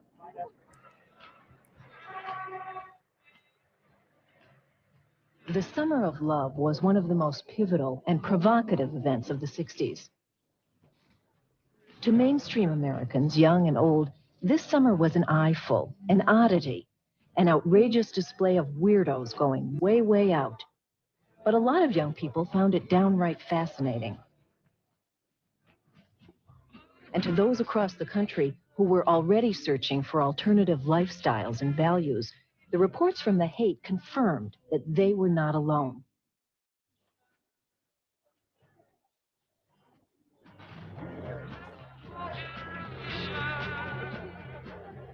Everybody was your brother. Everybody was part of your tribe, part of your group. You could stop and talk to anybody because they all looked the same. They all wore the same clothes. They all felt the same. They They all sang the conformed. same songs. They danced to the same tunes. Went to the same parties. The favorite pastimes of the hippies, besides taking drugs, are partying, They just seminars, switched conformity. groups Yes, of discussion. that's it. There was festivals all and they did. concerts. Yes.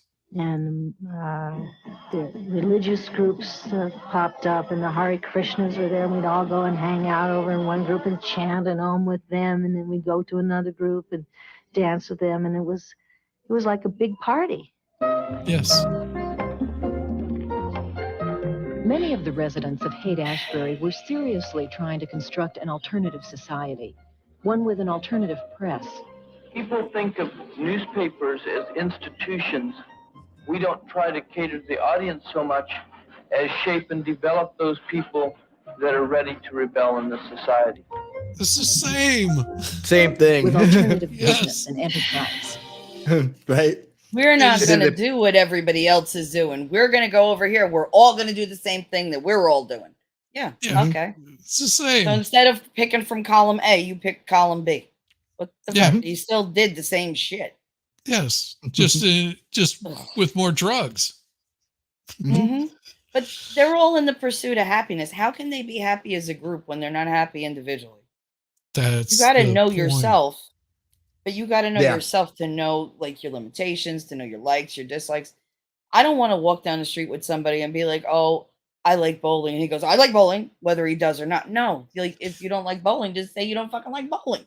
Like, what the hell? Exactly. Right. Like, Well, I'm not going to the- hate it's you the whole- for it. It's like there's no way to achieve happiness all the time. And so the pursuit of it is trivial. So you end up not doing the things you need to do in your life. Then you wake up one day and you're too old, or it's, you missed your opportunities or something like that. And, that who knows? But it's just like one of those things like where if you're not thinking about it at the right time, you struggle with it later. Well, what do they tell you is going to make you happy? To find somebody like you. If Well, it's I not found about somebody happiness, like it's me, about- that would not Yeah. make me happy. Well, it's Yeah, not it's about them not a finding happy happiness life. for you, right? It's not about them finding happiness or happiness at But all. that's It's what. like, But that's what what people do you tell you. need to do Find with your somebody life the in order to same survive and be interests, part all of that. society? Yeah. I think people should. When be they the say, same. no, don't worry about any of that stuff. You need to worry about making yourself happy all the time. No. And that's Not that's the happy all disconnect we're talking about. No, like what You can do both. I don't think you have to be Mm-hmm. happy all the time. I think you have to be happy with yourself. Know yourself before you could Mhm. be part of like a bigger group and be happy within them. You can't look to them to make you happy and then just conform to whatever they're doing so that you're Exactly. accepted. Like Yep. if somebody's going to love you, they're going to love you with whatever quirks you come with. They're not going to say, "Okay, I'll love you if you're exactly like we are." That's just pod person mentality. It is. And that's that's one of the things where people are like, I've been asked before, so what do you think the secret to that relationship is that I've had with my wife for the past 17 years? We They're all have different, we have but different complementary. we have different political beliefs, we have different interests, but whenever we're together, we enjoy being together. We enjoy doing the things that we do together, and we have other interests outside of that being together, which makes it so enjoyable because, she's more on the left, I'm more on the right, but we still can sit down and eat a meal together without, slicing each other's But we throats open. always meet in the middle. Exactly. You got to hope, yeah.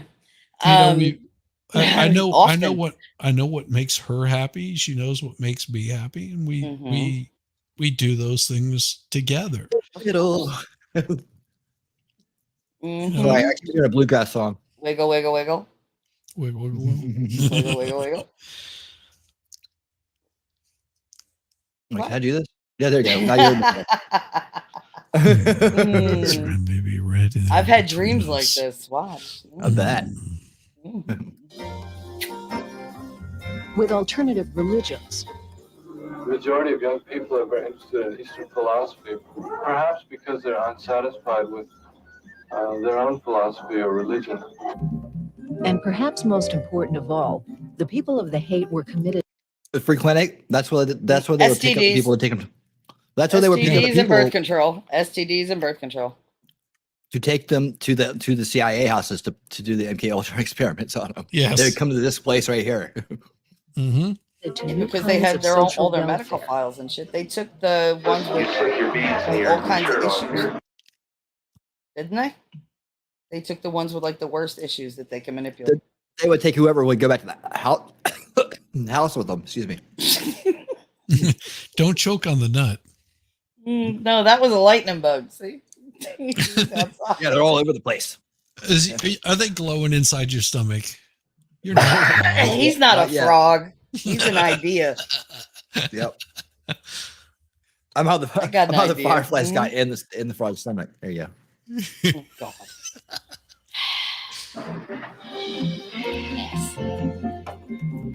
There was alternative everything, because this was a community that was throwing out the old rules and living by an entirely new set of values. The concept of love is a public phenomenon. The mention of love in a public way, be outside of the church. This is the first I heard of it. Love, peace, man. The love and peace. That was the refrain. The concept was that life was there to be experienced fully, experience everything. Have no fear, make no plans, There you go. make no career plan. Fun. Test and enjoy the limits of life. There you go. Oliver Stone. Beautiful. Mm-hmm. There you have it. AFK. We just watched that like 2 weeks ago. Discord. No, but if I never really thought of it that way. That they thought they were being so different, but they were being so different in such big groups, and they all had to like do the same thing. They all liked the same music. That you heard the way that one guy said it. He said, you looked at him and you understood what he thought. So that means you have to like check along with everybody else. Yes. So how is it you just gave up a life where you were probably going to be really successful and comfortable just to go and do this thing with everybody else at the same time in the same tone as one big hive? That's no different than the life that you were going to lead anyway, except now you're dirtier. And poor, and your children will pay for it. But yeah, no. I But never it thought was- of it that way. Yeah, you're just going from one conformity to another. God, that Well, the other thing too is like separating out the hippies from the protesters, student protesters. Yes. How that gets blended together. I think that some of that may have even led me to that scene, believing that that some of that was part of it, right? And that was kind of like some of my shock and awe when they all went left, but I went Is it that anti-establishment. different Now I now? went for the establishment, huh? Is it that different now when you have the TR activists and then they get sucked like into the LG, that whole thing, and the LGs are like, no, like we don't want that, like we're not promoting that, but they're gonna blend them together no matter what because one is acceptable, the other one has problems. It's So the they same have way to with like with dilute it. Antifa and Well, the BLM. activists take over the cause. Well, think about BLM, where it started out, and then the people that jumped in there on top of that. You had Antifa jumping in there on top of that. And so they tend to get all lumped together as one whole group of, people that are just wanting to be one particular way and other people wanting to be another way. And well, my enemy that is an enemy of my enemy is my friend for this period of time. It's really screwy and incestuous, and that's why I tend to not try to fall into those traps. I mean, it's easy to fall into those traps with any group. And You're so pressured to conform, you don't even feel the pressure anymore. That's a constant state of being. That's why all these people have anxiety out the ass. because you come out with expectations put on you that you never saw coming, and you're just going to carry them like that's natural, and it's not. Well, and like Rabbit says, never fell into any group. I mean, that's sort of the point now, isn't it? It's like you don't have to fall into any group, but you can understand where each one of them is coming from. That sounds like a song. What? Like saying your ABCs. LGBTI. Yeah, I don't want to go to that dimension. Nope, I don't like it. QLMO. Because those people live in an alternate reality. Is it a reality? For them. I don't know. Is it? Remember what they said earlier? You create your reality. That's what it's believe becoming. It enough, that becomes your reality.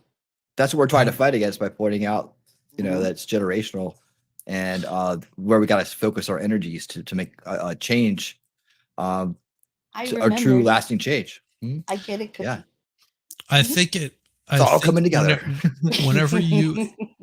Whenever you acknowledge any sort of craziness, you allow them to entertain the thought that basically they're living rent free in your head.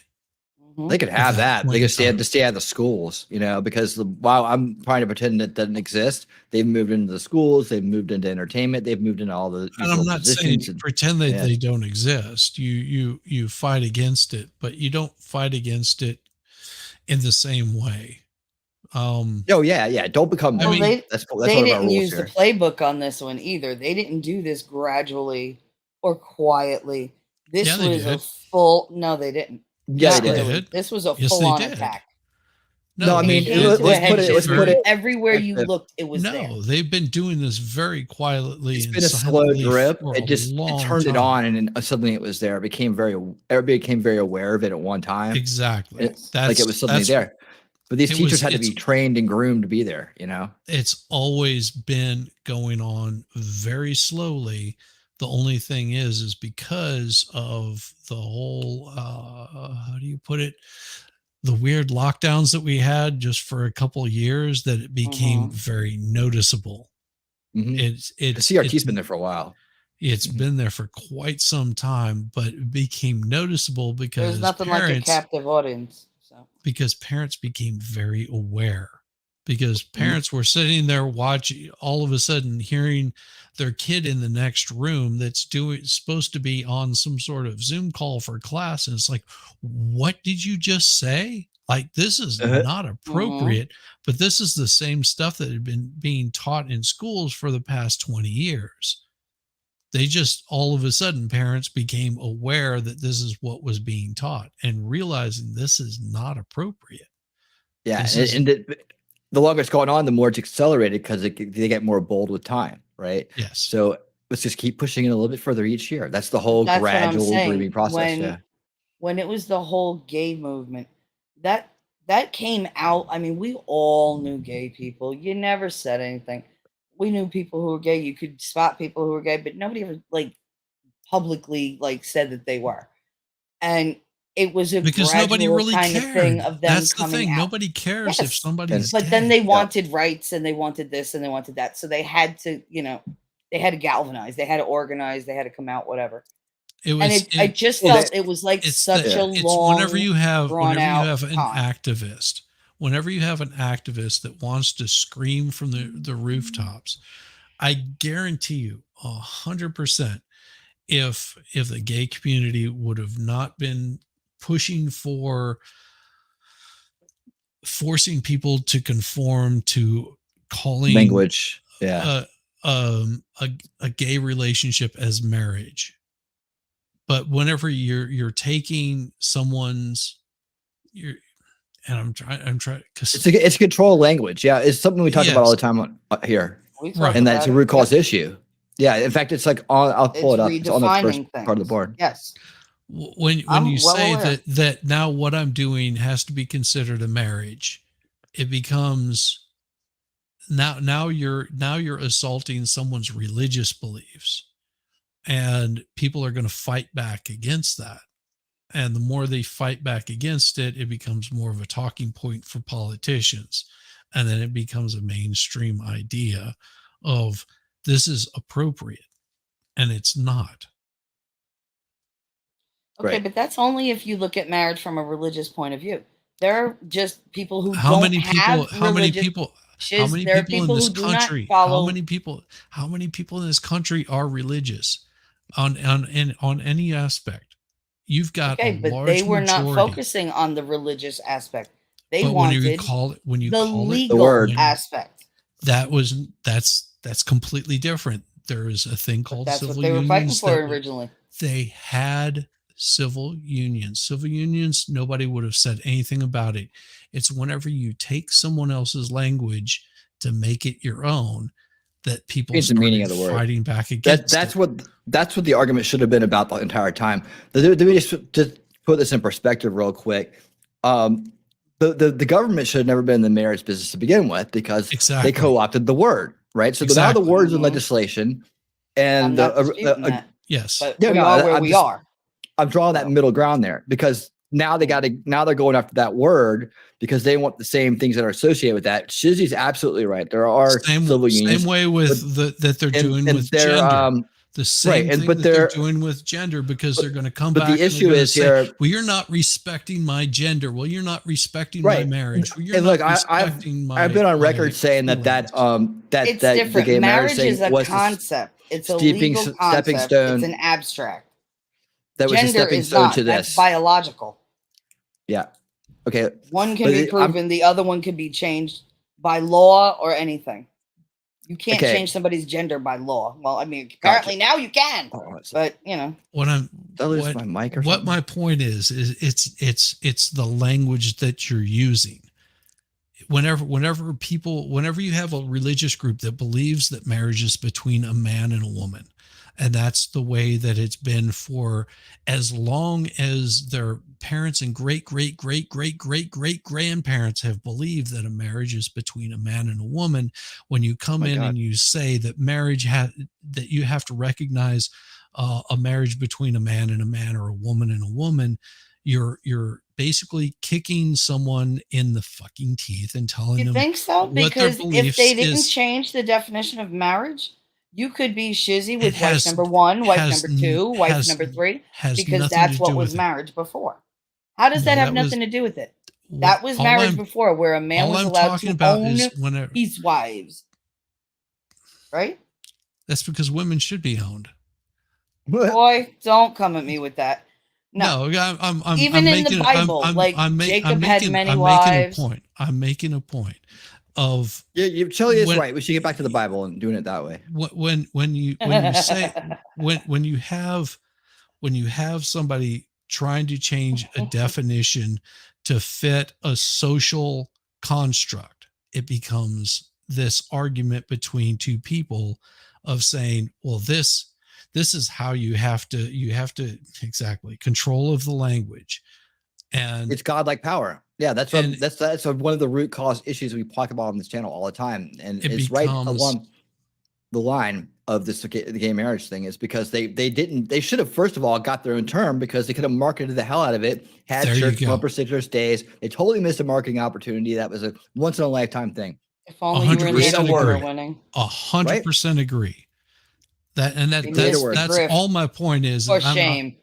I have no problem if and two so men want to be together, then the then LGBT be together and the Christian church, because church they're defining it. But you walk around and ask any gay person which church they want to get married in, which is what I did when this came out. None of them said a Christian church, so it was like none of them had any kind of idea whether they wanted to get married or whether they would do it in a church, right? Right. Probably most time in the woods with some guy flapping a feather around. But whatever. Whatever it is. But it's like, why go after that word, right? Because they had already been set against the Christian church. They had already been set against the religious establishment, and they were already battling. So them going after the word became very personal. Yes. Right. And that's why they should have been like, no, you guys keep the word. We'll get our own word and we'll make lots of money on it, you know? Exactly. But they just wanted to go get that blood because those Christians said God doesn't love gays. Right. That's what they wanted to do. And that because they're led by very radical people. you know, and the people that are very radical on the other side, like the Westboro Baptist Church, are the ones who agitate them. Yes. You know, and they agitate the worst each of other. each group going at each other, right, and making all the decisions. That's the problem, and that's the control of language too. And I hate that crap because I personally I really don't care if two dudes are living together, two women are living together, and they're absolutely happy, and they need to basically have the same rights and privileges that a man and a woman have in a marriage. I have no problem with them having those same tax benefits and all of the legal ramifications that go along with that. I am absolutely fine with that. It's just whenever you tell me that I have to recognize you for being, you know, a dog because that's what you feel like you want to be called that day. And that's my point. It's the same. But it was a step. stepping stone. It is the same stepping stone. step. Yeah. I think it was too. You can never surrender that seems like a principles of pebble language compared to the other. Jesus. No, it's the same. It's the same thing. To ask to have the same rights as just let's put it this way. married people. All right. So Is you're one telling thing. me you're telling me that To ask you to call them something that's not true based on there I you don't go. know, a There's my guessing point. game. There's my point. There's my That's point. what it turned into. Because the there's gender no stuff. way you could ever be right because they're going to change it day to day. That's My point. ridiculous. That's my point That's with ridiculous. game. Whenever you want That's to why call, you can't give an inch on when it comes to language. You have to stand Exactly. true to the integrity of the language, or it's nothing. Then you give the godlike power away to idiots who are going to misuse it. That's what and I'm make up saying. words We've for changed everything. marriage over time. Marriage has changed. The Jews, like older Jews, they had the what is it? The polygamy. You know, they had Look, many that wives. wasn't universal, Shelley. That wasn't universal. was- you can't that say that applied to Christians. That applied to anybody else. No, That- what did I just say? I said the older Jews, like the Jews in the beginning of the Bible and the Old Testament, they had that. Then they went down to more like a one-on-one type thing. And as soon as she died, they got another one. And then the Christians went and redefined it as it is strictly between a man and a woman. One Within the man, church. one The woman, Christians redefined no the whole divorce. Bible. There The was no. Christians It was till redefined the death whole do us Bible part. from the Torah. But Just saying, they redefined the but whole look, Bible from the within, Torah. So because it's a that's- religious ceremony, right? So the religions were taking care of their own word themselves, right? Because the problem is, and we know where the root is on this already. It's the problem is the state got involved in the marriage business and it never should have Yes. been there. That's what's caused the rift. And what does it talk about when we talk about subversion? What do they say they do? They put institutions between people, right, to break down the communication and divide it. And that's a perfect example of an institution being put in between people where it shouldn't be. Like the gays never should have had to go and get added to that list. Nope. Never should have. Their contract should have been honored, bare minimum. And what we should have gone after was who wasn't honoring the contracts on a one-to-one basis until everybody would honor the contracts they had. Because that's all marriage is contract. And you're also seeing a But large it's a ceremony on top You're of also seeing, especially in this Pride Month, you're seeing a lot of the gay community, the majority of the gay community that is kicking back and they are shouting out. It's just like tea does not belong in the lesbian and gay bisexual community. Yep. It does No, not it doesn't. belong there. We don't accept these maps. I We do don't. not accept this shit. This is not part of what we're about. This has nothing to do with the movement that we fought so hard for, and they're fighting against it. And it's the same way that you have to fight against this constantly with people that want to redefine words and redefine genders and say that a man can be a man and a woman can be a woman. No, you shouldn't have to fight against this stuff. It is fact. I don't have to sit here and argue with somebody saying, well, you've got to call me puppy dog because that's what my pronouns are. Well, you can shove your pronouns up your ass for all I care, because I just, They've never had to come across any kind of restriction. They never had to fight. They never had to hide. I mean, Jesus, sometimes when I say, that I'm bi, I still wait for like a backlash for somebody to Why? say something stupid. Dude, I Because honestly, when I I care was less. coming out, you didn't come out. I don't You even just count bi as one of those things, man. Bi to me No. is a Listen, fetish. It's a No, fetish. It's not a lifestyle. don't you even. I gotta I'm take saying that it. shit from the Hot take. dykes and the gays. No. It's Because they true. like It's saying, oh, true. you're confused. You gotta pick one side or It's another. not I don't have to confused, do but shit. it's about lifestyles. And your lifestyle is very much a straight lifestyle. Sorry to break it to you, but it is. And your fetish I is have the other- lifestyle of a a little- fucking nun right now. Jesus. But that's what I'm talking about. That's how they slip in the cracks. Like you start. So I you guess start I'm getting- feeling awfully Catholic. You get you get fetishes That's involved, though. bisexuality, Catholic. And Just that's where the refreshing, trannies came. That's where the frigid. trans came in. That's that's where drags hilarious. came in. That's where Love everything came in. And it came in under the Yes. queue, and it's because the B and the T were at it. It just should go back to L and G, all right, and then S for the other side, Yes. for the straight people. That's what it really is. I mean, you're not living any differently than one way or the other. No, It's It's about not your now. lifestyle, alternative lifestyle, not alternative fetishes, alternative lifestyles.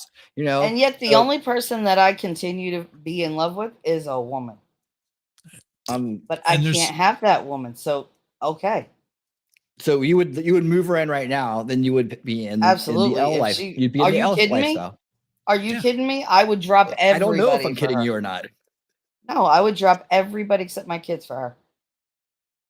Today. Well, there you go. But she's the only one. Yeah, see. But that's been my point. I'm just saying that I have no problem with any of that. It's I don't like either. if that's your thing, that's your thing. Just don't make it everybody's thing. I mean, Just And that's I the should whole I thing. should you I should said you should they don't you know what should- it's like to just have You to shouldn't- fight for something. but you shouldn't have to have my acceptance to be happy with your life. No, I wanted acceptance so I didn't get beat up walking down the street. Like that was what we faced. Well, who's we? Everybody you, faces you that. would face it as that would be as an L though. You see, no one's No, gonna be like, because "Get I the always pies." hung out. Well, because that's who I hung out with.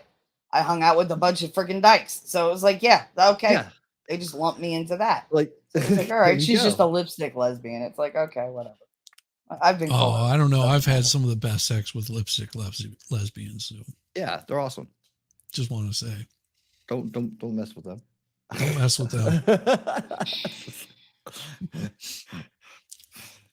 Yeah, but that's what I'm saying. It's like Go ahead. it's a broken coalition to start with, and what do broken coalitions eventually do? They break. Yes. You know, it's going to break. It's not going to last because they don't have enough in common to be really together in the first place. They have a common.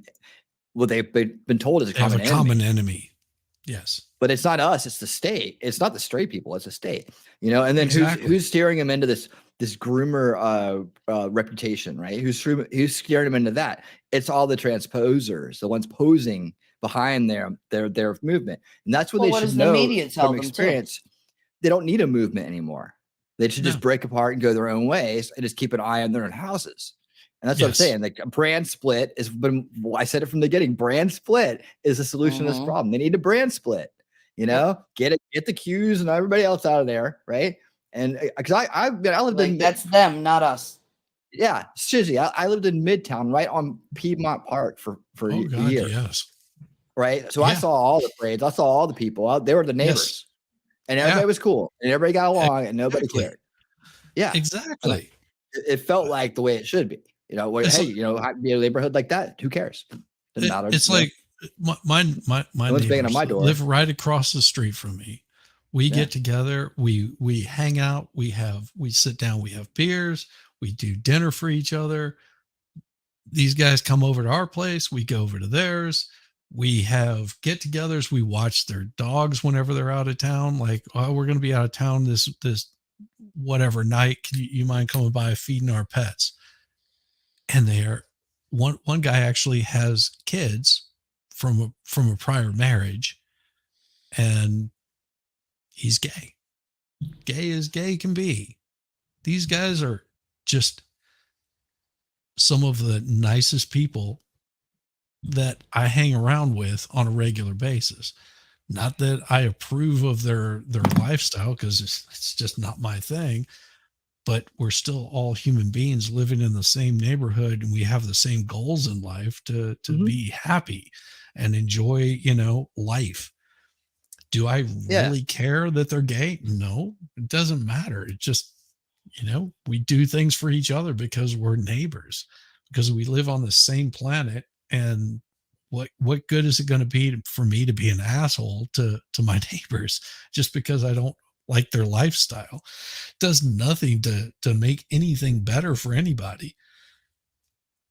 I think these guys have probably been together longer than I've been with my wife. What does that matter? No, it doesn't. And that's the point. But these guys are the old schoolers, right? So these guys, like you're talking about, these are the ones that they're the reason why there needs to be a brand split, because there are a lot of decent people out there who have that lifestyle. In fact, 99%, right? And then there's this 1% and that make it like trash, right? And then it's never going to stop because the lunatics are in charge of it now. The ones that they shouldn't be in charge of it. The based ones are at home minding their own business, and saying, if you've got I don't want any someone part in of the that shit. government that's stealing, people's luggage just to show up to a press conference running nuclear programs, that's a little worrisome. That's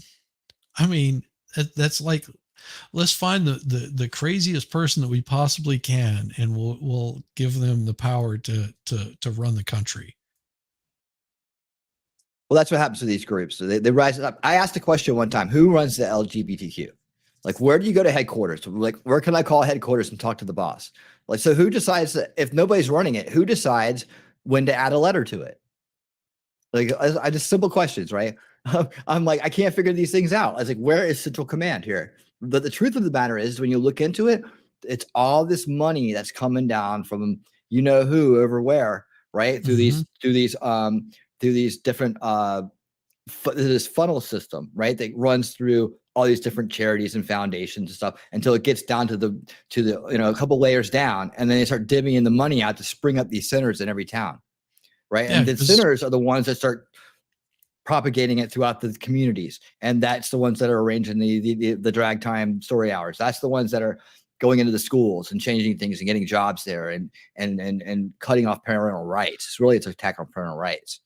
And so that's where the money's coming from. That's how these things spring up and become trendy, is the money comes funneling in here through these foundations from a source that wants to destabilize the country, right? That's been doing it for years. We all know his name. I guess I could say I'm not monetized. Source, right? Yeah. But you trace the money back, all these different places that are springing up, they're all him. So when we look at the sixth veil, right? The one that's the fourth veil, the cycle of control, that's where that's where he hangs out right there.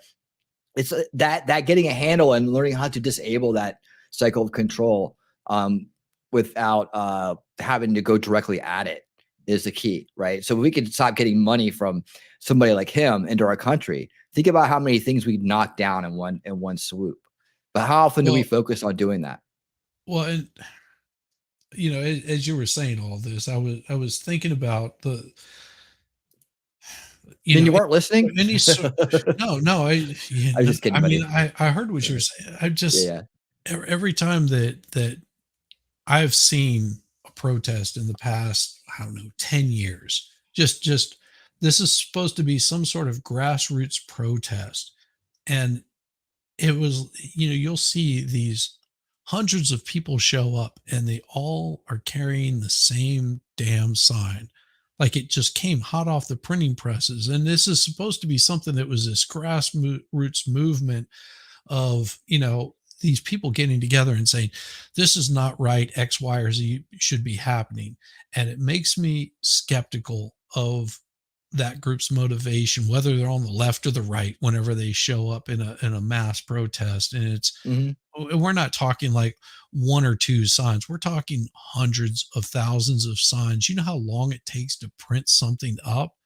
It's money, like this was absolutely pre-planned way ahead of time. Think about the George Floyd protests. Oh yeah. Happened almost immediately after that. It was like they were sitting in wait, just had a name to put on a placard. Oh, dude, we kind of covered some of that, I guess, on a recent show where the anonymous one, like the one that Face of Anonymous. I thought that Yeah. that did a good job of talking about how these things spin up, right? Like, one dude was like, in the day he just get a piece of paper in a crowd and he know where the next active is, the next Right.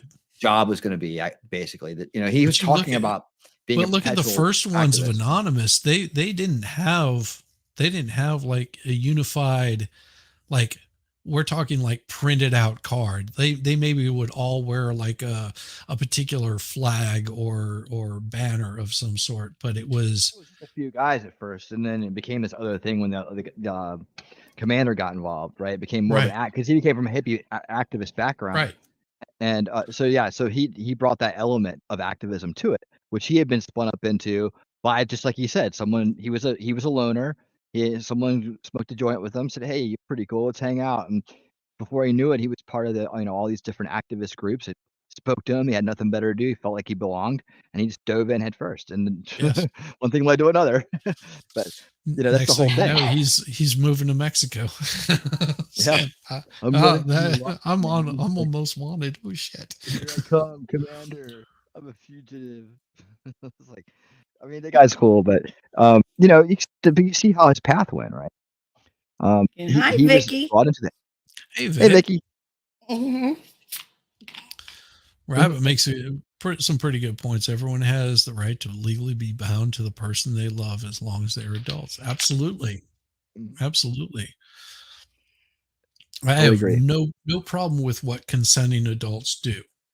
I Stay have away from the no kids. problem with that. The only issue I have is whenever you start going after kids or the mentally retarded. Then I'm going to have a little bit of an issue. That's most of the world. No, I mean, like, I'm not that talking order. about just slightly below IQ level. I'm talking about like to the point where don't mess with the bobbly wobblies. I got problems there. Oh yeah. This is the last straw. They start hitting the homes for the mentally retarded and dressing them up and parading them around. That'll be cool. coming up. That'll be coming up, coming soon to a theater near you. It's If we let it get there, well, that's for sure. I mean, it'll go as far as you can imagine. I would imagine.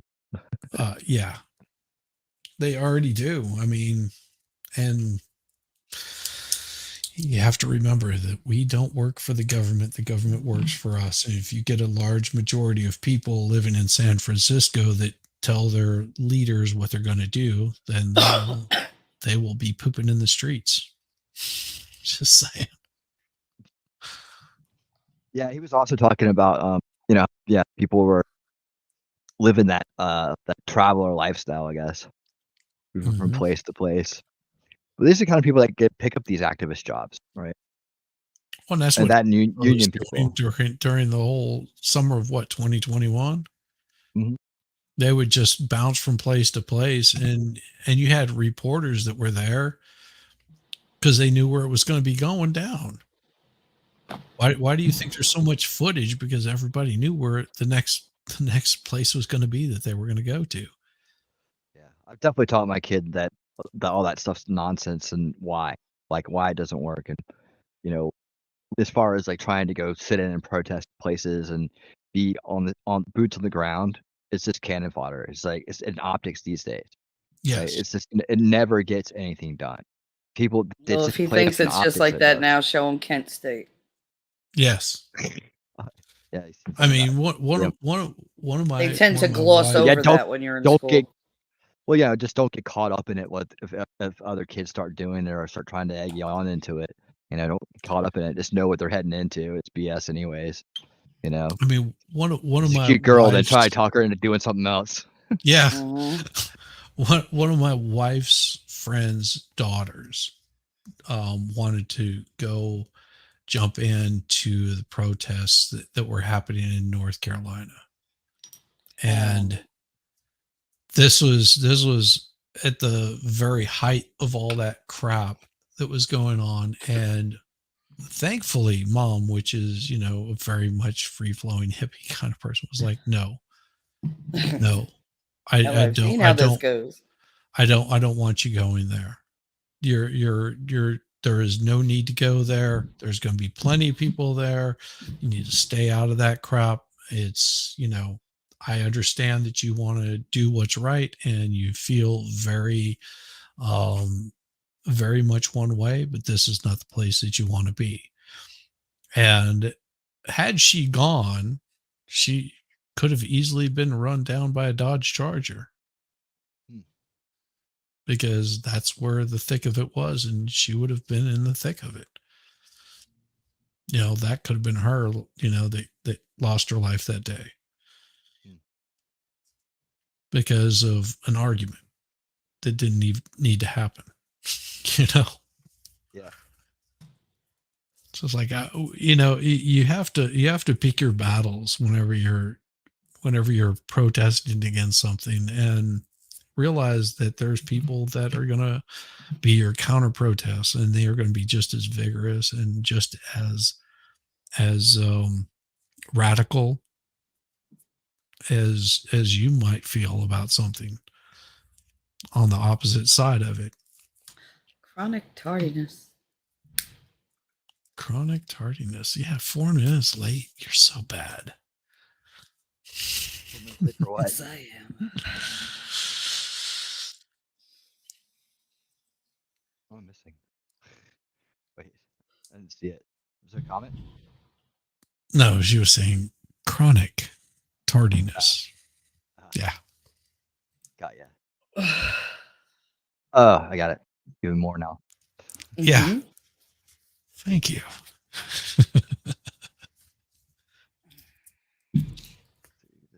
That's not what I wanted.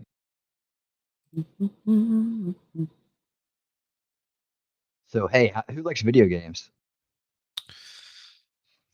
Let's see. Turbo. I barely remember that one. I was at Dig Dug. And then that looks like Miss Pac-Man. Galaga. I don't know the last one down there. That looks like Betty Boop or something like that. I'm not I sure. still what the have my Atari original was. Atari games and the Atari system. Oh, wow. Yeah. I'm nostalgic like that. Check them out. This guy I know actually has has the box that's built out, and he created the whole mod. So he has all of the original, like Pac-Man, Miss Pac-Man, Galaga, and they're all just in one little box, and you actually can go through and select what game you want to play on it with the joysticks. Has Street Fighter, all of it. Just like you name the console game or the big box game, all he has to do is just punch it up on there. Pretty cool. The 80s became the golden age of the arcade, and kids spent quarter after quarter playing video games. There wasn't anything like going to an arcade with your friends on a Friday or Saturday night and spending a roll of quarters. Yeah. These arcades were exciting and fun. If you didn't play these games in an arcade, then perhaps you played them in a bar, restaurant, or even a convenience store. For the most part, many of these games from the 1980s have disappeared from those locations. Yes. However, there has been a growing trend of opening retro arcades, and for a flat fee, you can play until they close or when your fingers get tired. In this video, we are going to take a look at some of the most popular video games of the 1980s. Look at that feather. The feather hair. Mm-hmm. I was just thinking about that game, Leisure Suit Larry. Very Leaf Garrett. Pinky Tuscadero, Leather Tuscadero. Yep. Yep. I mean, I used to spend hours in the arcade. Oh God. Oh hell yeah. Place to go. Pac-Man is considered one of the most famous and iconic video games of all time. It was developed by Namco in 1980, and it was released in Japan under the name of Puck-Man. When it was released internationally, Puck-Man became Pac-Man. The player is tasked with controlling Pac-Man, who must eat all of the dots in the maze while avoiding 4 colored ghosts. If Pac-Man eats one of the 4 flashing dots, he becomes energized, and the ghosts turn blue and he's able to eat them. The Pac-Man craze in the 1980s was real. There was all sorts of merchandise, from pencils, shirts, pins, folders, cartoons, and even a song. Some parents and even some cities became concerned that kids were spending too much time playing Pac-Man. They tried to restrict when these games could be played and how close they could be to schools. However, Pac-Man overcame these adversities, and it is still going strong today. Galaga was developed by Namco in 1981, and it was a sequel That to was the one I Galaxia, which played. came out in 1979. A player starts out with 3 lives, and they must destroy Galagan ships in each stage while avoiding the enemies and their shots. If your spaceship gets abducted and you have 1 or 2 ships left to spare, you can rescue your ship by destroying the abductor enemy. This will allow you to have double the firepower. This video game is one of the most commercially successful games of the 1980s, and it spun off several sequels. This reminds me of my training in the secret space program, actually. Mine too. Yeah, we were fighting giant mechanical bees and stuff. And I had this ship that could, it could be a dual ship sometimes. Yeah, when I got the dual ship, man, I was all over it. God, you're like 12-year-old. Super Mario Bros. Was created and published by Nintendo in 1985 following the Mario Bros. Game in 1983. The game features an Italian-American plumber named Mario and his brother Luigi. Wait, the objective of the game is to exterminate various creatures. You're telling me Mario was Italian? News to me. La fangula sord. I was Greek. La festa de mamma. Love you, Shelly. And aquí et temor. And those were all lovely things I just said about you and your ancestors. That's what so I there you said. go. That's why and all the dead. Out of the So That's there why I you said I go. love you, Shelly.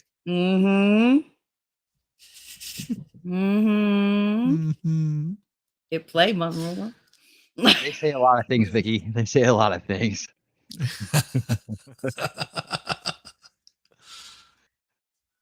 By flipping them on their backs and kicking them away. The arcade game and the version on the Nintendo Entertainment Systems were a huge hit among video game enthusiasts. Some consider this to be the greatest video game of all time, and it is certainly one of the best-selling.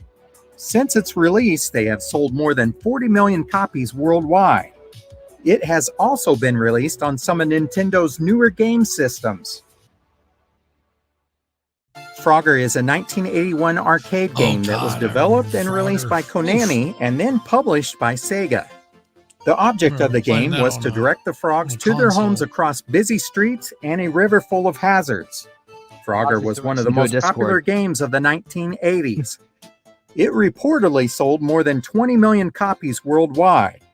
The game set the bar in the video game world, and it found its way into pop culture, including TV shows and music. Donkey Kong was released by Nintendo in Japan in 1981. It's considered to be one of the most popular arcade games of all time. The object of the game was to maneuver a character named Jumpman, who we later found out was Mario, through a construction site. A player had to jump over and avoid obstacles in order to rescue the damsel in distress named Pauline, which we later found out was Peach. Nintendo has had a lot of success with both characters Donkey Kong and Mario from this game. Donkey Kong Jr. was one of the many sequels, and it was released in 1982. Centipede was released in 1980 by Atari Inc., and it became widely popular. It became one of the most commercially successful games of the 1980s. The player would use a rollerball on the console to control a moving shooter to fight off spiders, fleas, scorpions, and yes, centipedes. If the centipede was destroyed before reaching the bottom, then the player could move on to the next level. The game was so popular that it spun off a sequel named Millipede, and it was released in 1982. Miss Pac-Man was a sequel to the 1980 Maze Craze arcade game Pac-Man, and it was released in 1982. The objective of the game was pretty much the same as Pac-Man, but Miss Pac-Man wore a bow on her head and she went through different mazes. This game was also very popular, and it continued the Pac-Man fever. Over 115,000 arcade cabinets were sold. Dig Dug was another popular game of the 1980s, and it was released in 1982. The game was published by Namco and distributed by Atari. A player was tasked with controlling a character to defeat all enemies in the stage by either inflating and popping them or crushing them under big rocks. This game ate up many of those quarters that kids brought into the arcade. Defender was developed and released by Williams Electronics in 1981. Defender. It may have been one of the most difficult games at the time, but it was certainly fun. The objective of the game was to defeat waves of aliens in an unarmed planet while you're protecting astronauts. They sold over 55,000 units, and it became one of the company's best-selling games. Defender did have a number of sequels, but they weren't quite as popular as the original one. Tempest was designed and programmed by Dave there in 1981. The game took place on a three-dimensional surface, but it sometimes wrapped into a tube. You're going to give me shit, but The pole player was position tasked my with favorite. controlling a claw-shaped Of course, blaster that position moves was so along the much edge fun. of the playing field. This game was one of the first ones to use Atari's colored quadriscan vector display that up. technology, and Not it fair. allowed players to choose their own starting level. Each level of the game had a different layout. It was certainly one of the most memorable games of the 1980s. The Star Wars game was released by Atari Inc. in 1983. It was based on the original Star Wars movie. Players would take control of Luke Skywalker's X-Wing fighter through different levels in a first-person point of view. This game did not require you to destroy every fighter in order to reach the next level. Instead, you had to survive a certain length of time avoiding enemies and their gunshots. The game itself featured voices from the movie, which included Luke Skywalker, Obi-Wan Kenobi, Darth Vader, Han Solo, R2-D2, and And you Chewbacca. fly into the little valley and you had to destroy shit on the side. Dragon Slayer is certainly Yep. not the most Yes. popular And this is game great, on too. this list, but it is Yes. certainly well known for having superior Cartoon. graphics compared to other video I games that memorized were out pattern at on the this one, too. time. It was made by Cinematronics in 1983. The game followed the adventures of Dirk the Knight, who was trying to rescue the princess from an evil dragon. This game has been on a number of platforms, and it has had several sequels. It was also made into a TV and comic book series. Dragon's Lair is one of 3 video games that is housed gotta at the stay in the Smithsonian lanes. Institution in Washington, D.C.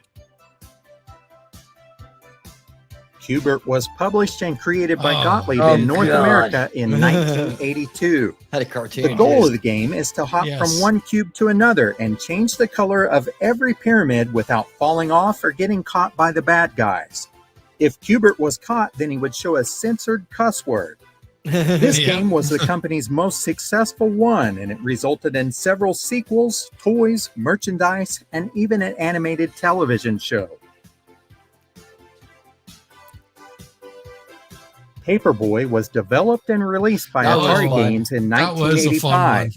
'Cause The you could object just of the game nail was to use people a with set of papers. handlebars and a controller to deliver a fictional newspaper called the Daily Sun along a suburban street. Players could also vandalize non-subscribing homes and avoid hazards on the street. Yep. The game was lost if the Paperboy missed or damaged a subscriber's house. Get that mailbox. Oh. Zaxxon was a video game that was developed and released by Sega in 1982. Had that The weird controller objective in of the front. game was to pilot a Yes. ship and hit as many targets as possible within a dangerous fortress while There's a 3D avoiding game, enemy too. You had to, shots or running out of fuel. I think This was three-dimensional. the first video game to be advertised on TV with a commercial produced by Paramount Pictures for $150,000. Jeez. 1942 was Oh, that released was in arcades my in favorite 1984, right and it was there. made by a company called Capcom. I got It was really set good in the at that Pacific game. Theater of World War II, and the goal was to reach Tokyo and destroy the entire Japanese air fleet. Ironically, it was created by Japanese developers. In 1985, it became one of the most successful arcade game units of the year. The game was so popular that several spin-offs were released, and you may remember one of them called 1943. Yep. Pole Position is a racing game that was released by Namco in 1982. It became the most popular arcade game in 1983 because a steering wheel was used to play it, along with a gear shifter for high and low gears. Pole Position became the highest grossing arcade game in 1983 with 21,000 arcade machines sold. Rampage is a 1986 arcade game that was released by Bally Midway. Players would that one now. control of a trio of monsters to try and survive against military forces. Each level was completed when a city was reduced to rubble. The game was so successful that it had several sequels, and it even appeared in a movie in 2018. This game is remembered by many people because it was different than any other game that has ever been released. Tron the video game was inspired by the Disney movie by the same name. It was released by Bally Midway in 1982. The New York Times reported that 800 arcade units were sold within its first year. In 1983, the game made millions in sales and even more in quarters with gameplay in arcades. I hope you enjoyed this little look into the most popular video games of the 1980s. There were certainly many more than we could cover in one video. Which of these games did you enjoy playing? I got some Jersey. Do you have any others that we didn't mention? That was John Cougar Let us know in the comments below. That's right. As always, thank you so much for watching. There you go. Video games, God. The amount of quarters that we dumped into those damn machines. Dear God, so many. I mean, it wasn't uncommon to take, $5 and you'd blow through that in like an hour. Be like, God damn it. You really had to pace yourself for that stuff. Yes. Yes. You could buy You learn yourself to get good something at to the game. eat and a drink for like $1. Yeah. And then you would spend like $20 on video games. Mm-hmm. They weren't stupid. They're like, no, stay, eat cheap, and you just play longer. No shit. Everything used to be sticky. Like all the soda on the floor, remember? It was like, oh. Yeah. I just saw your private chat. That's insane. Oh, did you read it, Winning?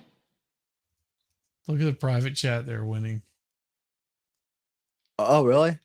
How's that always happen to him? I don't know. Why him? He's I don't know. I don't know details. He's like Stop it. so not. No, that's. He's got the look. It's the beard. It makes him jealous. It makes all. It makes all those little beta boys jealous. Well, I can't. They have 3 chin hairs. I can't miss the grift here, so you can't. I can't miss the grift. No. Vicky, you've been summoned. Oh, Vicky T. Vicky T. And let's see, we'll find it. We're gonna snipe Thermo. You have to. Thermo is so awesome. Yeah, he's been on before. I've been on his show. We're good. I have too. I gotta find his channel though.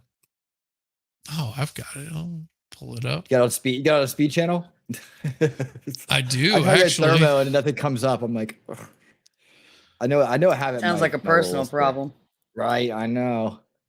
Fully you were here. Right. I got it. Okay, I was gonna say because I can up at the top here. Put it right in there. There we go. Never misses an opportunity. Oh wait, it's Vicky's here. Hold on. Let's see. There you go. Is this working? What? My See, Steam that Deck sounds, locked up. that sounds like a personal problem if it's Hey, not Vicky. working. There we go. He really. Hello, Vicky. Vicky T. And thank God it's after midnight. I've got a wonderful trick for you. Okay. Oh God. What's it? Okay. So if you look in on your computer screen, you'll see a little speaker icon. See that little speaker icon down there? Hold on a second. Hold on a second.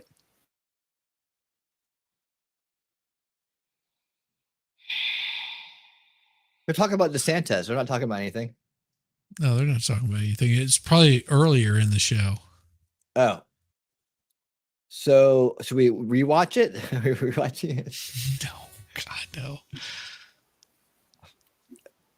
Anybody just give us a breakdown? Okay, well, let's see. If she ever comes Where can back, we- Vicky. Does anybody I'm know right where we should here. start? Yeah, she's there. Is it not working? It's better. No, I got it. Is it I got not it. working?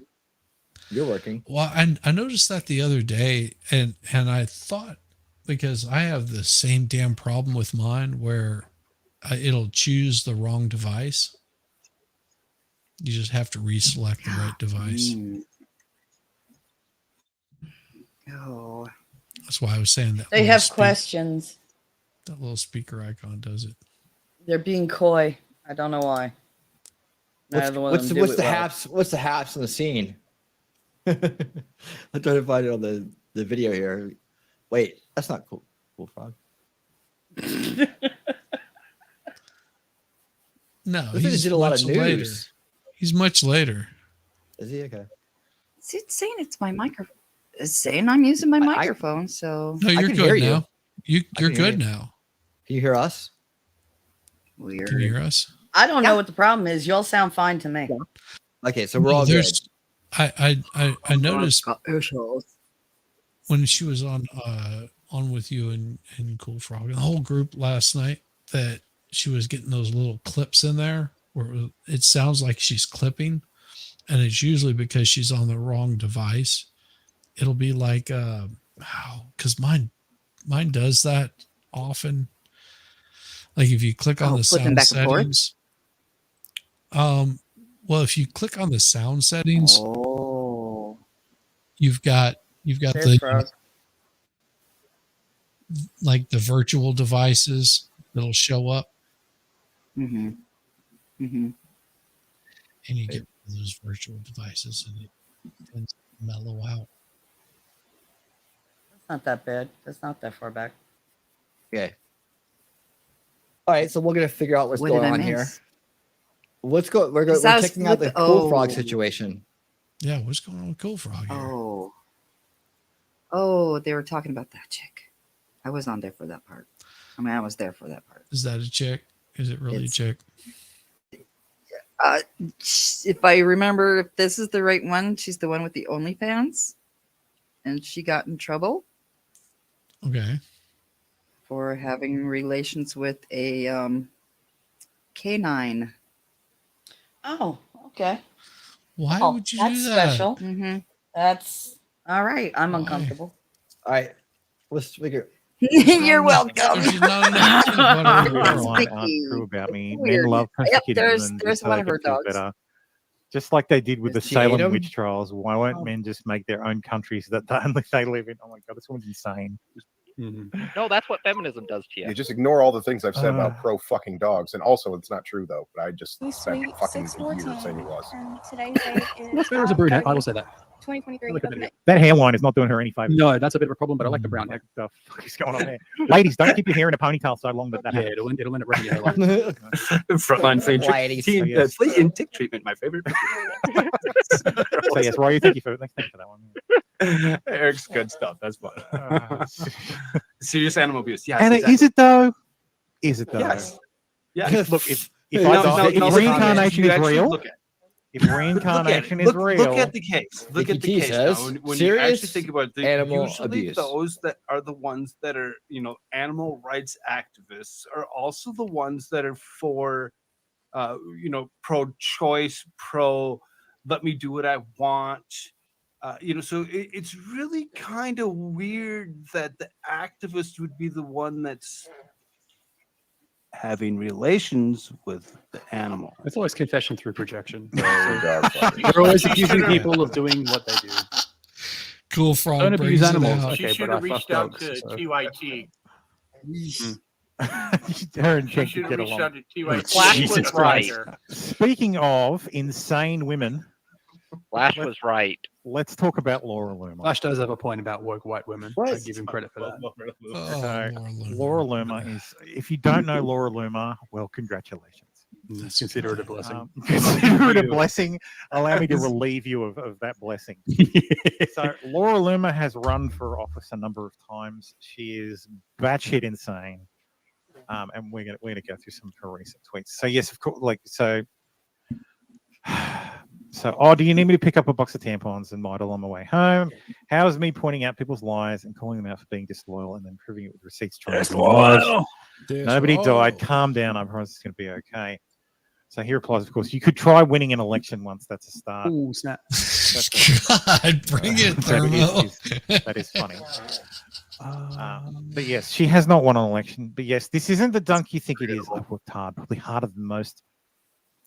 18-hour days. Can I just say Twitter Blue was a mistake for allowing people to put all these fucking walls of wall text. of text, yes. That shit used to be reserved for Facebook. I'm sick of having to click more. And you know what? I always run out of fucking text. It makes me want to. That's the appeal of Twitter, is making your shit concise and short. Twitter Blue is actually very, very interesting, and it actually does push you up in that algorithm. Oh, absolutely. Yeah. Oh, there is benefits to that, but this whole idea of giving everyone a full wall of text, I do want to try it. But take that away. All right. I know you have to verify your phone number, and I don't want to. I don't want to do that under my. I need to buy another phone number. Like I don't want to. $8 here in the. That's pretty easy. States, you know, so Yeah, like no, $10. I want to buy like a prepaid for a year prepaid. So yeah, I have a spare phone now. I replaced my phone this week. I got a Note 23, well not a Note 23, an S23 Ultra. So I didn't pay for it. We paid for it. Them Australian people sure talk fast. So yeah, this is the it is. Should have got some shitty ass one too. Yeah, my old phone. The device was a Note 9 that I bought in 2018. So where's the point that he's been hard called about out 18-hour days for on campaign that, trail, and the only candidate in the nation was on the that, campaign social media, law or personal social cobble media stuff? You think playing field was even? You think it's even when the media allows. She's not crazy. She just knows. Ms. Laura Loomer, Ms. Loomer, the 500 those individually, like. She recognizes that this federal courts. Yes, both of them charged them for 25 So years, but you Vicky. only sit 25 years because they have concurrent laws in the state of Minnesota. I think it's called a Oh, it 1983 was claim. closer to the violation of civil beginning. rights. Right, exactly. So We're getting down up where? Right before I depends on got the on state. there. Depends on how they feel about wanting to charge. They're you. talking about How bad they want to fuck you. Oh wait. Right. Oh, error saying that just doesn't exist anymore. He's saying things now that he actually regrets enough that he asked. Now the internet's dead. Did we bury Jim yet? No, Jim's still alive. Come back, Jim. Jim, come back. We need you. Come back We need we need your cancer AIDS to be cured. So yes. Did you see my Twitter post, Thermo? Which other one you posted in pro chat Mhm. of everyone's favorite animal lover? I think I have that there somewhere, but I want to cover this first. I mean, she wasn't a dog fucker. I would I think this is kind of related. So frustrated Florida Oh my furries God. furious. The laugh. So, Can't. I don't know where doing these guys now. Under a I comment. can't even do it. Like, there's a theater called Sounds Mega like chipmunk. Here, then they all go for Mega Play. I'm mad. name it like a furry convention, which is not necessarily sexual. I'm mad, Car. The only useful clip of Anna that there is. So thank you, Barney, for scanning. First after, or is it not cool still? No, it's perfectly fine. It's first after Anna's Sparian. I think she's Thermo, if I happy. click the link, it would be like 20 times. Where's this at? I did some digging. Check my data. Yeah, I'm Hold not on. seeing Right it. here. Right here. Right? Is this it? That's, Yeah, Do you know Mandy? Yeah. I just want to give chat a warning. If you've not seen this, this is ultra cringe. Okay. You don't need to see this again. No. Like I rely on L to click in. All right. So the Mandy part. I know the Mandy One of part. these clips, and he's on one of these 5 panels, and everyone's shirtless. And What does this have to do with you're Kiwi fucking wonderful. Farms? Yeah, I'm not seeing it. And I don't have to actually get no properly idea. shit-faced to enjoy an afternoon with some beverages. I really Mickey, think really think you're the one. I that- refuse to believe that that. I'm says absolutely something sure about he can this. coon without chemicals. I don't think he needs to do anything to do any cooming. It was He has right six before. I think he's Well, perfectly capable of that. Macwork told me about it when I was wants it? in Discord. You're He's great, humble like, boy. People get shit for that. Kiwi That's such a fucking Farms. right. I don't want to be a Macwork heavy is so man. good. I don't want to be a alpha male. I want to have Pause for a a liter of second. vodka that I buy that I can drink 1 or 2 shots in an afternoon once a week and have that liter of vodka last for 3 months. And each time I go to Wait, it, it's a is and it- it was like I mean, right is before this Twitter right here? got on there. This I've seen this. I've read this myself. Yeah. Okay. So this is probably what it is, right? Or is this? But I thought it had to do with Farron, not Alyssa. That's Alyssa. Kiwi Farms Well, see, I called thought it was Cold Frog all out wrapped over Alyssa together. or over Farron? I'm very confused. Yeah. I am We need too. we need subject matter. Vicky T, you're supposed to be our subject Your expert. boots on the this. ground. Yeah. Don't rely on me. Oh, you're.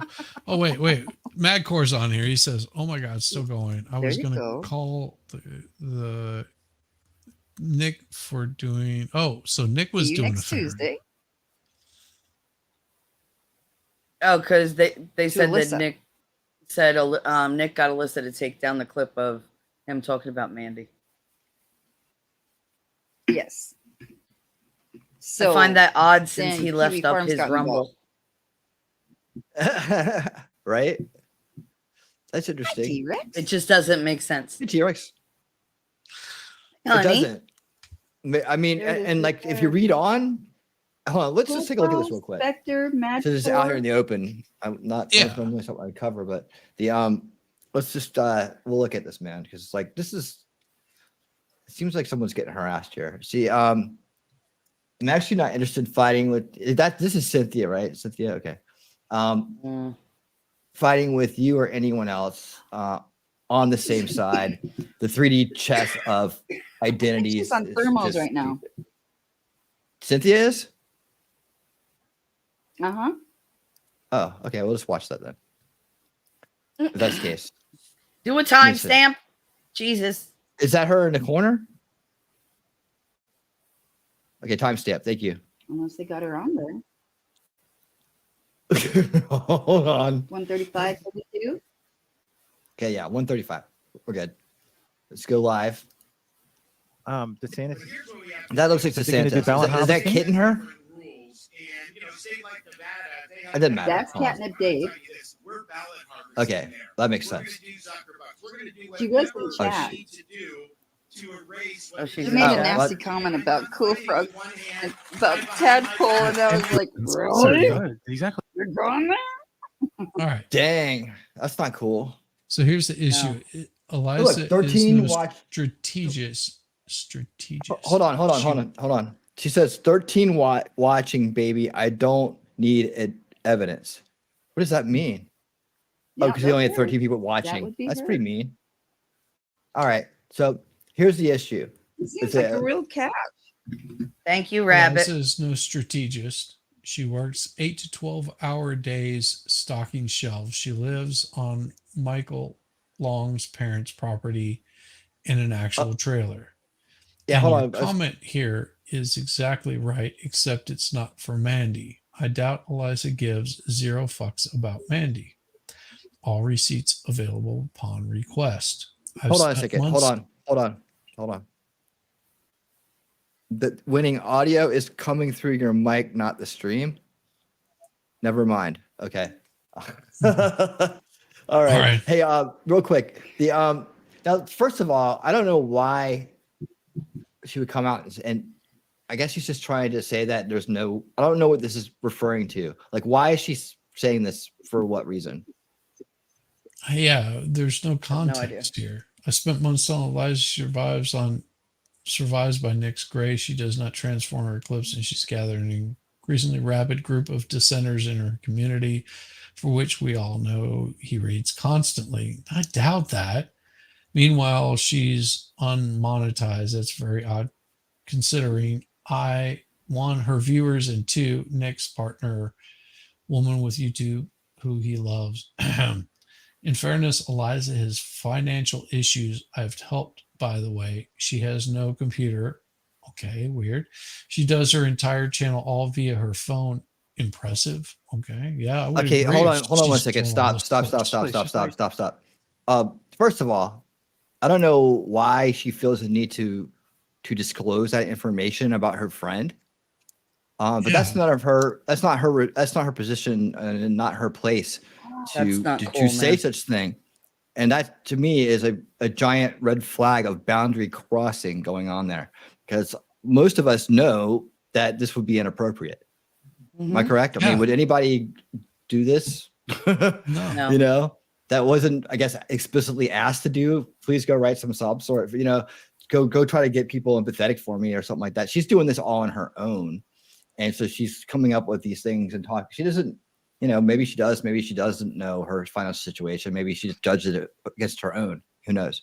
But yeah, this is very inappropriate so far. Go ahead if you want to keep reading. Nick's striking her would be insanity for him, right? But ATP. I don't know what ATP is supposed to mean. I wouldn't put it past him. Okay. He's still smart though. Instead, he's triangulating. Okay, I don't understand what That a that's supposed to mean. That triangulate, it means he's playing two people off Okay. against each other. Yeah. Eliza doesn't triangulate. She's hanging with bottom feeders like Thermo Nova, who, geez, calling Thermo a bottom feeder? Not even. Thermo's fun. Oh yeah, Like keep Thermo, going. Keep Nova, going. who likely did edit the re-upload, or Eliza did. Cool Frog, Spectre, Madcore Mofo, and sometimes Divinity said Catnip Dave and Tim of Tams. Okay, stop right there. All right. So What the fuck? what jumps at me out at me about this is I have a little bit more knowledge about this, but the fact that she's talking about triangulating when she was the one in between the whole Farron thing. And then this guy Nova, right, who likely did edit, the re-upload, or listed. So it's very likely, this from reading rights right here, it's very likely that somebody decided to take things into their own hands and made a creative choice for someone else's channel, and that it may have gotten taken down because of that. You know, this is just right now we got secondary tertiary information, and this is all hearsay. So I'm taking things into consideration from what I know, and then also what I'm reading here. So to break this down, someone's got the ability to re-upload and edit on their channel. So, you know, we don't know. You didn't who know did this, what and why. Madcore?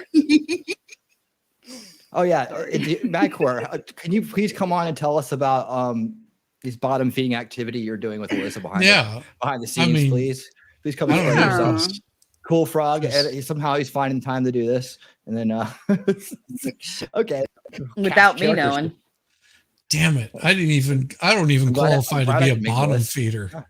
Right? I know. I'm a little insulted. I'm not on the bottom feeder list. All right. I know. Yeah. Instead, go ahead. Instead, she loves that she can DM with Nick. She buckled immediately to his wishes. Also, to be fair, she gets a ton of views on his local streams, which are behind a paywall, of course. He could cut that off without much effort, likely without a strike. And yes, Farron. Last I heard, these two weren't even talking, so I don't know how she would know that. Go ahead and move forward. I don't either. And yes, Farron offered to sell her monetized channel to Eliza. Alyssa, sorry. I was happy to front the funds. It wasn't much, with a small payback over time, favoring Eliza because she needs the money and is doing good work with little resources. Okay, stop. Stop. Hold on. That's cruel. Right. That's not only very inappropriate, it's also a skewed reality in a sense that there's some of that's, it's a sprinkle of truth. Well, she wants a pat on the back. Look at me being nice to poor people. Like that's what she's saying. No, I'm talking about what she said before that. Oh, that yeah.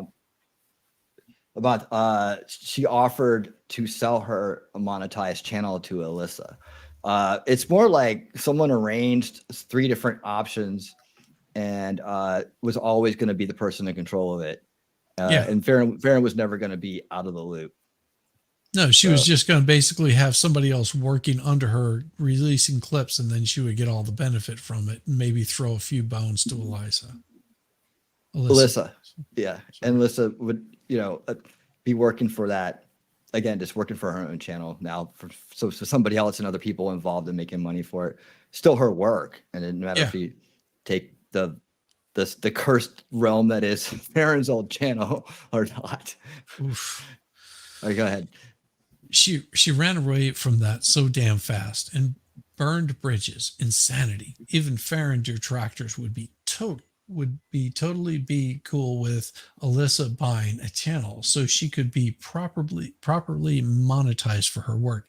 Hell, when Farron was selling her channel, her detractors, Thermo, offered to buy it out of a joke.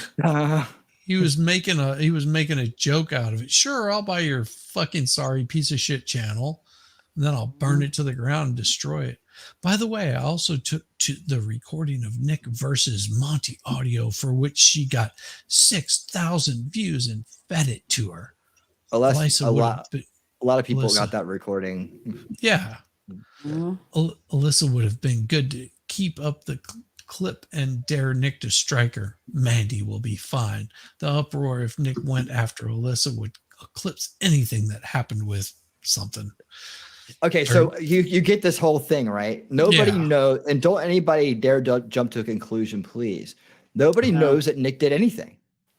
No. Right? No. This is a woman who doesn't hearsay. like Nick talking and making a hyperbolic story up using her supposed friend, right? Where That she's done all talking this trash about. Yeah, exactly. Yep. Yeah, I don't buy any of that shit. That would be like you talking trash about me to Shelley, and with like the whole internet, like saying this that, is you know, this just screams agenda. The whole structure of it, Well, it the whole like screams length jealousy. Oh, of it. hey, Sell- hey, hey. the sell at the They're end. talking about it right now. So jealous. All right. Okay. Matt Corey's over there right now. They've got this Why pulled did he up. come on here, August. man? I'm gonna End bring of his neck. August. So yeah. All right. FEC, filed with the FEC. He went over there to ask questions. And identify as a candidate for the Republican Oh, he's in the nomination. chat. When you say You over have to have an there, active Form 1. I think of it like a filed with the streamer. You think of FEC, it like designating your primary Sorry. campaign. Yeah, he's in the chat. You have to be up It's and okay. We're on fucking the same running. page now. Right now, You he's need to in be the chat. polling in it. Poll at least 1% in 3 national. Yes, or you heard your 1% in name, Matt 2 Corey. national. I guess we got polls, through 1 it. in an early state poll. Damn it. Okay, this doesn't have anything to do with what we're talking about right now. Nope. Back to Just added 135. up to show Matt. Back. Okay, it's okay. Keep us 135. posted. We know where we got. We're here. Okay, 135. 5, wrong way. Wrong way. Thank you, There you go. darling. Yeah. I'm so jealous of Matt Corey. Guess right what now. though? It's changed because the streams got longer. There you go. There it is. Oh, right. Thank you. Thanks for that. I'm so jealous of Matt Corey. I'm Okay. sorry. Just so jealous. Why? I don't even qualify to be a bottom feeder. Oh, I know. Oh, I'm sorry. I know. It's terrible. She Okay, so what's sold going on her here? channel, and But before, she's. I mean, I just a guy who just sits around and talks shit on someone else's show on a Sunday afternoon. Who's this That's guy? it. Hey, Coasty! Jesus. Oh my God. God, Ray, my God. The fuck? She says, I think Cynthia is Roy's trans persona. Oh. Is this true? You caught me, honey! Coolfox says, I made it on Kiwi Farms. I must have now made it. Yes, you've made it, my friend. Yep, tie the knot. You're done. How do you make it? Haven't made it yet. That's what this whole thing was about. And yes, Farron offered to sell her monetized channel to Alyssa. I was Oh, happy this to is front the Kiwi funds. Farms. Mighty white of you. Duh. Cynthia. Why the It fuck would you wasn't, do that? it wasn't much. I Discord. was told it was like $25,000. So Don't do that. That sounds like. I mean, I guess Cynthia's got money, so that maybe that's not much to her, but that sounds like a lot. Oh, that's humble bragging right there. That's what that is. Yeah. But yes, so she ran away from that offer so damn fast and burned bridges. Insanity. Even Farron detractors would be totally cool with Alyssa buying a channel so she could properly monetize her work. Hell, when Farron was selling her channel, her detractors, Thermo, offered to buy it. Why would you do such a thing? I'm confused. When have I been a Farron detractor? I mean, Yeah, we've called out her misgivings. But we're not. I think the only time I've ever shat on Farron was When she fucked up majorly. Yeah, we call like the only time I It was really a ever pretty light criticized Farron shitting, by the way. was I watched the whole thing. the the documentary Eliza thing, stuff the and documentary the div trailer. stuff. Like, Yeah. Where that is was the documentary anyway? look at I think Farron's Farron's done with YouTube. So Farron Farron's is done with YouTube, online so- basically. She considers herself basically she's retired made, from online. I she's knew made a excellent decision and Change walked my away clickbait title. from YouTube and all the Didn't she make associated 3 drama. other channels though? I don't know anything about other channels. Did she make other channels? I know she Right, sold. knows everything. I know she sold her channel, and But before, she sold it off. She did turn it into very briefly. It was turning into just rebroadcasts of stuff with her and Vices. Yeah. Mysteries, I Grace, was Mysteries. very very really briefly. interested in that, honestly. But I that was gonna watch channel's that. gone. I'm not joking. I'm pretty sure that channel is now gone. But yeah, Robo. Like everybody it's been talks about doing renamed. like It's, mysteries and fucking weird shit. Nobody ever does it. And I was like, oh, I'll fucking. I think it's actually called watch clip. I think it's called Clip This Bitch now. And I then, Clip This no, I Bitch. don't. Oh, that is Clip It's a clip channel I now. didn't realize. So Clip This Bitch is Farron's old account. So Elle did buy it. No, I didn't buy it. So another clipper bought it. Probably. Looks like Which one? I'm on the nose suspecting says I on the still nose think it's says Farron. she didn't sell it. Yeah, I like on the nose thing. I don't know. I So don't think she sold it. I think it's just Aaron. Let me Well, make this. Let me yeah. make this clear. Yeah. Let me make this clear right now. I did not offer to buy Farron's channel. Full stop. Yeah. I don't have $25,000. I don't have $250 to buy a fucking channel. So, Nice. number two, I wouldn't do that. Like, why the fuck would I buy anybody's channel? Well, Farron had 20,000 subs. Cool Frog, welcome, man. No, Farron had these are great 20,000 subs. amounts. Thank you for having me. Can go live. And, You're always welcome, man. hey, how you going? Hey, fellow bottom Pretty feeder. good. Pretty good. So yes, look. Okay. It's nothing but us bottom feeders here. So. Wow. Him and me were. And now, I mean, I'm sure. What does that make him and me though? We're higher beings. Now, well, you're bottom. I guess you guys. I'm an angel. Well, you're a guest. Welcome to the bottom feeders. I guess you guys are bottom feeder orbiters. Our No, bottom. All right. So we got the gist of that, right? Yeah. Okay. Yeah. Yeah. That's all that was. Okay, I thought it was something more. I thought it was something different. I kind of like I kind of knew a little bit about that, at least that post. I'd seen it. Yeah, see, I'm so Not out know of the about that. loop.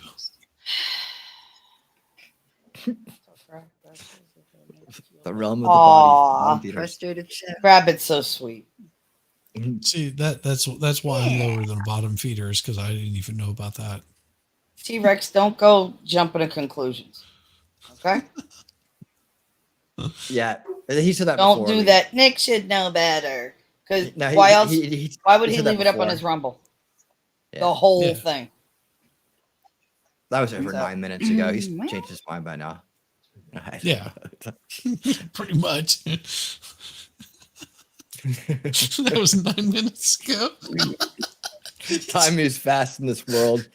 This strange does. digital world of ours. Oh. That was 9 minutes ago. I'm sorry. That's so awesome. You get it, Vicky? Oh, shiz. No. Do you? No, I didn't either.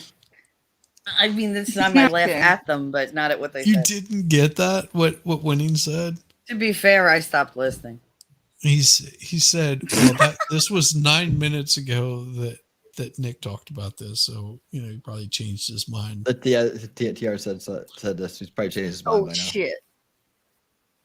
Yeah. Possibly. That's nice. Yeah.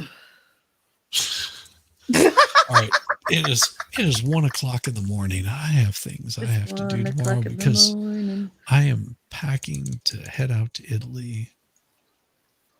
So I'm gonna call. I'm calling. When are you them at leaving? night. Shelly, you need any messages delivered? Any messages delivered? You sure? No, thank you. I'm sure. I'll send a pigeon. We got a guy going over there. You know. Oh yeah, well, I'll send a carrier pigeon. It's fine. All right. Yeah, we've been going here for a while. 6 hours. Wow, time flies when you're having fun. Damn, you have. I just looked up and saw that. And it was good. Thank you for having me on tonight. I appreciate it. I really It was do. a lot of fun. Thank you. It was. Yeah. Tell you And what. you're let's welcome as see. well. You're welcome. Thank you so much for being here, everybody. Good show, guys. There you go. There are those southern little manners I heard so much about. Yes, ma'am. For No. sure. I'm just getting the outro queued up here. And we'll get ready to roll on out of here. Thank you guys so much for being here tonight. Thank you for being those that are around for the whole ride. I appreciate it so much. It's been a great night. I think we've all learned something here today. And, Says he can't hold his alcohol, that son of a bitch. Yep. But I knew that. And until next time, y'all keep on winning.